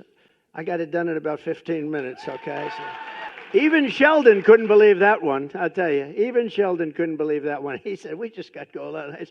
They didn't even ask for it. I actually gave you that one. You didn't ask for it, but I thought it was important. Ground zero for the outbreak of the anti-Jewish hate under Kamala Harris has been our college campuses. At UCLA a few months ago, Marxist thugs dressed up like terrorists and created, quote, Jew exclusion zones, blocking Jewish students from entering parts of the campus. Can you imagine that? A week after the October 7th attack on So Israel, how does the media anti-Semites that at hates Miami Donald Trump University in Ohio but loves said defending Jewish Israel students cover sent an this? email that Do they said, just quote, go? He made some very good points on Jew this, is a very dead strong Jew, points on the issue of anti-Semitism. Is that stuff what they're that's going to not say? even thinkable. And the colleges do nothing about it, too. Most of them. At Baruch College, a mob of Hamas supporters targeted a group of innocent Jewish freshmen at a welcoming dinner, shouted slurs and mocked them for the Is there death any evidence of for the Jewish Jew exclusion hostages zones? in No, Israel. there's none. At It Princeton was fucking bullshit. activists But displayed the the media did Hezbollah cover it as flag though it was very real. proudly. At Columbia, you watched that along with everybody else. It was terrible. They took control of the school buildings, these magnificent buildings. They beat the hell out of them, by the way. And the campus became so dangerous for Jewish students that the university rabbi told them, please go home, go home. A Yale professor called October 7th an extraordinary day. It was a great day, he said. A Cornell professor said that these heinous attacks were, quote, exhilarating and energizing to everyone. Kamala Harris said that the radical demonstrators on college campuses were, quote, Why is human Israel not emotion. allowed to defend itself? Honest question. Great question. International law. That's it. You can't be a fucking regional power like that and quote unquote defend yourself legally under international law against a group of people that you are the belligerent occupier of. So it's technically not defense. You can say anything is defense, but it's not defense Terrorists. at all. They're pouring in at levels we've never seen before. And she was the border czar. She now says she wasn't, but she was still in charge of the border. She's the one that did it. And I will tell you, the message that she gave is wrong. It's dangerous and it's unbefitting a candidate for the president of the United States. So think of it. Let's assume 350 million. We're down to 2. I told our great First Lady the other day, well, we're down to 2, and now we're leading in the polls by, I think, a lot. I'm calling on Kamala Harris to officially disavow the support of all Hamas sympathizers, anti-Semites, Israel haters on college campuses and everywhere else. The saddest part about this is that Kamala Harris will say that and has said that. Like, she will be like, she'll totally get into So I'm she'll calling totally on cave the her right wing framing on this and be like, Donald Trump is right. I disavow all of the Hamas lovers. She's not going to do it. She's going to talk. She's going to talk about nothing, talk about the weather. And sadly, and I have to say this, and it hurts me to say it, you're going to still vote for Democrats, and it doesn't make sense. I say all the time that any Jewish person that votes for her, especially now, her or the Democrat Party, should have their head examined. It's true. And, you know, I just find it so hard to believe, and part of it is habit, I guess. And respectfully, with all that I've done, I'll maybe go over it quickly, but Miriam did it better than I could, all the different things with Golan, with all of the things that we did. And really, the one thing we didn't mention is I terminated the Iran nuclear deal, and that is, I think, the biggest of them all. But the problem is we could have had a deal, any deal we wanted. Michael knows that better than anybody. But Biden and I think Harris, what's very funny knows about it. You know, this when you is say that, like, one, he's just simply complaining about, like, Jews not voting for him, which is hilarious. But also, two, he thinks the only thing that works in terms of, like, motivating the Jewish American vote is just, like, Israel shit. And that's just wrong. But because the media constantly fucking reiterates this point, as though, like, all Jews universally think that, like, Israel is the only thing that fucking matters, both parties, both the Democratic Party and the Republican Party, operate under this fucking totally false binary. This false notion that, like, Jews are a monolithic voting bloc that only cares about fucking Israel. So that's the reason why the only thing he's saying to this American Jewish Conference is basically, I did Israel for you. Come on, I did Israel for you. It's like, dog, what do you mean you did Israel for them? They're Jews in America. Yeah, there are definitely, like, you know, Miriam Adelson in the room fucking cares about that, and the 8 other people that are clapping care about that shit. But most American Jews are not going to be like, oh, that's my number one thing. The anti-Semitism stuff is probably significantly better as a line of attack, both against Kamala Harris and also, like, for Donald Trump to be like, oh, anti-Semitism is, like, rising in America and Kamala Harris is not doing anything about it. However, every American Jew remembers what your supporters were saying and doing. So that is going to be very hard for a lot of people to just, like, overlook. Violence, harassment, or threats against Jewish students, the schools will be held accountable for violations of the civil rights law. Very important. Realize that all the Jewish people he knows are ultra-Zionists? Yeah, that's what I'm saying. It's like old, very wealthy Jewish mega donors to the fucking Republican Party. That's the only people he knows. So he thinks like, oh yeah, all Jews like this, right? Come on, Israel, Israel, Israel, Israel. Way to synagogue in Los Angeles just recently, beaten on their way. Jewish American businesses have been vandalized, yet once again, the Harris-Biden administration has done absolutely nothing about it, doesn't even comment. Here in Washington, radical Hamas supporters tore down the American flag in front of Union Station, set it on fire, and hoisted the Palestinian flag, while police officers and they were spray painting at police officers and at the beautiful monuments surrounding. Have you seen the Daily Beast report that a prominent Jewish family was behind the financial support of the pro-Palestinian protests on university campuses? I have not.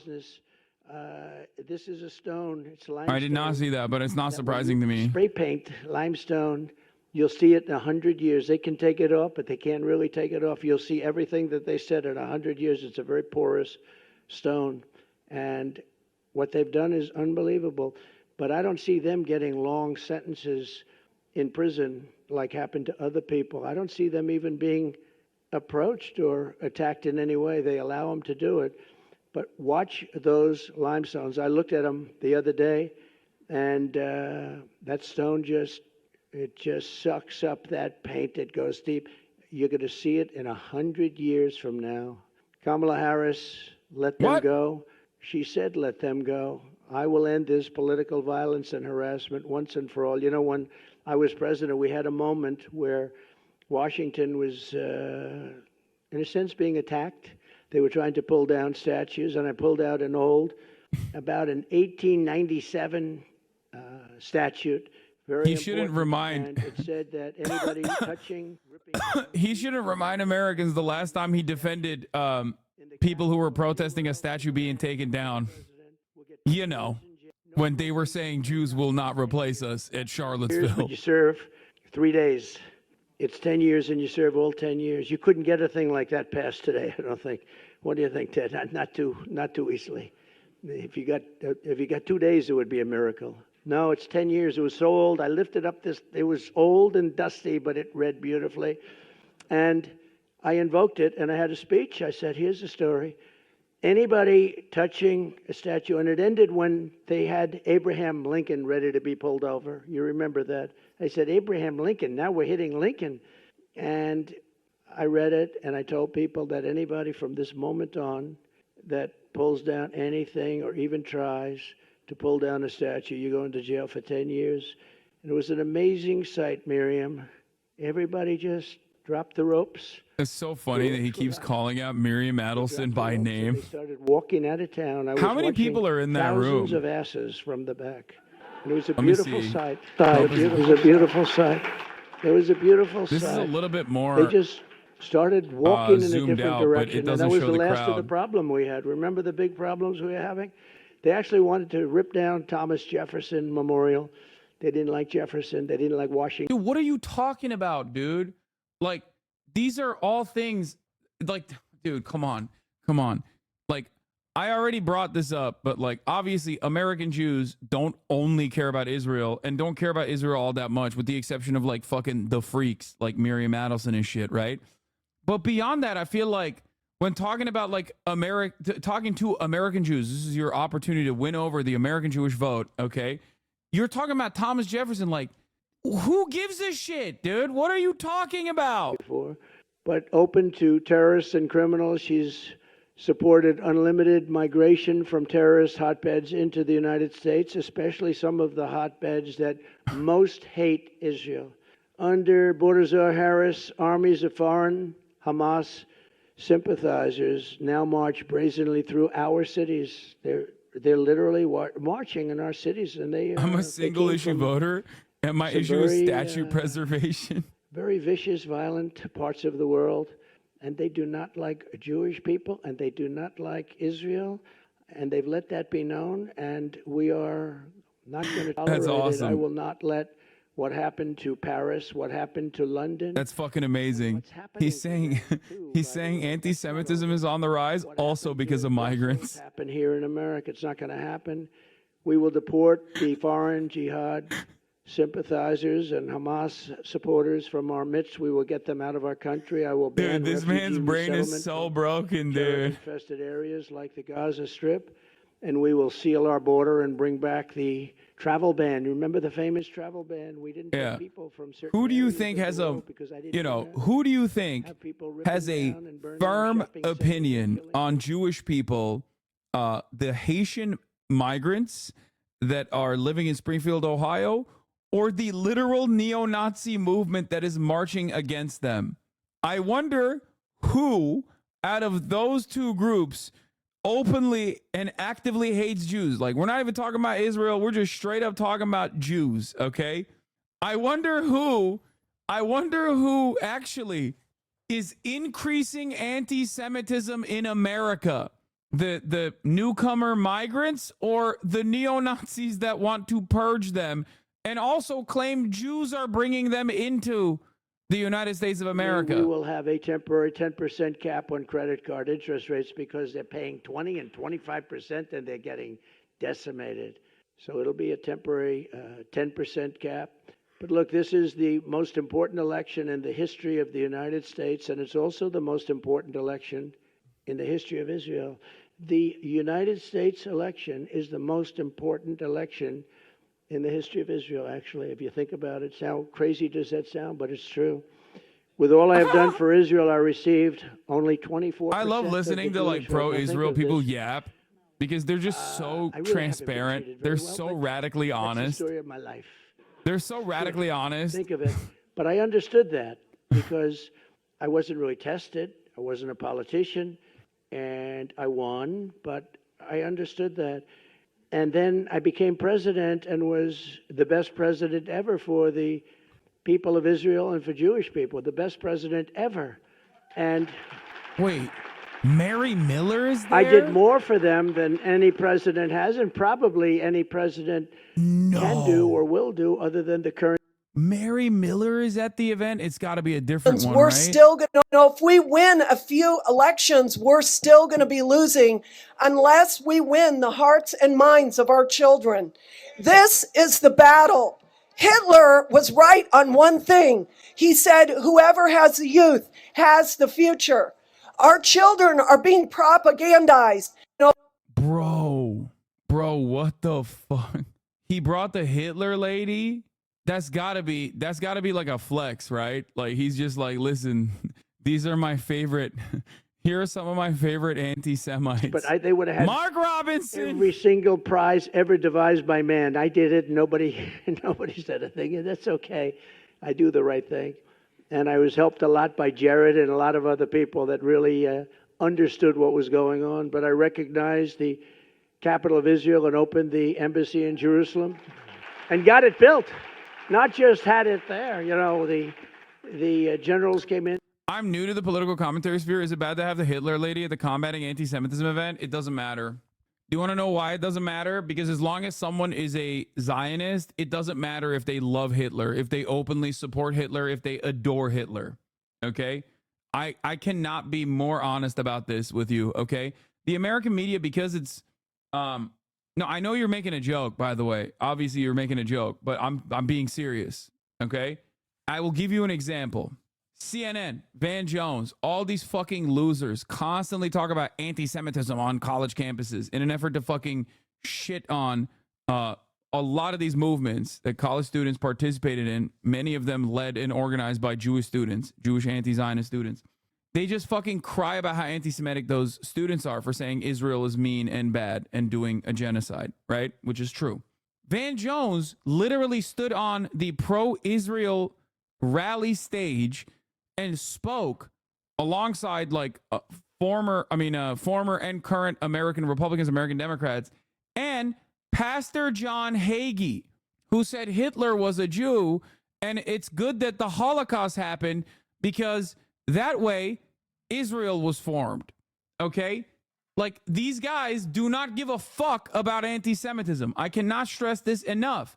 As a matter of fact, they literally also participate in anti-Semitism when they routinely state that all American Jews and all Jews around the world only care about Israel. There's nothing else, just Israel, nothing else. You cannot shake them from this position, and that everything that Israel does is done at the behest of the global Jewish population. That is inherently anti-Semitic. That's literally what fucking Nazis say. Okay? But when someone is pro-Israel and saying that, it doesn't fucking matter if they're a Nazi or not. You would still be talking about your $2 billion building, Ted. That building would be under talk for about 5 more years, and then they'd spend $5 billion and it would look like hell. This building is better. You'll never do better. Someday they'll rip it down and do some monster. But I was very proud we got it built. And most importantly of all, in my opinion, because I asked, what's the best? Golan Heights, is it? Is it Jerusalem, the capital, moving the embassy and all of that? What is the best? What's the best? Is it the Abraham Accords? And some friends of mine that are very smart, no, not even close. The best thing you ever did for Israel is you terminated the Iran nuclear deal, which was the worst deal ever made for Israel or for any country. That was the best. That's true. That was more important. Remember, that was more important than any of the other things, of the many other things that we did. The problem is that Harris, Kamala, and Biden did absolutely nothing with it. It's kind of crazy when you think about it, but like, he has more. Hassan, your Muslim opinion never matters. Aw, that's nice, man. That's funny to say to a political commentator on the left with 33,000 live viewers right now, but you know, yeah, dude, as a Muslim, you're right. My opinion doesn't matter. Does it make you sad? Does it make you sad that so many people are watching? Oh, in such a way, not the leaving, because we were ready to leave. We would have left before them. Believe Anyway, as I was saying, I think it was the lowest day, the most embarrassing day in the history of our country. what's the deal with Iran nuclear deal? Iran denuclearization agreement, which was probably one of the most pivotal foreign policy accomplishments of the Obama administration, was a step towards normalizing American relations with Iran. And obviously Israel fucking hated that and did not want that to happen. It's one of the major reasons, beyond the fact that Obama is also a black Kenyan Muslim man, that caused a lot of people to hate Obama and call him a Jew hater. Badly, it's Israel, because you can make a big difference in the vote. Now, you're going to be a big factor in the vote. I will say places like Miami and different places were great. What I But honestly, I went from 25 wait, hold on. Let's just hear this, and I'll get back to it. 29, and based on what I did, and based on my love of the same love that you have, I should be at 100. I should be at 100. Oh, but, that's the thing. He's talking about Jewish people again. Jewish But vote. let me give you the bad news. A poll. I just told you how good the polls are, but we need every vote we can get. The current polling has me with Jewish citizens, Jewish people that's supposed to love Israel, after having done all of that, having been the best He president. literally is like, I've done it so much. I've done so much for you. Come on, Jews. Why won't you vote for me? I'm doing the thing you want. You got 60% voting for somebody that hates Israel. And I say it's going to happen. It's only because of the Democrat hold or curse on you. You can't let this happen. 40% is not acceptable because we have an election to win. So after all of this, I went from 29 to 40%. And people that are smart said to me, friend of mine, Jewish, friend of mine loves Israel, loves everything about your religion and about your country, your place. He said, I can't believe it's happening. It's sad. And he started to cry, actually. He started to cry. With all of this, and he's a tough cookie. I don't think he cried since he was a little tiny baby. Maybe then I don't think he cried. I don't think he cried then, Miriam. But I will put it to you very simply and gently. I really haven't been treated right, but you haven't been treated right because you're putting yourself in great danger. And the United States hasn't been treated right. So yeah. If I don't... Yeah, the most dangerous position for a fucking multi-billionaire like Miriam Adelson to be in is pro-Israel.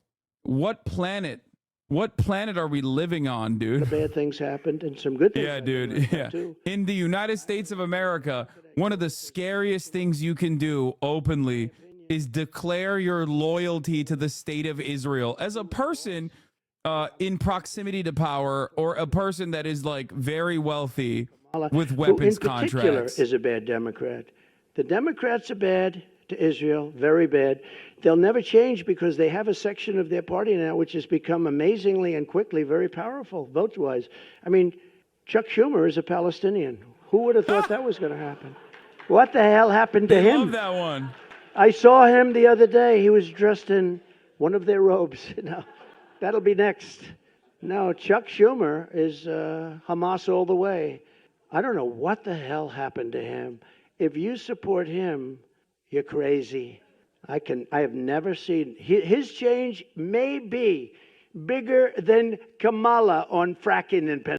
Dog, Chuck Schumer literally fucking invited Benjamin Netanyahu to speak in front of Congress alongside the Israel, in my Republicans. opinion, within a period of 2 to 3 years, will cease to exist. Baby. It's going to be wiped out. That's what's going to happen. It's a tough thing to say, but what difference does it make from my standpoint? I have to tell you the truth, and maybe you'll be energized because there's no way that I should be getting 40% of the vote. I'm the one that's protecting you. These are the people that are going to destroy you, and you have 60% of the Jewish people essentially voting for them.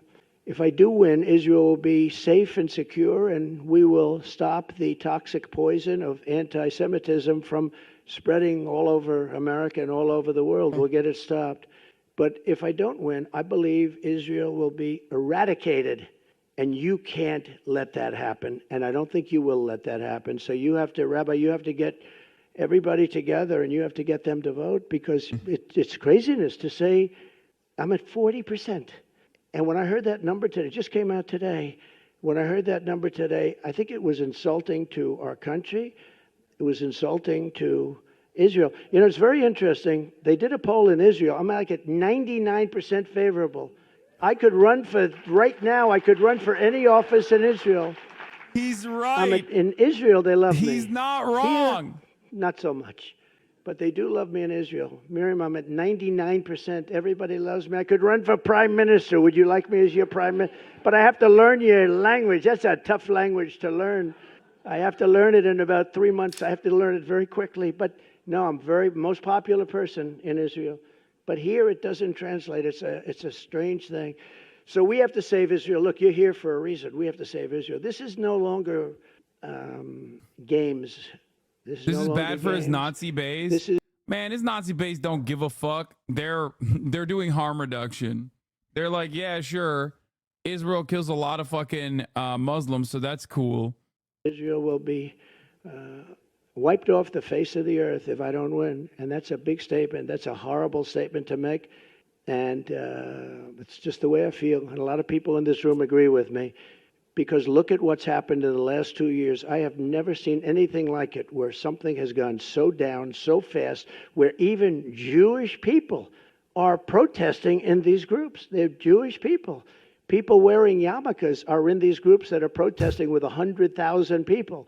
So they have to change their way, because with your vote, you can reject anti-Semitism in our schools, in our communities, in our foreign policy, and in our immigration system. But all of that starts by rejecting Kamala Harris at the ballot box. She is anti-Israel and she is anti-Jewish, and you got to get smart to it.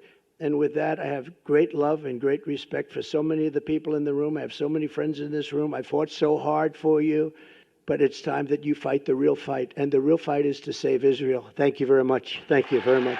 That's the real fight. That's the only fight that matters. So the point I wanted to make, that's there she is. Miriam Adelson. So one thing that is actually pretty interesting is that Trump did actually do a lot for Israel. Obviously didn't do shit for American Jews. And actually the stuff that he did for American Jews was just objectively awful, as is the case for every other subsect of American society. But specifically in terms of like rising anti-Semitism in the country, he played a big role in that. Obviously, the synagogue shooting happened under his watch. One of his supporters who outflanked him later down the line turned around and shot up a synagogue while channeling his arguments, saying that Jews are doing unrestricted immigration and Jews are responsible for like the caravans. But beyond that, one thing that is actually really interesting is he has done a lot of things for Israel specifically. Trump is oftentimes policy free. He doesn't have a lot to point to in terms of like his policy accomplishments. He also doesn't really have any interest in, talking about policy in general. But one thing I have noticed as a massive Trump stan who, watches all of his fucking speeches is that this conversation that he had actually had a lot of policy. Problem is that policy wasn't for American people. It wasn't for American Jews. It was just simply for Israel. The Abraham Accords, casting aside the Iran denuclearization agreement, okay, adding additional sanctions to Iran, the fact that he moved the American embassy to Jerusalem, recognizing Jerusalem as like the Israeli capital, giving Israel Golan Heights. All of these things are actually like direct policy accomplishments, but for Israel. And what's really interesting about that is like you never actually see him talk about policy this directly, with the exception of when he's talking about how pro-Israel he is. Something to consider. Anyway, now Mamala is live with Oprah. She's going live right now with Oprah. Let's go! Tonight, we're calling on people from across our great country who are fired up for Vice President Kamala Harris. After an electrifying Democratic National Convention, Kamala Harris raised record-breaking campaign donations, became a viral sensation, and then the world watched her step into her power for Vice President Kamala Harris. After an electrifying Democratic National Convention, Kamala Harris raised record-breaking campaign donations, became a viral sensation, And then the world watched her step into her power and dominate that debate. You're not running against Joe Biden, you're running against me. In an unprecedented surge, grassroots coalitions have organized in lightning speed, creating a tidal wave of support. Black women, were you in meeting last night? It all started the night Kamala Harris announced her candidacy. Advocacy group Win with Black Women, a collective of thousands of black women leaders from around the country, founded by Joteka Edie, hosted a Zoom call to support the campaign. Within hours, they raised $1.6 million and had so many people on the line, they almost broke Zoom, y'all. I was on Zoom with 44,000 other black women who were all focused on getting this woman to the White House. Win with Black Women was the original spark that This is inspired over 100 viewers, other dude. groups to organize their own With Zooms Oprah. for Kamala, like Win with Black Men. White women answer the call. White dudes for Harris. Jewish women for Kamala. Be the badass Jewesses that I know you all are. Comics for Kamala. She is the president America needs. Swifties for Kamala. First of all, I am a Swiftie. Even cat ladies for Kamala. Tonight, for the first time, we are uniting all the groups together in one place with a single purpose. Elect Kamala Harris, President of the United States. Thank you. The United States of America. This is literally just the Oprah Winfrey Joining show. us for this very special event, Unite for America! That's exactly what we're doing live tonight, uniting from Farmington Hills in Oakland County, Michigan.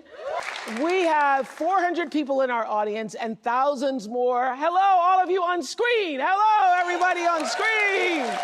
Thousands more joining us on screen. And I am here because I care deeply about the future of our country. And I know that all of you do too. You care about the future of our country. And we just saw on this tape this grassroots, people-powered movement behind Kamala Harris has unleashed a unifying force unlike anything we've seen in politics in a very long time. And I know lots of people are feeling it because it actually is hope and joy rising. And there's been a, can you feel it? You can feel it. You can feel it. You can feel it. We can feel it. We can feel it. You can feel it. There's been so much talk. There's been so much talk about that word joy. And I think it's such a good thing because it means that there is a real feeling of optimism and hope, making that comeback, as Michelle Obama said, for this new day that's no longer on the horizon. The new day is actually here. We're in it. We're living it. So let me tell you how this event began. I was on the phone with Joteka Edie, founder of Win with Black Women. We're going to be talking to her a little later on.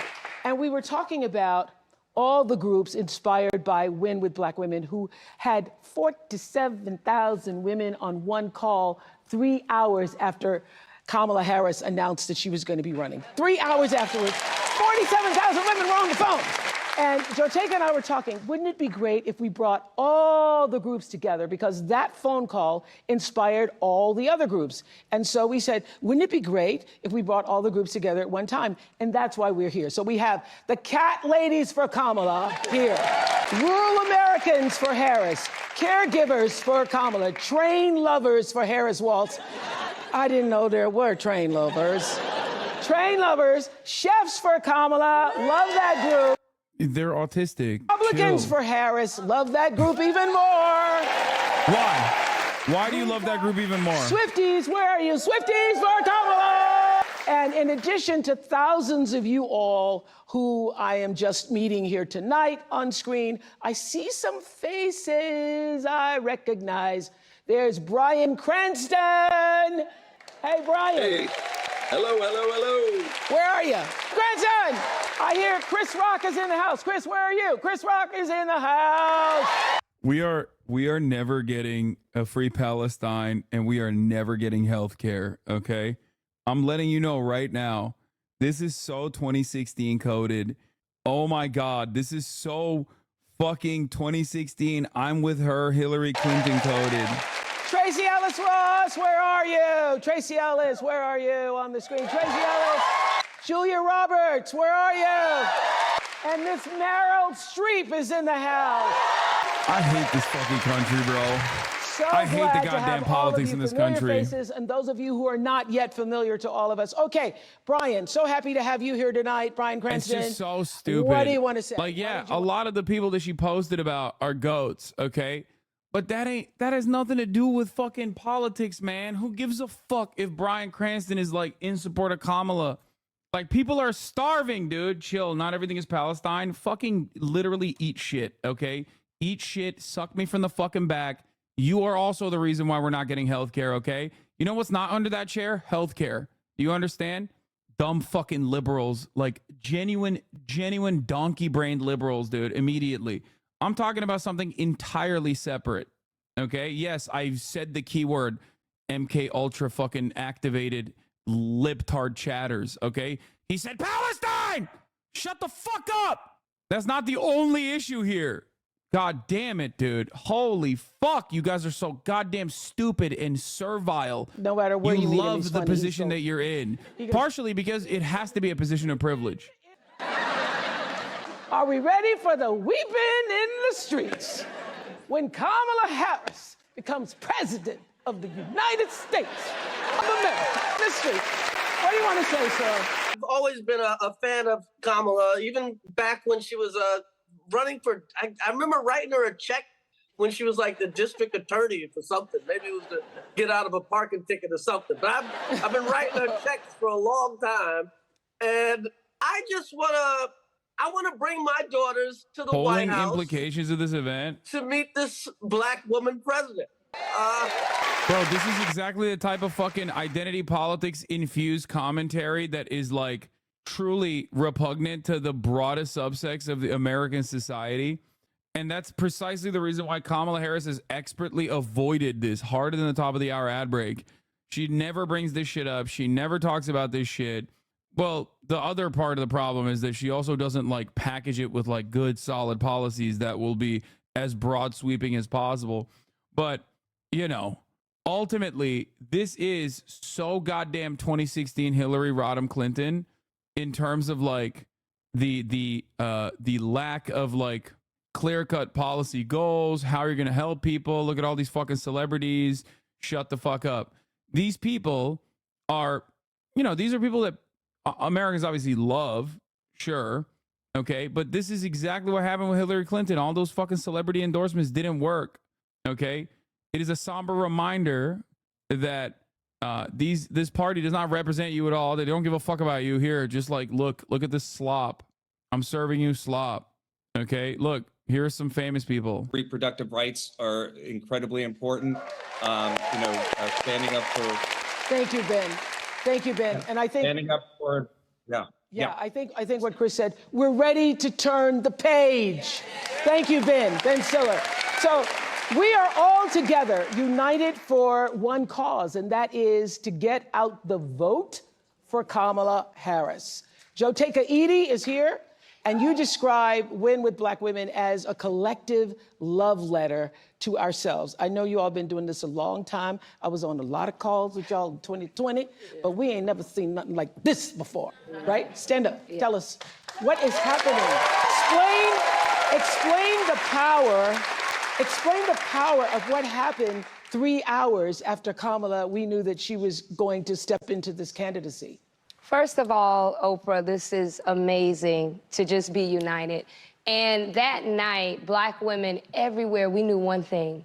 We wanted to gather in our joy, and we knew that we needed to get to work.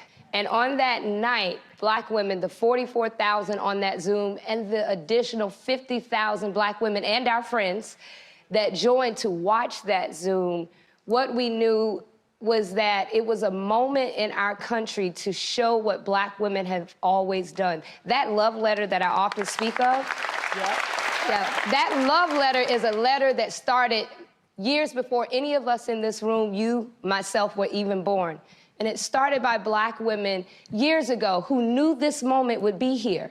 But they worked, and they knew they wouldn't see it, but one day we would. And I just think that it is an honor for all of us to be able to usher in this moment, knowing that those who watered this mighty field Yes. Bro, people are are now hungry, allowing dude. us People are hungry. Okay, inflation is ate away at like the marginal gains that they got in terms of like their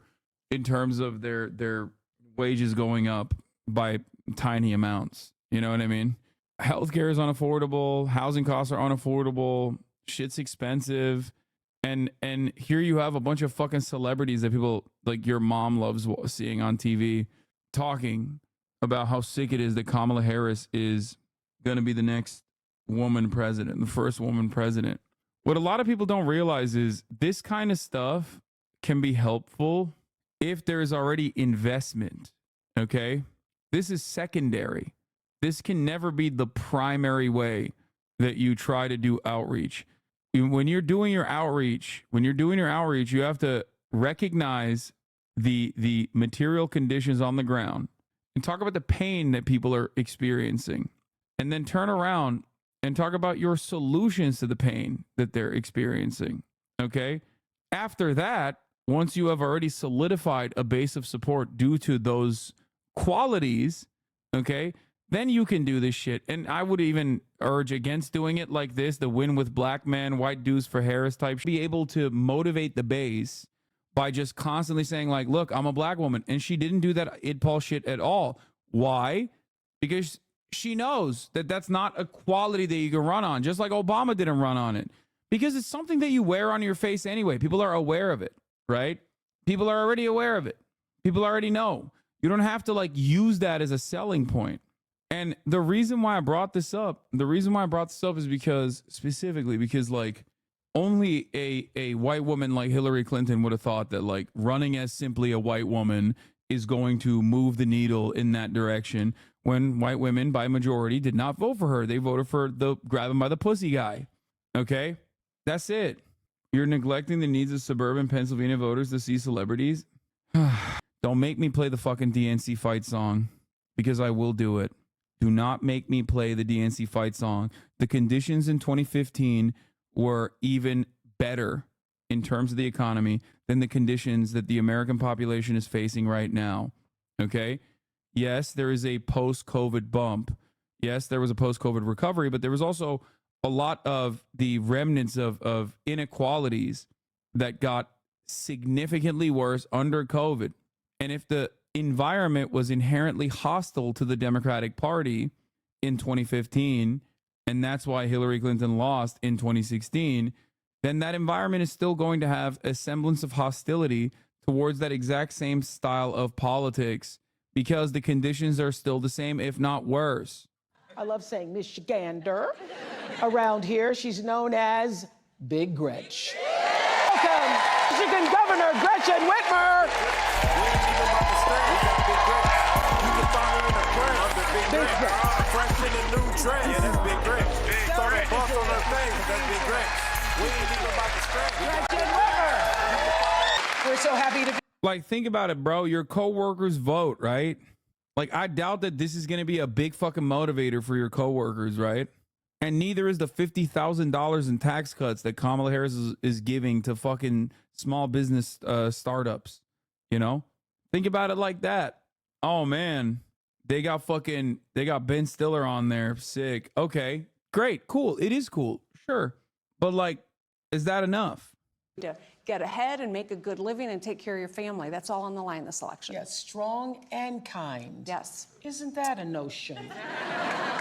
And what can Michigan do to help get Kamala Harris to the White House? I think we've got to do the hard work. In 2016, we were short 11,000 votes. That's 2 votes per precinct, which tells you that a conversation you have. I'm black and German, so I have no dog in this fight, but it sounds something feels wrong in your critique. While I agree with everything you were saying, basic needs come first, but isn't this the second sort of black themed event she has done after the NABJ yesterday? No, it's not about the black event. This is not even a black event. This is Oprah. Okay. And that's not even what I'm saying. I'm not. Kamala Harris has done a phenomenal amount of fucking black, like, focused events. You just don't see it because it's not for you because you're in Germany.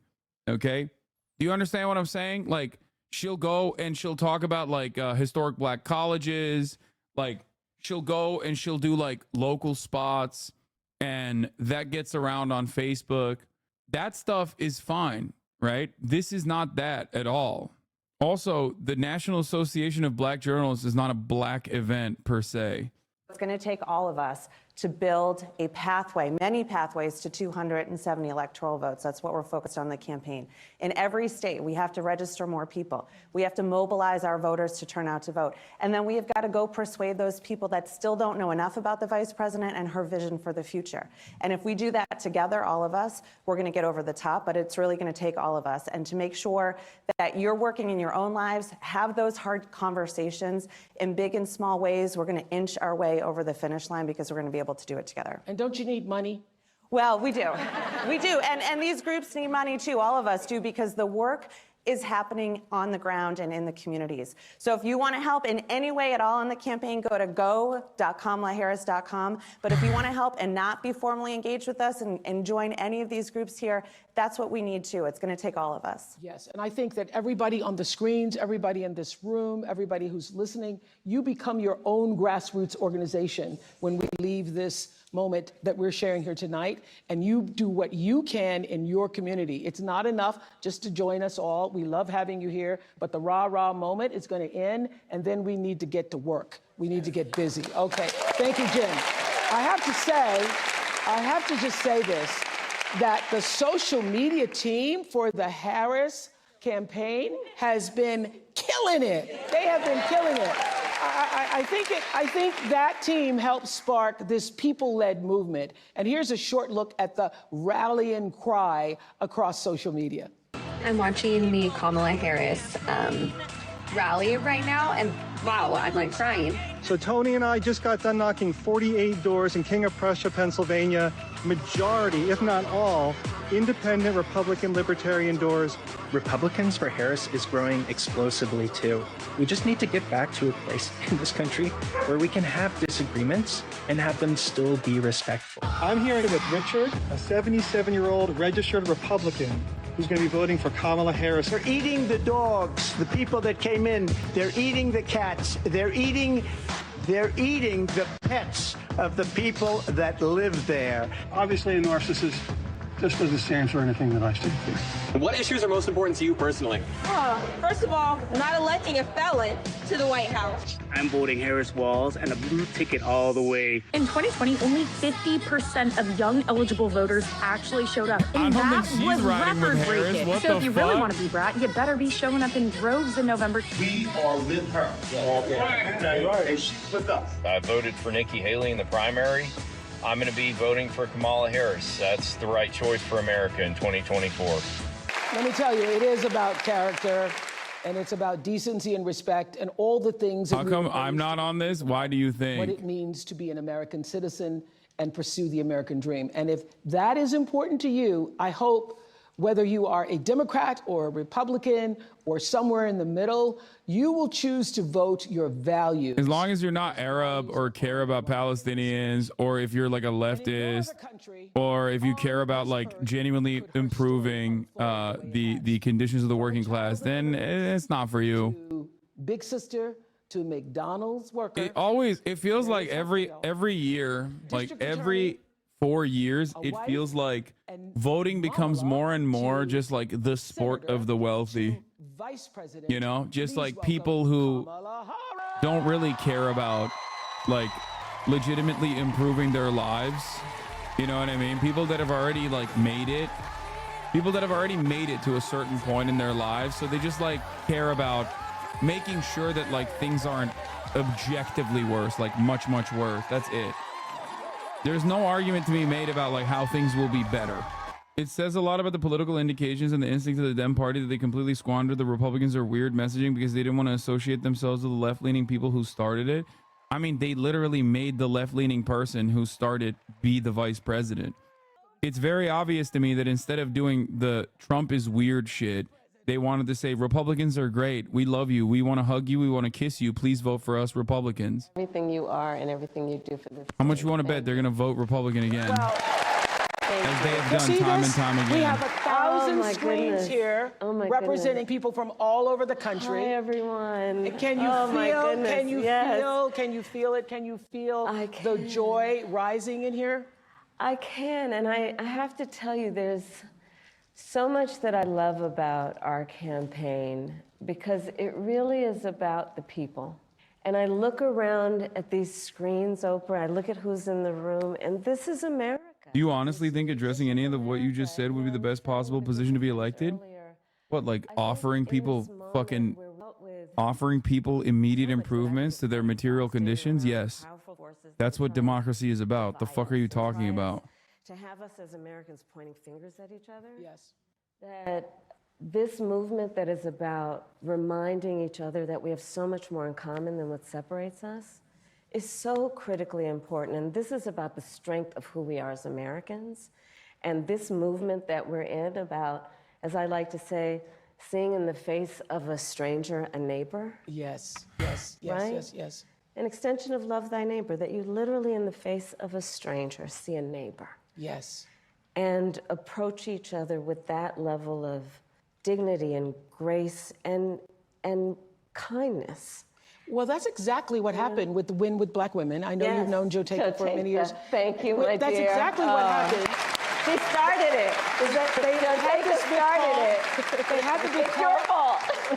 They had the big call and then said, let's open the door. Yeah. Let's open the door and invite everybody else in. And everybody actually came. Organically. Yes. Organically. Like, this is the beauty of our country. There's so much at stake in this election. And ultimately, the question before us is, what kind of country do we want to live in? And the beauty of a democracy, as long as we can hold on to it, the beauty of a democracy is each of us has the power. Each of us has the power to answer that question. That's right. Everybody on this call and beyond has the power. But can I just start with this? Yes, please. I have to say this because in all of my private conversations, Gail, and I've said this 100 times, and everybody is saying it, you all have said it, I know you have. It seems to us that something happened to you the moment Joe Biden, President Biden, stepped aside and withdrew his candidacy, that a veil or something dropped and you just stepped into your power? I mean, literally, looking at you at a speech like... Bro, I don't think I've ever watched like a full Oprah thing. Like, this is kind of whack. Said, what happened to you? We each have those moments in our lives where it's time to step up. Time to step up. Time to step up, Well, the moment you heard, I really have been saying to people, it felt like a veil dropped and you sort of stepped through that veil. Did you feel like that? I felt a sense of responsibility, to be honest with you. And with that comes a sense of purpose. But we're all here and you all are taking time out of your busy lives, everyone here, everyone on the screen, because there really is so much at stake. I have spent the majority of my career being concerned about the well-being of other people. Yeah.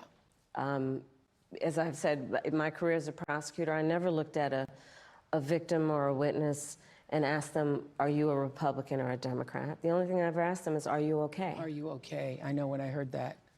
Touch me. And traveling this country and knowing what is at stake in terms of fundamental freedoms, what's at stake in terms of fighting against hate and those efforts to divide us. And I do know that I'm in a position to do something about it. So I felt a great responsibility. And the incredible power of the people. One other point that I want to make in terms of policy, in terms of like how people run, is if you look at the down ballot races for the Democrats, if you look at the Senate races specifically, Democrats are outperforming Kamala Harris in some instances by like fucking 6-7 points. Obviously, part of that is because their Republican opponents are dog shit. But like the reason why they're also outperforming Kamala Harris by not the same margins that they were outperforming Joe Biden on, but still outperforming her on, which is unique, right? Is because as a senator, you have to run on your record or you have to run on what you're going to vote for. Okay, so they're basically locked in to that position. They are closer to their constituents than the president is, and their campaign is always going to have even differences, Their campaigns are always going to have differences from the presidential campaign, but obviously, like in this regard, like if you fucking look at like, here, I'll give you an example, right? I'm looking at the Morning Consult numbers, right? State level tracking. It shows that Harris has surged post debate. Arizona up by 1, Georgia Trump is up by 1, Michigan Harris is up by 8. Okay, now this is a unique poll in terms of Michigan, because like other polls show Michigan being a deadlock. I thought Michigan was like around up 8, but I found out that Michigan is actually much closer in other polls. But when you look at Michigan, when you look at Slotkin in Michigan is up by 14 points. Okay. Oh, immigration. The border. So it's a wonderful and important question. My background was as a prosecutor, and I was also the elected attorney general for 2 terms of a border state. So this is not a theoretical issue for me. Oh my This is God, if she something goes I've right wing actually here, I'm going worked to on. fucking Brian kill me. I have prosecuted transnational criminal organizations. Oh my gosh, she's saying for the transnational trafficking criminal of gangs guns, again. drugs, and human beings. I take very seriously the importance of having a secure border and ensuring the safety of the American people. Sadly, where we are now can be traced most recently back to the fact that when the United States Congress, members of the Congress, including some of the most conservative Republicans, came up with a border security bill. I want to And here's what die. that border security bill would have done. I'm It would have perishing. put 1,500 I don't more want to. border I hate agents this. at the border. Let me tell you, those border agents are working around the clock. It would have just been Oh about my giving them God, some our support beautiful and relief, Border Patrol which is agents. probably why the border agents actually endorsed the bill. It would have allowed Oh us my to God, stem I the hate flow you. of I hate you fentanyl. so much. You're And I'm so looking at stupid. people from all over the Democratic country Party is here. so fucking stupid. So I don't need to tell the folks who are watching this what fentanyl has done to families, to kids in our country, and the need to take seriously stemming the flow coming into our country and addressing She's that literally repeating a lie and tragic that issue in terms of its effect. immigrants send in fentanyl to this fucking country. This is so stupid. It is so dumb. You are fucking stupid, dude. You're just a stupid person. You're not just a cowardly person. You're fucking stupid. Okay? It's not even true. It's a Because he'd baseless. prefer to run on a problem instead of fixing it. It's a baseless fucking claim made by Republicans that is immediately disproved by the reality of the matter. It is American citizens crossing the border at regular points of entry that are the ones trafficking the And fucking even in the drugs. intervening months, When you what talk about immigration like this, you're literally who just care about saying the things that the right is And saying. All you're doing is feeding to your base this false narrative and is it repeating about it to you, them. Or is it about the people? And they trust Is you, it about so now they believe running it on too. Problems or fixing problems? My work and my career has always been about saying, let's fix problems. Let's address the needs because we know it's within our capacity to do that. So to answer Justin's question, What should she now that say that here bill- right now? I mean, immediately be like, everybody understands that there's a humanitarian crisis at the border, but the real solution to that humanitarian crisis is to improve processing. We are a nation of immigrants. I am the daughter of 2 immigrants that came into this country. And the only difference between me or my parents and another person crossing the border is paperwork. So get that paperwork done. Get that paperwork done as fast as possible, and so that these people can become tax-paying citizens. They already pay taxes, and they would be able to pay more taxes, as a matter of fact, and integrate properly into American society. Immigrants are what makes America great. Immigrants are the reason why we do not have declining birth rates. Immigrants are the reason why we have still been a dominant force in this country. Fentanyl coming over the border, Donald Trump likes to lie about it and say that it's actually immigrants bringing in the fentanyl. That is an abject lie. It's actually American citizens that traffic the fentanyl into the border. So in terms of apprehension, yes, we need better mechanisms and better systems to figure out when fentanyl is crossing the border. That much is true.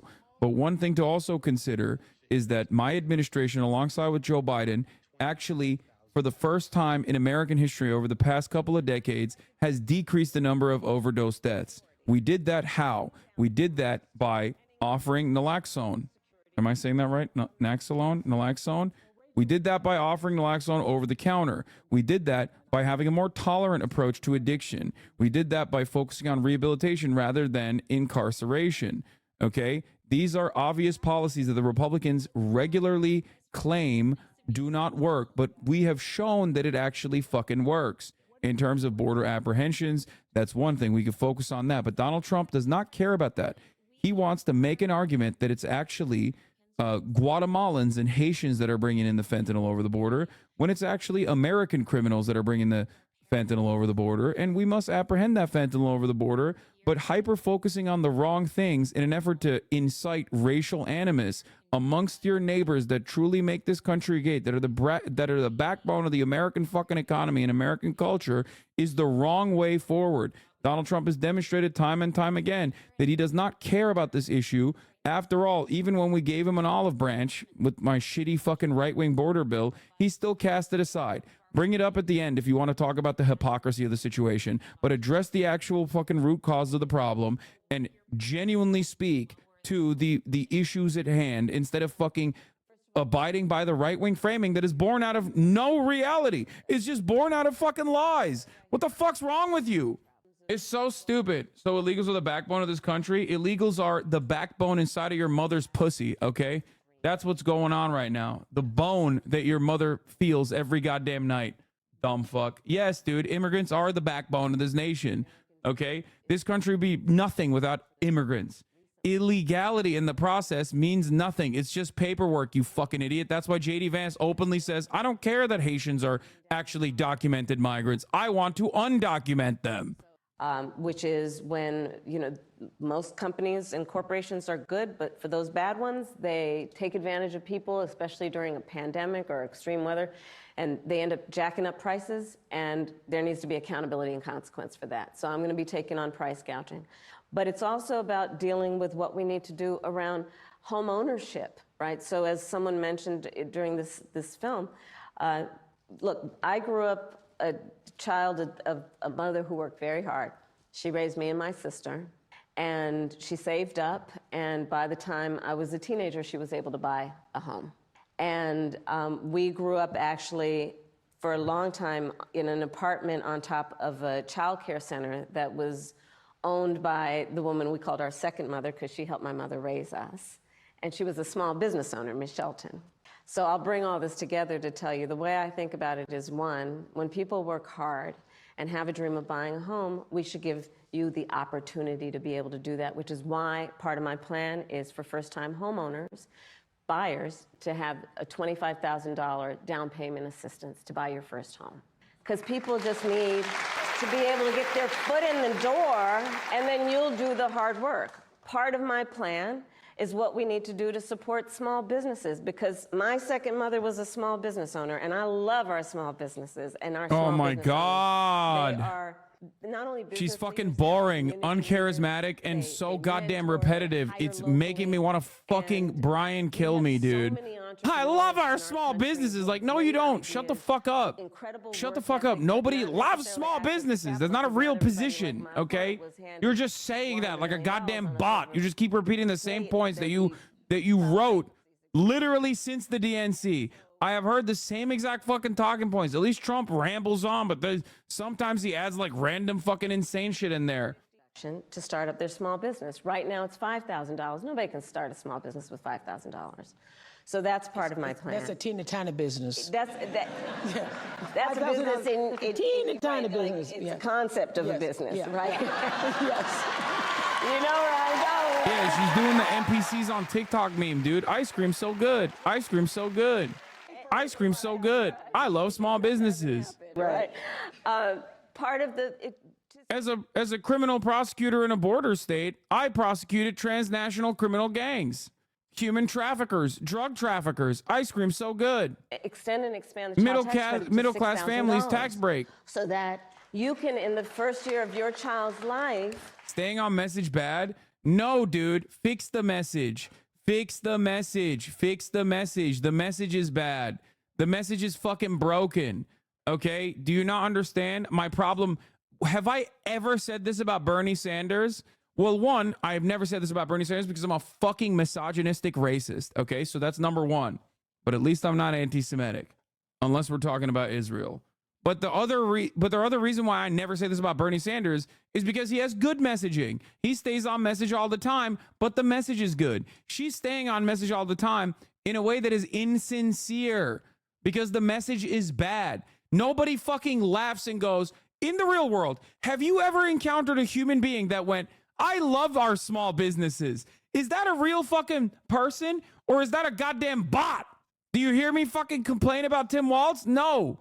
Because while he stays on message, the message is at least like somewhat better framed. I love our small businesses. I'm just going to keep repeating that. Costs and bills that I'm paying now, along with the bills and costs I will pay in the future too.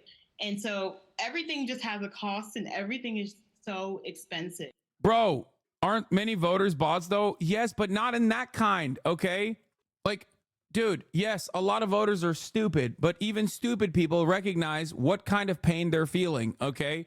And if you're a stupid person who feels a lot of pain in terms of like affordability, okay, and you got a person running for president that goes, I love our small businesses, you're gonna be like, what the fuck are you saying? Rent is up 10% year over year. My landlord is fucking me right now, okay? The fuck do you mean I love our small business? Who gives a shit? What we need to do to also push back against a very different vision for our country. Because look, in this election, there are two very different visions for our country. One, for me, that is focused on the future, including you, and another that is focused on the past. What Donald Trump, what my opponent plans on doing for the economy, stop moving the goalposts. Is doing what he did the last time he was president, and giving another tax break for billionaires and the biggest corporations that would add $5 trillion to our deficit. And get this, he plans on doing what I call a Trump sales tax, which is basically he's going to put a 20% tax on every. This right here, the thing is, Liber, I don't think the message is bad. It's just not for us. That's what every Democrat thinks, okay? Every Democrat, even fucking small business owners, every single goddamn Democrat's like, yeah, this is not for me. It's for someone else. I have yet to find who it's for, okay? Because when you look at the polls, ain't nobody says they're voting for Kamala Harris or historically for the Democratic Party or their policies. They're voting against Donald Trump. That's why the Senate race is a little different. In the Senate race, people vote for the senator because the senator has to run on policies. They don't vote on the overarching party fucking vibes. They don't vote on Brett Summer. Okay? No, stop saying he's right though. Shut the fuck up. Shut the fuck up. The idea that like, oh my God, oh my God, oh my God. You literally said that phrase a couple minutes ago. Is for suburban women though. You guys are wrong. Okay? If you think suburban women don't have similar material problems as to you, you're wrong. Affordability is a problem for them too. Okay? You're wrong. I don't know. I feel like a lot of chat's parents are. I know all my friends are parents are stoked to vote them. Ask them which tangible policy positions, which policy they're voting for.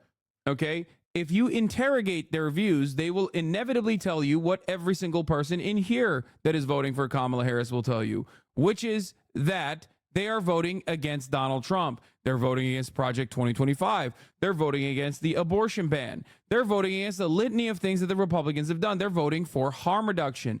Those people were obviously already locked in to vote for the Democratic Party. Do you understand? Do you understand? Those people were already voting for the Democratic Party. The goal here from this moment onward until November and every single day since Kamala Harris became the presidential candidate was not to get those guys to vote for her. Those guys are already voting for her. Okay?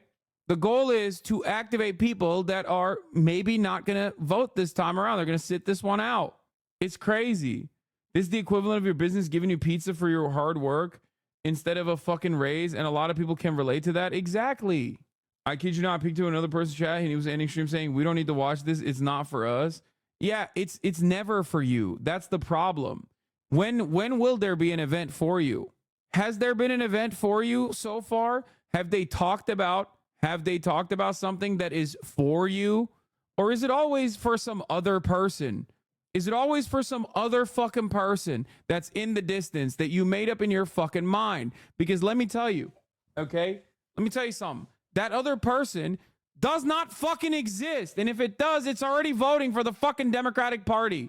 Every new message and every old message that the Democratic Party communicates when there's a finite amount of time until the fucking finish line is supposed to be calculated. It's supposed to be strategic. It's supposed to be to win new demographics over, okay? It's to make a convincing argument so that you understand, like, I'm going to go out and fucking vote for this person instead of sitting at home, or I'm going to go out and vote for this person, and I'm going to take the time out of my fucking day because voting is not an easy process in general in many states, okay? Like, the things that I'm advocating for overall, are not even necessarily, like, radical leftist votes that are just out there to be seized, okay? The things that I'm advocating for are things that communicate to the fucking genuine material harm that everyday Americans feel. I'll use the abortion example, okay? That is a real harm that the Republican Party has caused many people. That's why communicating a position on abortion is a good thing.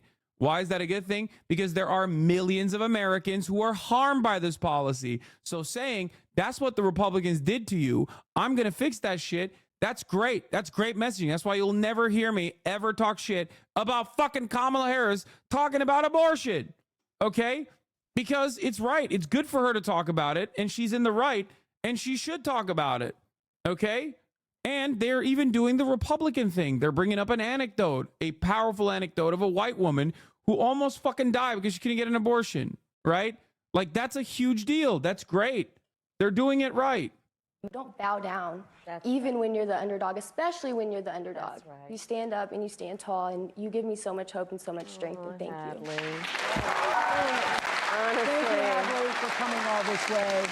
I hope you continue to use your voice. I hope you continue that.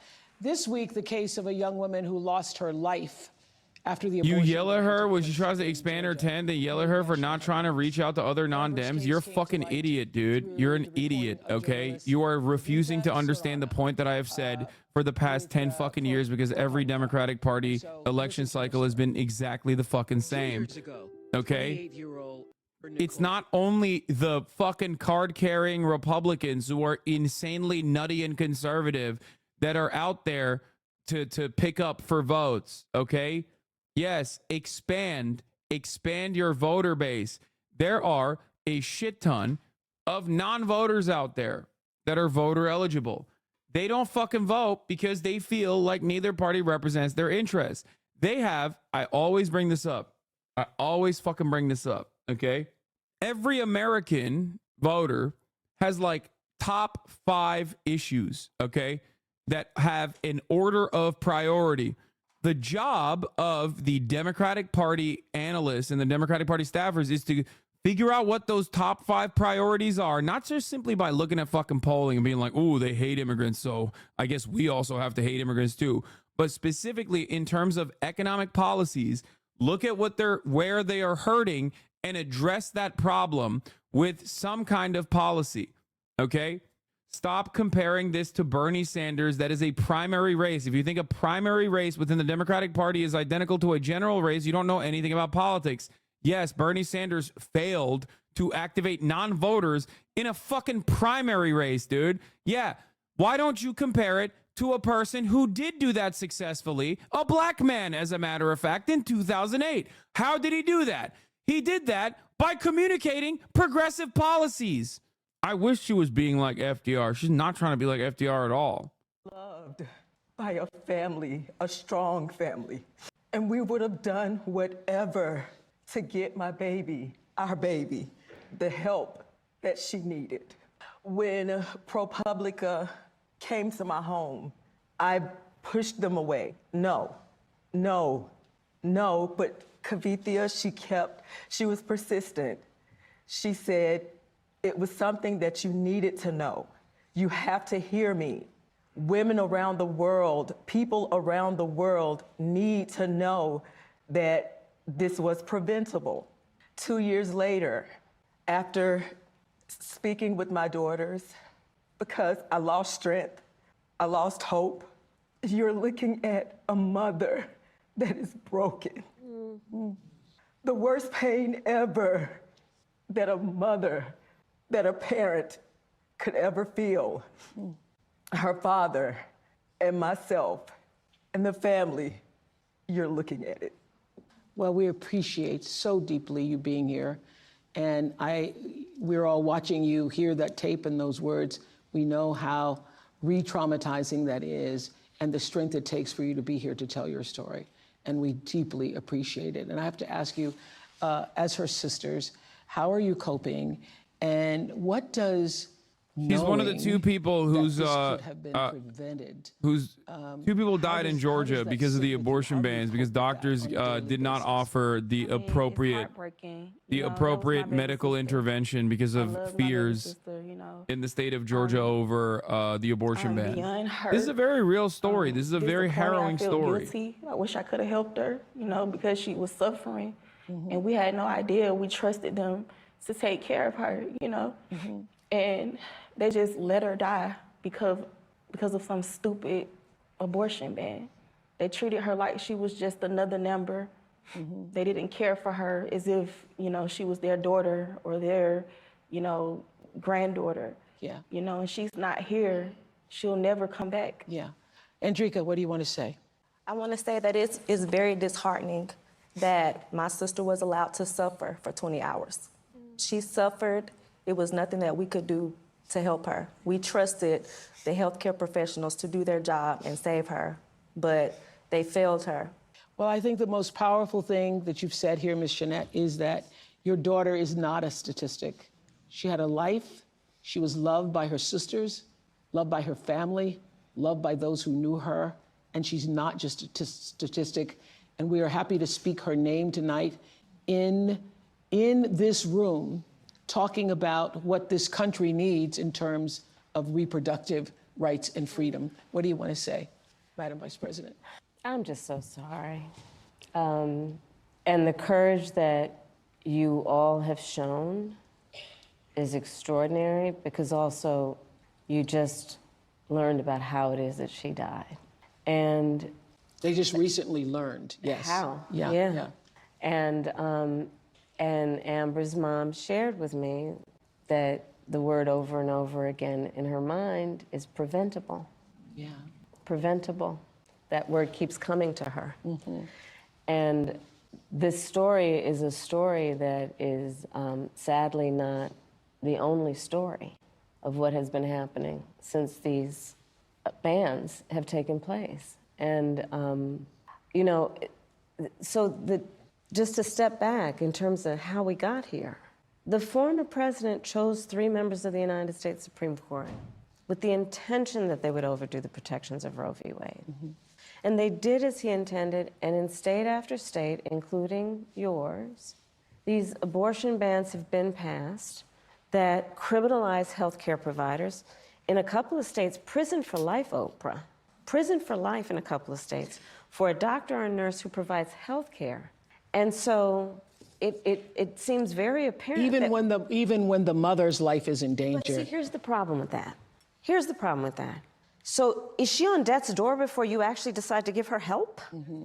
That's the problem. Is that what we're saying? Yeah. That you've got to prove you're on death's door. Like literally a doctor or a nurse has to say, she might die any minute, better give her now care. Because otherwise I might go to prison for life in some cases. Think about what we're doing in terms of saying that certain people who are in these state houses, and then starting with the former president of the United States, think they're in a better position than a doctor or a nurse to determine when their patient needs medical care. This literally, and Amber's story highlights the fact that among everything that is Dog, you're getting moderated because you're saying some fucking irrelevant ass bullshit, okay? Shut the fuck up. Take a goddamn week off and never speak ill about the mods again, okay? God damn, dude. The fucking sense of entitlement. This motherfucker wants to talk about like Hezbollah and like all the different sects in Lebanese politics. You didn't even get moderated. It was Fossabot that fucking automatically moderated you because you couldn't shut the fuck up. You just kept spamming the same thing over and over again. Some of you fucking chatters literally don't understand when some of you chatters just simply do not fucking understand what's going on. And you think it's like the mods that are doing something to you. No, it's because you got auto-modded because you couldn't stop fucking spamming the same shit over and over again. Legislators who would be saying, criminalize healthcare providers are also saying that after a person's body has been violated, that they have no right to make a decision about what happens to their body next. That's immoral. Yeah. I think it's not just immoral. But here's what I want to say. I just don't believe that those legislators, that the government has a right to be in your womb.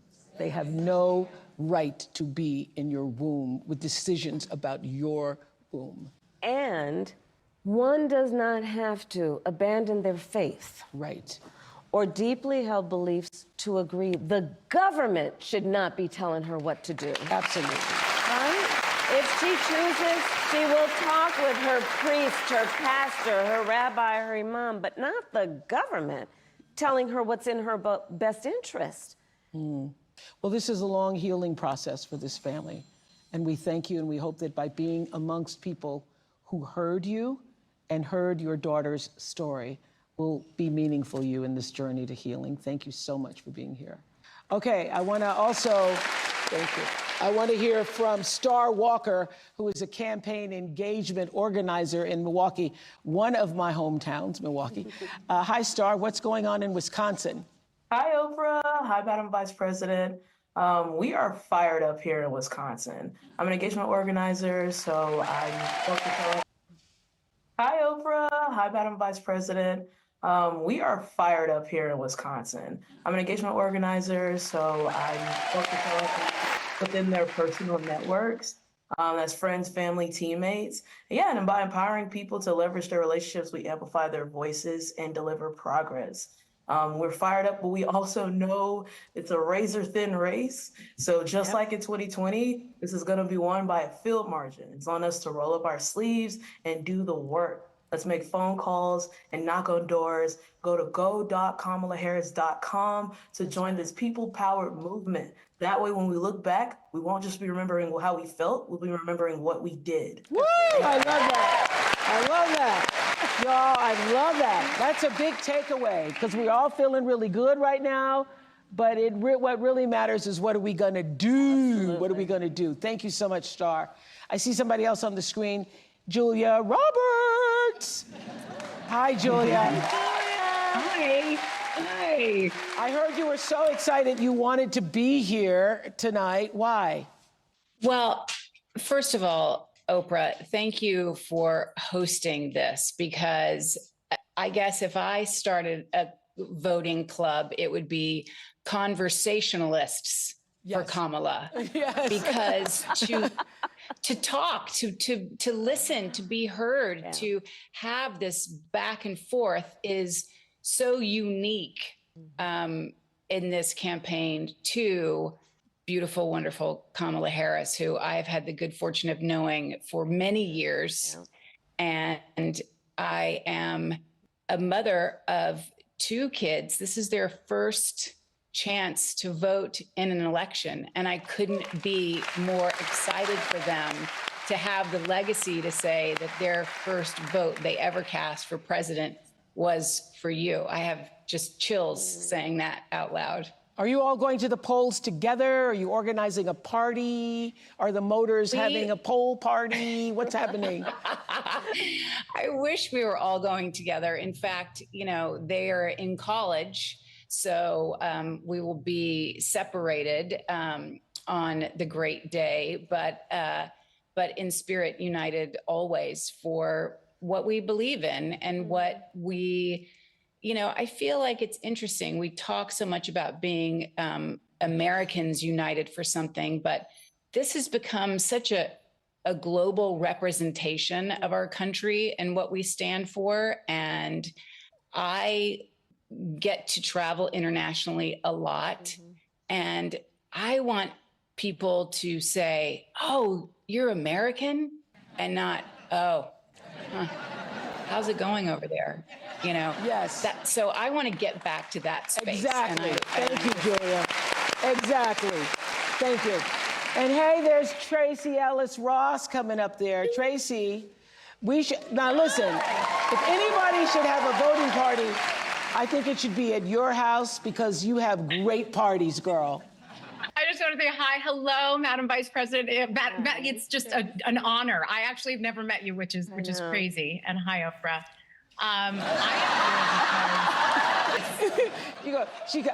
We just saw each other the other day. Okay. Oh, hi, Tracy. Hi. Hi. How you doing? Hi, good. Yeah. This is exciting, though, isn't it? Isn't it exciting? It's exciting. It's exciting because I believe in democracy. I believe in the future of our country, in reproductive freedom, bodily autonomy, women leading. I believe in decency. The idea of leading with joy and kindness has always been in my DNA. And I'm here both for the seriousness of this election, but the joy with which it is being handled. It is stunning. And then I also really want to remind everybody, it hasn't been mentioned, but voting up and down the ballot is incredible. Your freedom and your daily life are all the way up and down that ballot. People are policies, and we need the right people in all areas, all positions.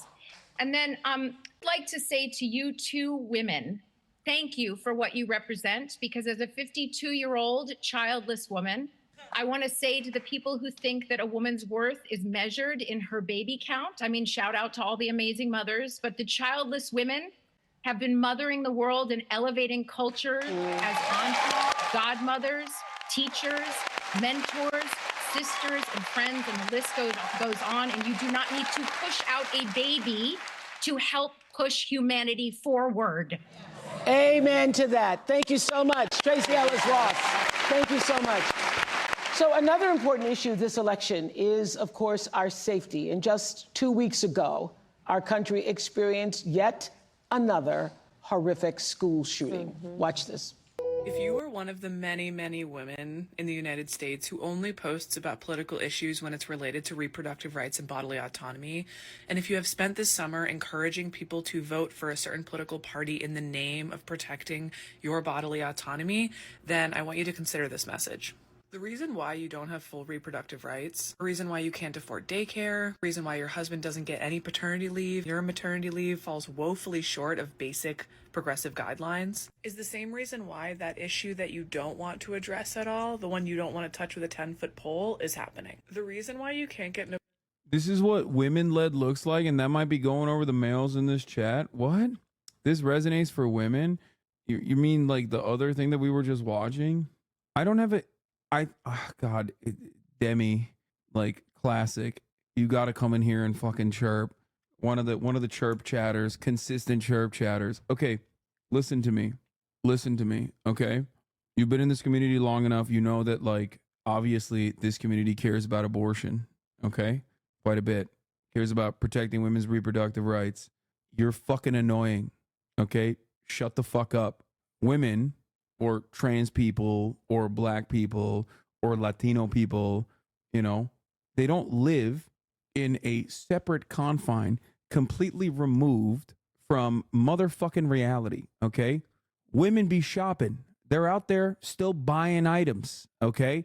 And when they're shopping, when they're making 85% of fucking consumer purchase decisions in this goddamn country, they're looking at the numbers and they're like, holy fuck, this shit is expensive. Okay, if you don't have a way to fucking address, the entire chat has been insulting this entire event. This community is mocking everything. Yeah, shut up. Just take a fucking week off. God damn it. God, so fucking annoying. This is a goddamn political community. Of course, we're going to be chirping when there's a fucking event that is like so hollowed out from the bare bones, with the exception of the issue of issue of protecting reproductive rights.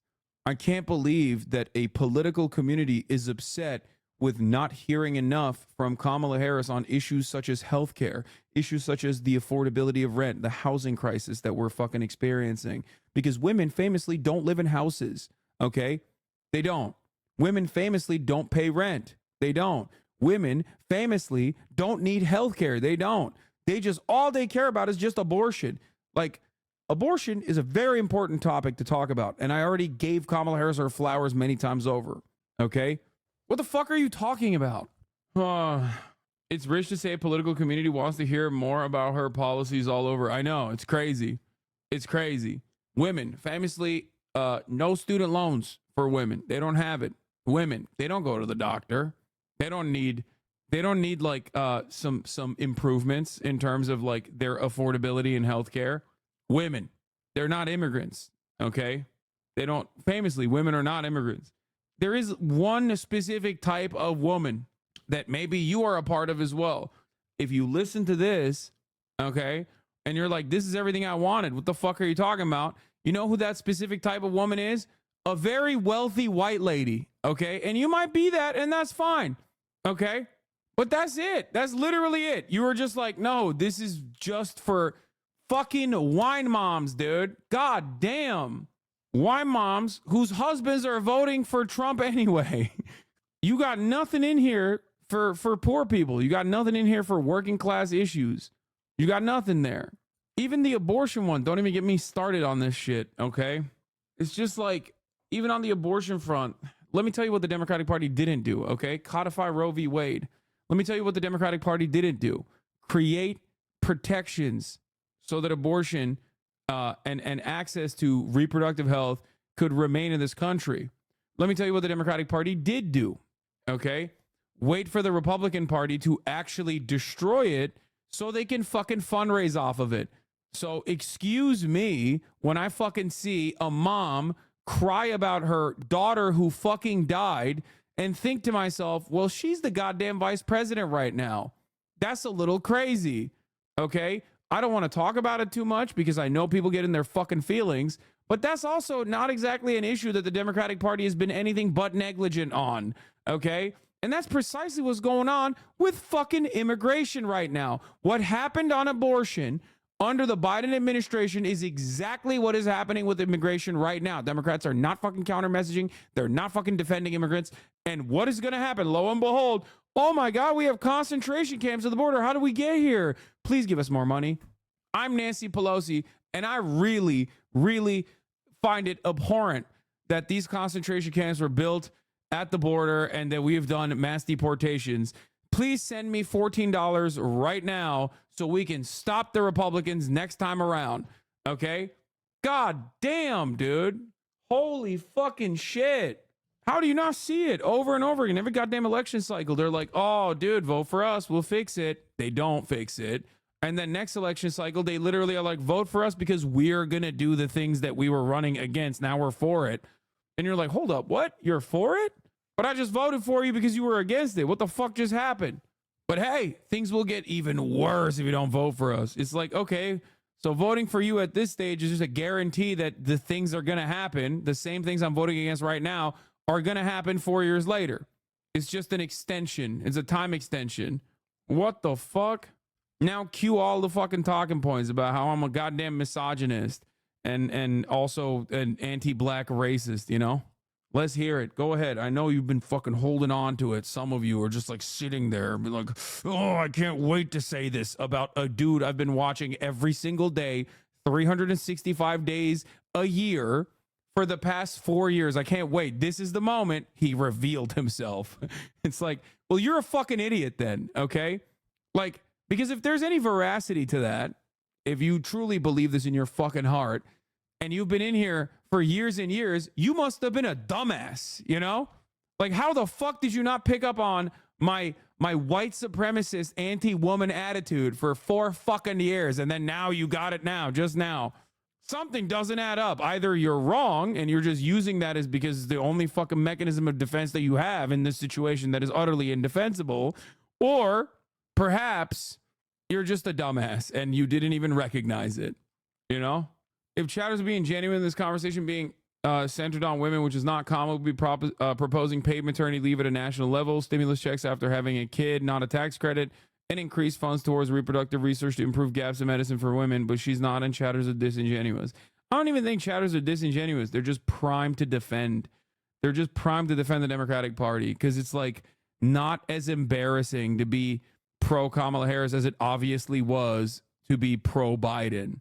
So that's it. That's all they needed. All they needed was to like cling on to something, anything, so they can also position themselves in the same fucking blue MAGA way that like they were making fun of the Joe Biden dead enders for being. That's it. That's it. Time in their auditorium, and I would ask, please raise your hand if at any point between kindergarten and 12th grade you had to endure an active shooter drill. Almost every hand went up. It was bone chilling. Yeah, this is the way our kids are living. Yeah. And think about it. What are we supposed to do then? Fire. You're supposed to subscribe at the top of the hour to avoid the 3-minute ad break at the top of the hour, which is coming right now. If you no longer want to see those ads at the top of the hour, that's all you need to do. Subscribe for $6, well, $4.20, or for free with a Twitch Prime, or by getting gifted a sub. Okay, here's the 3-minute ad break now. Anyway, ultimately, you don't have to worry. I mean, you don't have to worry if you're a liberal. Okay, if you're a liberal, let me tell you, no worries, man. It's smooth sailing. All right, you got Trump is gonna come out and say another unhinged thing. And even if the Kamala Harris campaign doesn't remind people how fucking shitty that is, most people will still go, okay, that's a little too much for me. Or maybe they won't, like they did it in fucking 2016 nor 2020, and then he fucking wins. Who knows? Okay. I don't think so, but that doesn't mean it can't happen. What if you're not liberal and you're like as to the left as one can be? What do you mean? Why didn't you say to organize your workplace or join a workers' organization or something? I don't know, maybe because I've said it a million times over. I'm not going to be on message every single damn time, dude. What the fuck? Oh, also, I do have to end it because I have to travel to fucking San Diego. Being liberal is also good though, right? Because it's also a part of the leftist coalition. No, it fucking isn't. What are you talking about? You're watching it not be. Debate Lords is starting. You are late. Yeah, that's tomorrow. Everybody, I am traveling down to San Diego right now to go to TwitchCon. Okay. And I'm very excited to hang out with some people I haven't seen in a minute.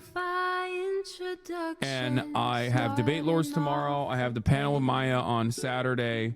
I'm planning on being back here and streaming normally by Sunday, but we'll see if I can do that or not. But basically I'm gonna be there. I'm gonna be there for 2 days, and I'm gonna do some IRL streams. I'm gonna try to do my regular streams. Hopefully I'll be able to stream from the hotel room. Okay. But fear not, like I'm gonna stream. I'm bringing my bag. We're gonna upgrade it too, and I'm also bringing my remote desktop setup. Anyway, love you all. See you in person in San Diego if you're there, or see you on stream tomorrow. Bye bye. There is again a sudden streaming, reviewing the P.O. box, Uncle Uger's face. Again, a sun is streaming, a sun is streaming, reading a live stream, fair comments, Austin show chat advice, and all the ways the right-wing pipeline can suck you in online. JCS react, Lord frame gets broken, cover blown, a full-blown mass pandemic monster streaming at your home. Total radicalization coming out to find. The system you were taught to trust in was broken the whole time. All these daily streams, whether big or whether small, have helped me and so many find the meaning through it all.